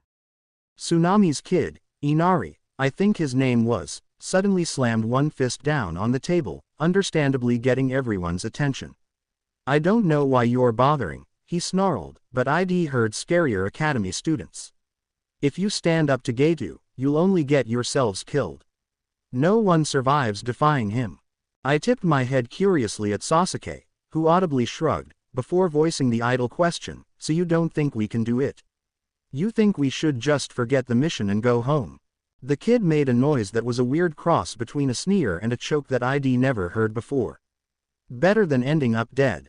I leaned back slightly, already losing interest in the argument, and nearly ruined my dignity by falling off my chair. You're pretty cynical for a kid, Sasuke observed, tapping my shin lightly under the table, and a faint tinge of disdainful amusement translated, nearly as bad as you. I surreptitiously stuck out my tongue at the Uchiha as Sakura commented, yeah, Sasuke-kun's right. Don't you believe in heroes, Inari? Another choking sound. Although I recognized it this time. Hot, thick, can't breathe. The kid was struggling with tears. Heroes don't exist, the brat snapped. They're just ordinary people and they die like everybody else, like you will unless you give up. He bolted up the stairs, the seventh one still creaked, and slammed a door. As an awkward, tense silence descended on the room, I heard sandaled feet clapping against the wood upstairs. Tsunami let out a ragged sigh. I am sorry about Inari. The conversation died even before I silently escaped outside. I'd only get an hour or so before Sasuke dragged me back in, but that would still be an hour of undisturbed training that I sorely needed. A low, growling chuckle echoed. I frowned, mostly undisturbed. Kakashi-sensei sighed behind me, and I heard the soft squidge, barely audible even through the still open door, as he started writing again. Why wasn't this in his medical file? If he had been properly tested, this would be in there, and it's definitely serious enough for someone to have noticed. May need further investigation. 1 2 3 crack thump. 1 2 3 4 5 crack thump. Ow! I grumbled as I rolled with my momentum and stood up. I am getting way too good at that. Dew had soaked eagerly into my jacket from its contact with the grass, and I shrugged it off to heap at the base of a tree. Sneaking out early for some pre-dawn training had been difficult, and was almost guaranteed to land me in trouble, but was depressingly necessary. My chakra control was terrible. It would take me ages to get this, and I'd need to spend every spare moment I had practicing. 1 2 3 4 5 6 7 8 crack thud. 1 2 thud. 1 2 3 4 bang thud. Stupid chakra. I lay flat on my back for several seconds, gasping and wondering if I was just doing it wrong. That had happened before. I'd get the wrong idea on how a jutsu was done, and stubbornly forge ahead until someone figured it out and corrected me, or I got the damn thing to work my way. The bizarre noises Sasuke made when he figured out why it took me so long to learn henge. But I was pretty sure I was on the right track this time. The right track just happened to be a dead end. A faint whisper made me frown and lift my head off the ground. Was that breathing I could hear? I might have passed it off as a random animal, except for the fact that anything with sense had run away from the racket I was making, so it was either something really hungry, which was bad, or human, which might be even worse. Who's there? I said calmly as I stood up and glanced around reflexively, not letting my voice quiver with the thought of who might be out there. Sasuke would only sigh at my dawn training, but I didn't know the rest of my team well enough to guarantee their reactions. The lack of response made my stomach twitch nervously, and I took a couple of deep breaths. All right then, if you're going to be difficult. The chakra I reached for came much more clearly than usual. I sensed the slow dullness of trees, grassy ripples, and the quick beat of a flitting bird with the sharp clarity of the corners of a page, unlike the usual hazy mess. I don't know why. I was exhausted. This should be downright impossible to manage at all. But since I could feel out that chakra source now, I wasn't going to pay common sense any attention whatsoever. It's awfully early to be out, a feminine, soft, quiet, curious female about my age, maybe friendly voice remarked from the human chakra source. I didn't think anyone else would be around. I blinked slightly at the unfamiliar voice, settling my weight back on my heels. I thought the same thing. Guess we were both wrong. She laughed softly, a light chuckle, not quite a giggle, as she knelt nearby. Her chakra wasn't hidden, like I had first assumed, just so quiet, almost passive, that until I pinpointed her voice it blended into the background. Or maybe I was just tired, who knew? Are you a ninja? She asked curiously, her clothing shifting with faint rustles. She was probably looking at the destruction my chakra had been wreaking on the nearby trees. Uh-huh, I said cheerfully, tapping the metal plate of my Hite-8 with one finger. Very faint sound of slipping hair, her head tipping. Is that why you're awake, with the sun barely up? Yeah, I laughed sheepishly, brushing hair away from my face. I am pretty much the only one out here this early, 'cause I need the practice. Out of my team, my chakra control. Wait, you do know what chakra is, right? I remembered to ask. Not all civilians knew. But I heard her nod quickly, and grinned as I continued. Well, my chakra control is kind of pathetic, really, so I need to train a hell of a lot more to keep up with the others. It sounds difficult, the girl said softly. I shrugged. That's life, I responded quietly, glancing away. If you have to fight for every step, then so be it. That's an admirable streak of determination, the girl commented. Was she fiddling with the grass? I heard her fingers pluck something up, the plant's roots tearing through the damp ground. If you don't mind me asking, what keeps you fighting so strong? It was my turn to tip my head to the side, this time in confusion. What do you mean? Do you have any precious people? She asked dreamily. Who do you fight for? I blinked. Precious people. The people who you fight for, she replied. The people who are your reason for fighting, even when it looks like there's no point. Slowly, I frowned.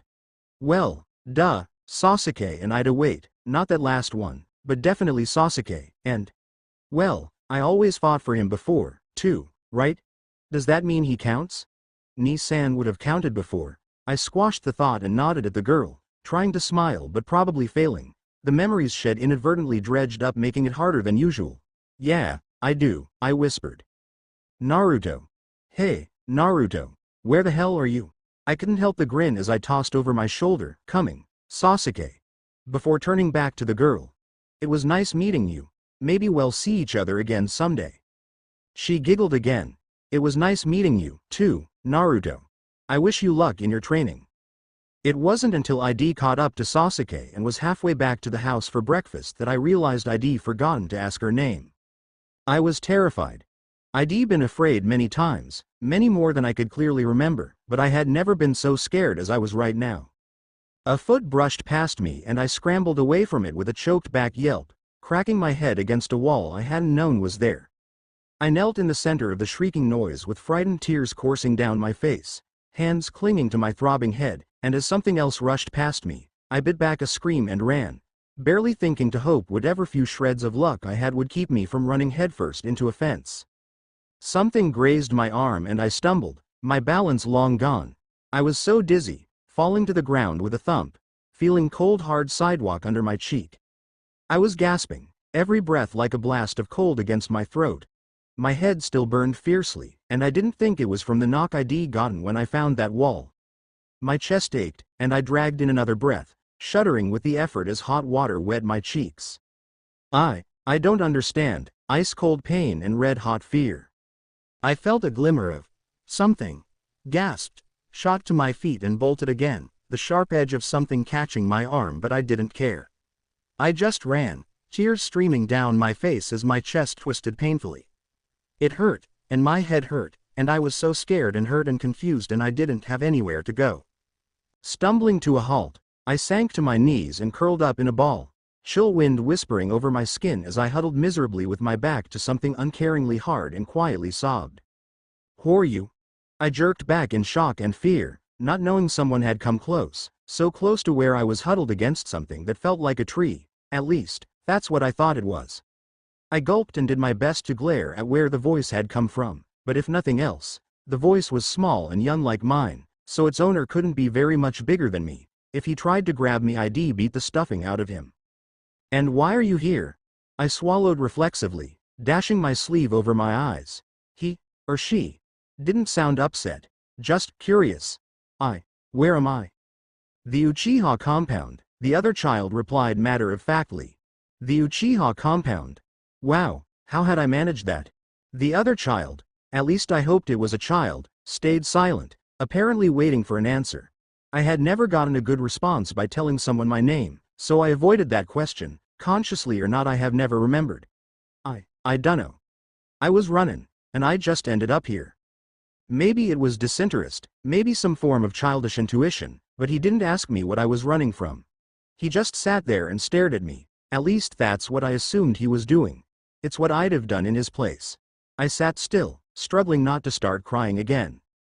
I wasn't sure how long we'd been quiet for before my companion said, sounding a little hesitant, my mom made cookies this morning. Do you want some? I looked up, startled at being offered food, although my stomach growled hopefully. I hadn't eaten since I bit my lip, hadn't been able to find my way back. I didn't even know how long it had been. I couldn't tell anymore. The sun never rose. The sun never set. It had gotten very cold once since I swallowed. It was cold at night, had it been that long. When you stop and think about it, the strongest friendships are formed by food. Warmth, peace, and the feeling of a full stomach. You've been hurt. This was someone else. Bigger, stronger, and his voice was different, still sounding young, but so much older, so much more that I drew back warily, wanting to be ready to escape. I am fine. My voice sounded hollow even to me. How could I do this? What could I do? Should I even do anything? Everything had been turned upside down, the ache in my chest rising in a piercing wave, and I didn't know what I was meant to do anymore. The first child. I was more and more sure it was a young boy, chirped happily, That's my big brother, he's the best. Meeting the Uchiha brothers, I think, saved my life. Who, me? I am Sasuke. Nice to meet ya, Naruto. I would never have made it this far without them. Safety. Knowing that someone cared. Tachi-ni was probably the main reason no one ever found me out. I mean, a village full of ninja, a blind child. How hard would it be for them to spot it? But they never did. The door slid open abruptly and I jumped, almost falling off Sasuke's mattress, only to be gently pressed down to the floor by a broad hand, guided under the bed by Tachi-ni. Tachi-ni, what's? Shish. Be still. A faint creak as he sat on the bed. I flattened myself against the floor without question and went silent. Itachi, I went stiff, frozen with horror. We hadn't known Fugaku was home. Itachi, where? Ah. Itachi shifted. The bed creaked as his weight moved a little more overhead of me. Itachi, I had not finished. Sasuke interrupted with a peal of laughter and some violent squirming. Tachi-ni was tickling him. Eniki, stop it. Itachi. Fugaku sounded, what was the word, frustrated. Yes, father. That seemed to be Tachi-ni's favorite sentence whenever he had to talk to his dad. Itachi, I meant what I said before, Fugaku said warningly, and Itachi shifted slightly above me in the slight pause. Sasuke is not to play with him, do you understand me? I comprehend your words, father, I heard Tachi-ni say neutrally, and frowned internally. What did that one mean? Tachi-ni always used real big words when he talked to his dad. Good. The door slid open again. Mark my words, Itachi, that boy will prove dangerous, and then the door slid shut. I couldn't hear Fugaku's footsteps, I never could, but I assumed he was moving away. I heard Tachi-ni murmur to Sasuke, oh my. A blind 4-year-old. Whatever shall we do if we meet him in a dark alley? Sasuke giggled, and I let out a relieved breath of laughter, Itachi chuckling softly along. For a long time, they were the sole reason I kept breathing. Again. I bit my lip, staring intently into the blackness that would never go away, and the sudden shank made a flinch judder through me before I quickly hurled my weapon in the direction of the sound. There was no replying sound, and I scowled, crossing my arms and ducking my head to hide my miserable expression. I was never gonna get this. Again. Shank. I didn't move. What was the point? This was stupid. Why'd I ever thought I could do it? I said again, Naruto-kun. Shank. I flashed him a bitter scowl and threw. Shank. I stiffened with shock, staring blindly at the tree I had just heard the answering sound of kunai meeting wood from. Not one of Itachi's throws, the ones meant to give me a reference, but mine. ID hit the tree. Whooping, Sasuke nearly bowled me over, and I quickly scrambled away from him. He was gabbling excitedly and almost cheering, he was so happy, and it didn't make much sense to me at all. Sasuke was much better than I was.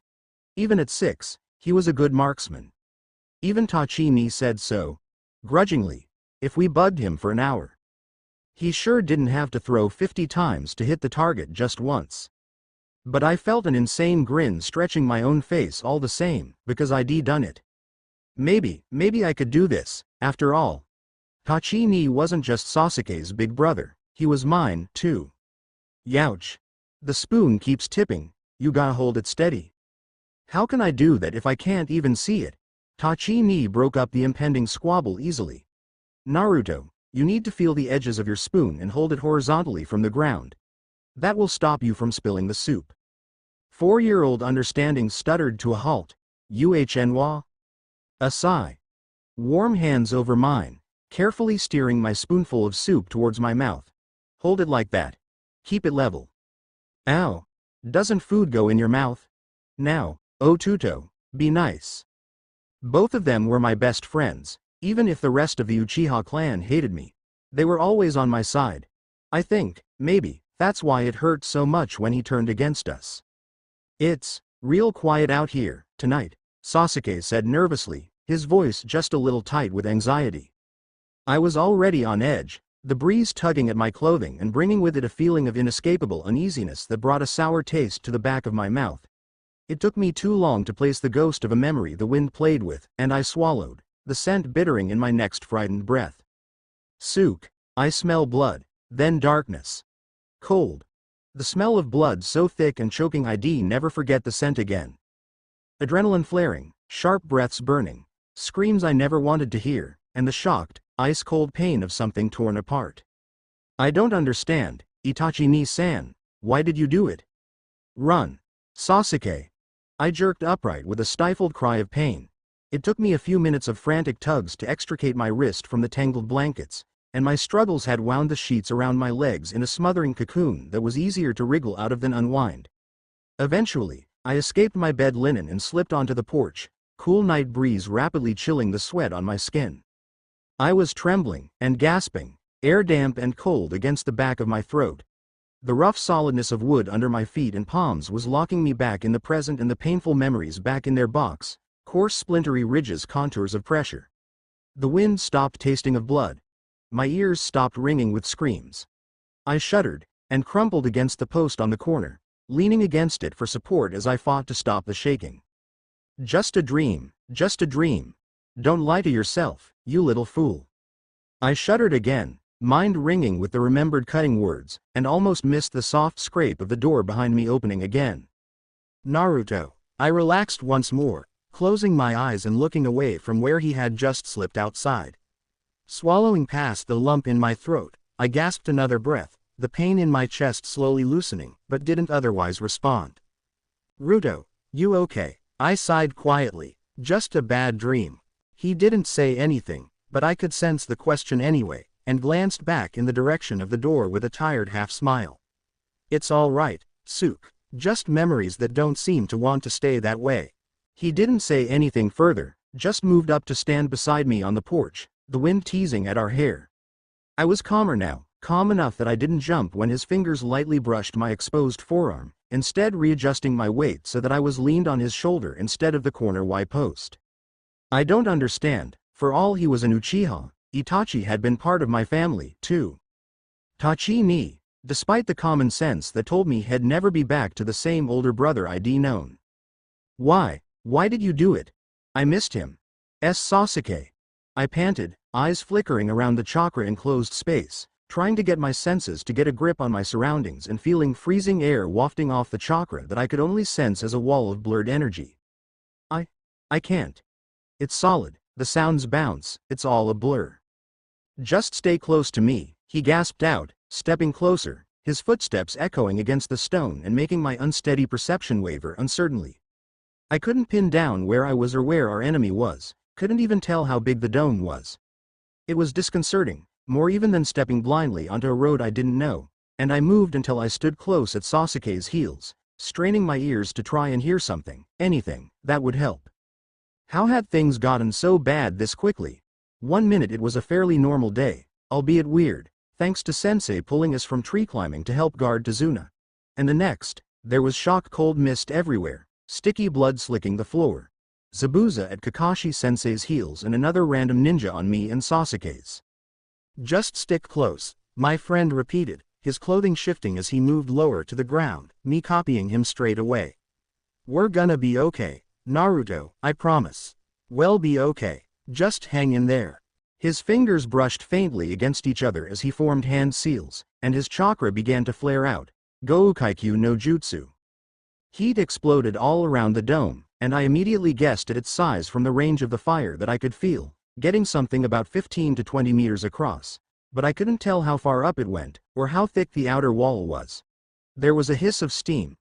Water boiled off from the splashes on the bridge, and Sasuke gasped slightly. That won't work, said a vaguely feminine voice, kind of familiar, actually, but I had more important things to worry about. These mirrors won't melt under that kind of firepower. What? I whispered, frowning as my mind connected everything I had heard. Melt, hiss, water, mirrors, ice. That explains the cold? Mirror soft ice. Sasuke had tried to melt them, but they were the walls, they were shielded and bolstered with the chakra that was blocking my full senses. They wouldn't melt from just Gukakyu. I cried out as pain suddenly rippled across my front, the force of the blow. No blows many fuck that hurt. Sending me flying backwards and landing flat on the ground. Sasuke slamming down next to me a half second later. What the fuck was that? I gasped out, shaking my head violently. I had barely caught that, the tiniest waver of chakra before I was sent flying. Where is he? Sasuke growled, pulling himself to his feet. The real body. Where's he hiding? It's useless to try to keep up with me with your eyes, the voice said, coming from everywhere at once. Like a whole lot of clones, all speaking at the same time. But this was too sharp and precise for clones, they were always a little out of beat. What was going on? I won't be caught so easily. What should we do? I asked, standing up slowly and turning my head blindly, trying to get a lock on a chakra source that wavered slightly like it was moving, but was too solid to be. It was honestly like he was coming from everywhere at once. Sasuke swallowed, gasping nervously. Just stay close to me, he ordered. We'll be okay, Naruto, don't worry. I gasped in a breath, the cold searing my mouth and nose and throat and chest and so loud rasping over my tongue and my heart was thundering and... Where was Sasuke? The chakra around me was echoing, shifting a wall of white noise cold loud can't see can't hear what's going on Sasuke where are you? Naruto move. I heard him shout, and reflexively threw myself to the side. Flashes of chakra and flashes of energy and flashes of hot and cold so deep and harsh and freezing it burned sharper than fire and pricks of force that exploded in shocking bursts of pain as I crashed heavily to the concrete floor of the bridge. Hot liquid was starting to soak my jacket, but I barely registered it, throwing myself away in response to another of Sasuke's shouts. Clinking. Deflecting. And then blood rushed through my ears as adrenaline took over and everything smashed together in a frenzy of unfamiliar sound. I heard vague swearing, dropped to the floor, tiny prickles of pain that vanished almost instantly, tried to scramble to my feet, tried to hear, everything echoing and rippling and the chakra signatures annoying insubstantial wavering. I do not want to fight you, that makes two of us, I thought, a little hysterically, finally getting my own feet under me again and backing away from where I thought I'd heard the voice coming from. But with all the echoes it was so hard to tell, I couldn't see, couldn't hear Sasuke where are you? I do not wish to kill you, the voice continued, hauntingly familiar, but I shoved it away in favor of dodging the next flurry of attacks, yanking a few of the needles from where they'd landed. Senbon that explained the pricks. It is difficult for me to be a shinobi. I do not want to kill you, and I do not want to be killed by you. Sasuke brushed against my arm and I almost collapsed with relief. Or was that blood loss? And slipped into place a half step behind him as we circled the walls radiating sheer cold. My friend was keeping our opponent busy. I could hear them exchanging words. No weaponry, thank God. Though I was too preoccupied to pay attention. While I searched frantically for a gap in the coldness, a weakness or fault that we could escape through. I had just determined that there were no slips in the wall of icy chakra when Senbon skittered near my feet and I sprang away reflexively. Spinning to face where they had come from, but just a split second later there was a flicker from behind me and I dropped to the floor. Skidding to the side and regaining my feet as rapidly as I could, scrambling away and struggling to keep my bearings. I lost Sasuke again, and everything was flashing and flickering with chakra and splashes of ice-cold water. Impressive, Sasuke hissed sharply from just in front of me, and I latched onto the sound, my mind swirling and focusing and suddenly I could hear again, the world clearing fast. Impressive. My friend snarled. You're beating us around like so much driftwood and that's supposed to be impressive? Ah. Sasuke's temper was beginning to kick in. He was usually quiet, up until you pissed him off. I had discovered this inclination at the tender age of 4 years, 2 months, and have never forgotten it. You are surviving, this in itself is no small feat, Sasuke snarled again, but further, the blonde one, you have done well to come this far, in your condition. I have never before seen a successful ninja who could not see. My heart stopped. Sasuke's warm chakra and body heat moved closer to me in response, while I sucked in a horrified, shocked breath. 8 years, 8 long, difficult years, and no one had ever figured it out, except for this one person. Sasuke and his brother, I told them, but this person, this enemy, figured it out all, on his own. And that scared me to hell.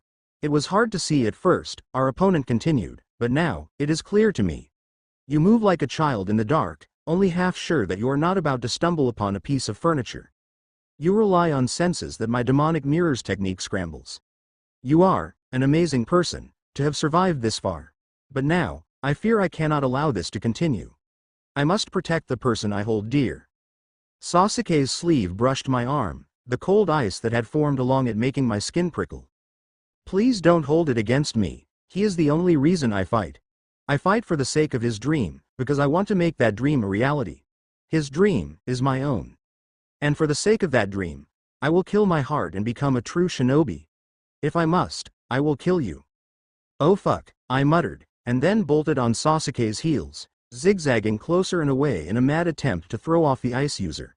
Stabbing pain in my back and shoulders told me it wasn't working, but it wasn't as frequent as before, even as I slipped and skidded on half-melted ice and very nearly lost my balance. Then I really did lose my balance as someone screamed. Was that Sakura? Sasuke murmured from above and to the left of where I was sprawled on the ground. It sounded like Inari's mother, actually, I said, lifting my head. Nah, it's just echoing funny. Sensei left shadow clones to watch the house, you told me. It's gotta be Sakura. A smattering of needle pricks across my shoulder blades reminded me that sitting still and gossiping wasn't smart. I heaved myself upright, wondering how much more of this we could take. Sasuke was doing something now, I didn't know what. He was shouting, there was heat, his chakra was surging, oh. He was breathing fire again. I felt panic climbing up my throat as I realized how out of touch I was, how the mirrors and the revelation that this person knew my secret was affecting me. It was just like several days earlier, when I had gotten lost in the sound of the ocean, only 100,000 times worse, because this time as I floundered, I could still perceive enough to know that Sasuke and I were in great danger, that Sasuke was getting hurt. Something connected solidly with my shoulder and I went flying to the left, landing hard and rolling several times. Sasuke gave a grunt that hid pain and, with another wave of crackling heat and flickering chakra, shot off another stream of fire. From the direction the noises were coming in, I guessed he was standing directly where I had been. It took a moment for my scrambled mind to connect the dots, and I pulled myself together and focused just on doing that, clinging to the single lifeline I had keeping me from slipping into the suffocating darkness that always lingered around me. My breath caught when I realized Sasuke had shoved me aside, out of the way of an attack, and had taken the blow himself as a consequence. I could hear the echoing voice of our enemy, hear him speaking to Sasuke, something about precious people, and for some reason, the phrase tugged at a string in my memory. I shook the feeling aside. It was unimportant. I focused on my senses, closing my eyes uselessly to give me a sort of psychological aid. A trick I had learned a long time ago from a teenager I had thought of as a brother. Okay. I was on my stomach on the wet ground, the wooden planks of the half-finished bridge cold underneath me.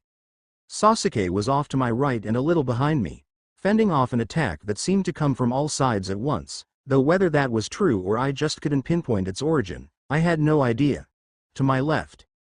Well, to my left, I could sense a wall of some kind, blocking airflow and radiating cold, the ice, part of the ice dome the enemy had created.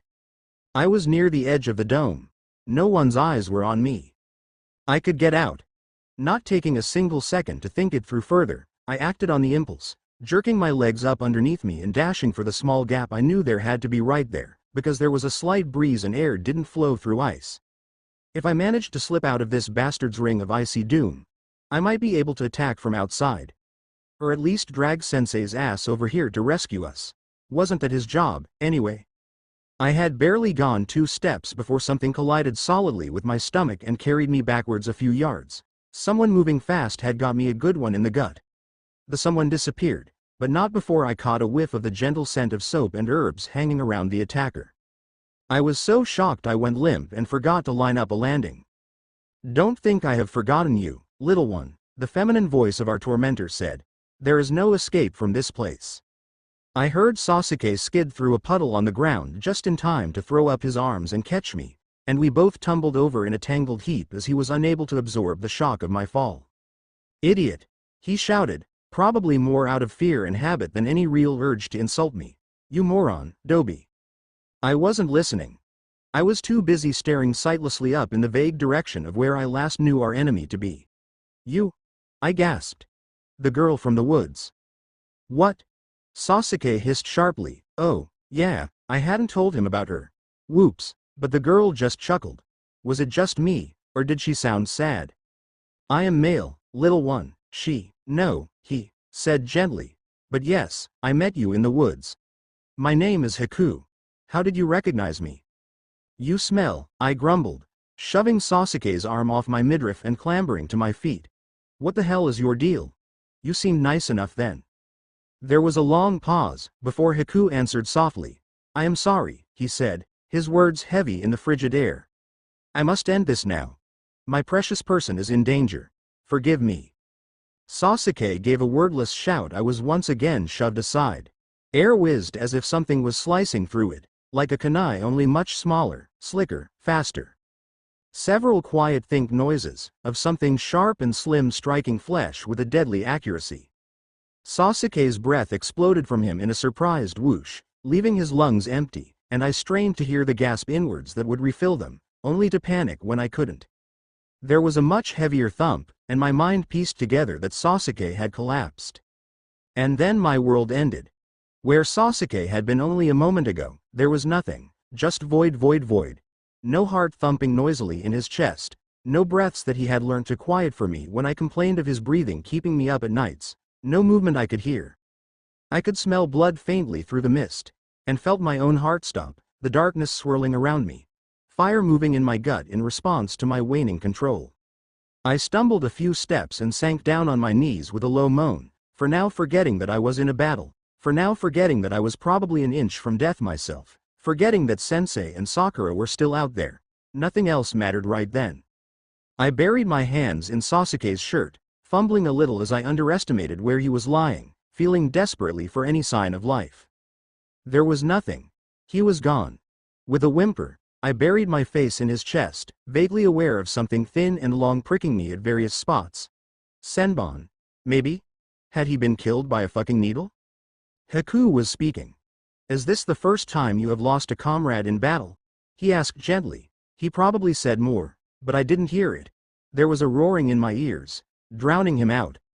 The pain in my chest, the knowledge that I'd lost my only link to the world too hard to accept, and I swam backwards, using the darkness as a blanket now to hide under, swathing myself in it.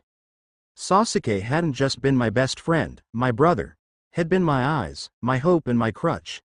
How was I going to keep limping on without him? In the back of my mind, further than I could retreat, I felt an angry presence pushing forward, and I turned into it blindly, fiery energy licking my face and hands, wanting it all, wanting the pain to just stop.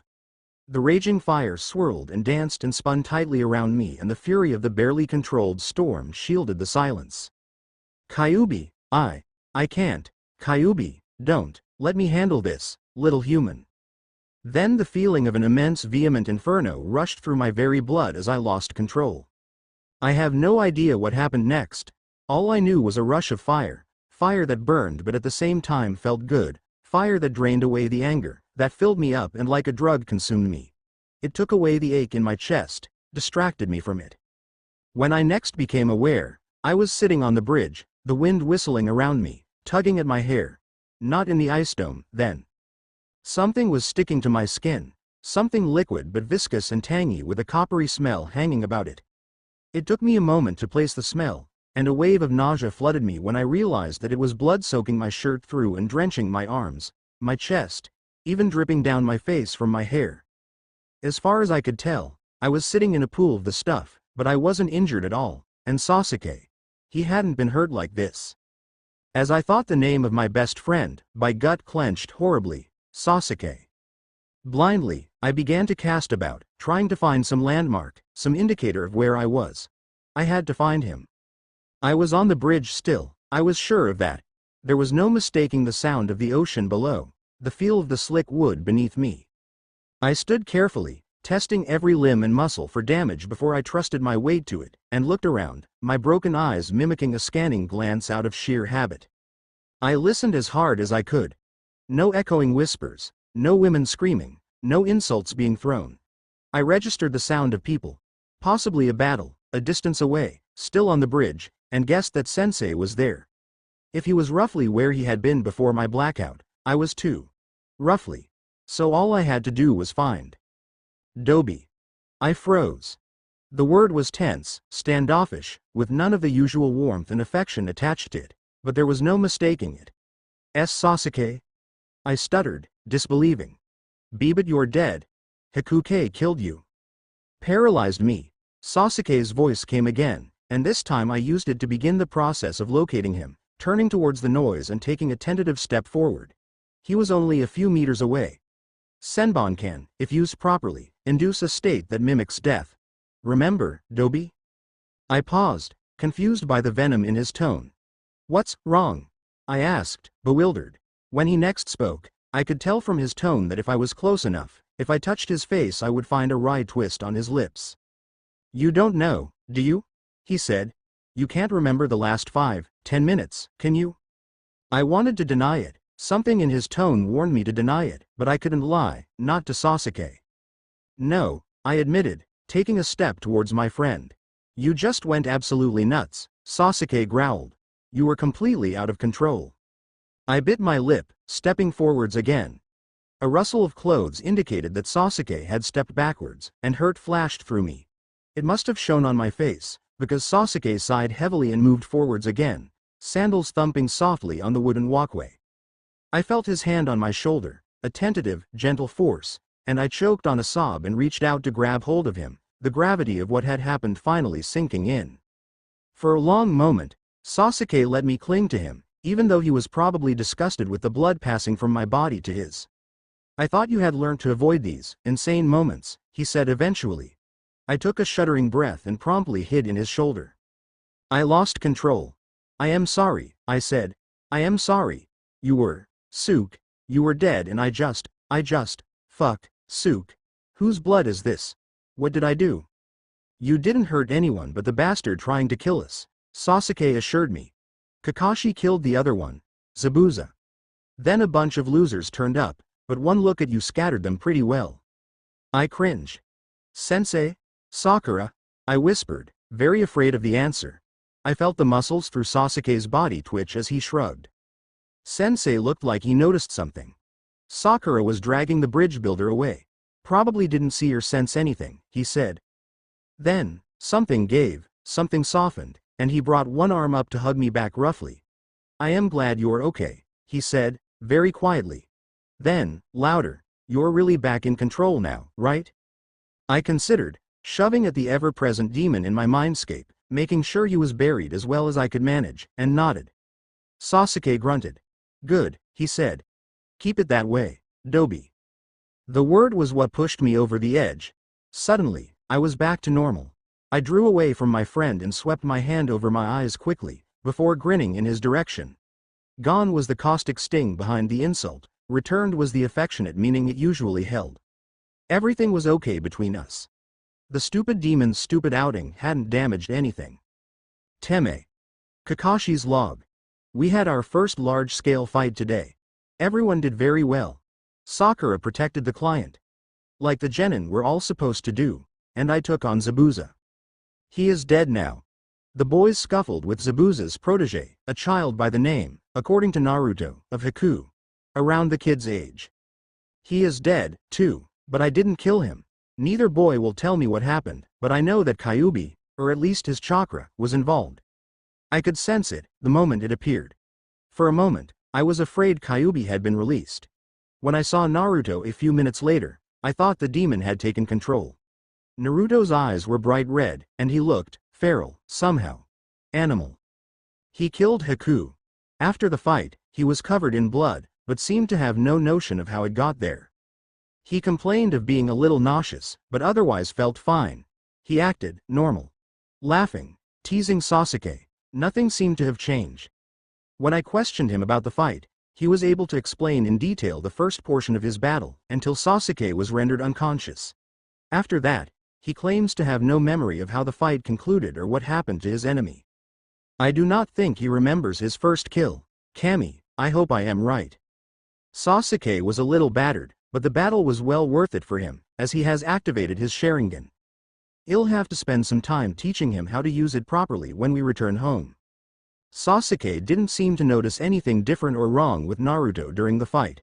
Sakura was well out of a direct line of sight of Naruto, so she was none the wiser, but I have no way of knowing if Sasuke saw or sensed the demonic chakra or if he was unconscious the entire time. I will have to watch him and make sure he is pulled aside and either fed a part truth or a deflecting story if he shows any signs that he saw Naruto in his state of less than perfect control. Tomorrow we head home. I want to start Sakura on some chakra building exercises. She has good control, but abysmal stores. Kinda the polar opposite to Naruto, actually. I am frightened for Naruto. If this gets to the council, there is no telling what they could do to Naruto. NB. Have to forget to include it in my official report. If the seal is failing, NB. Have Jiraiya check the seal over. If Kyuubi were to escape, NB. Have Jiraiya check the seal over really well. I wonder what Minato-sensei would do. Thanks for watching.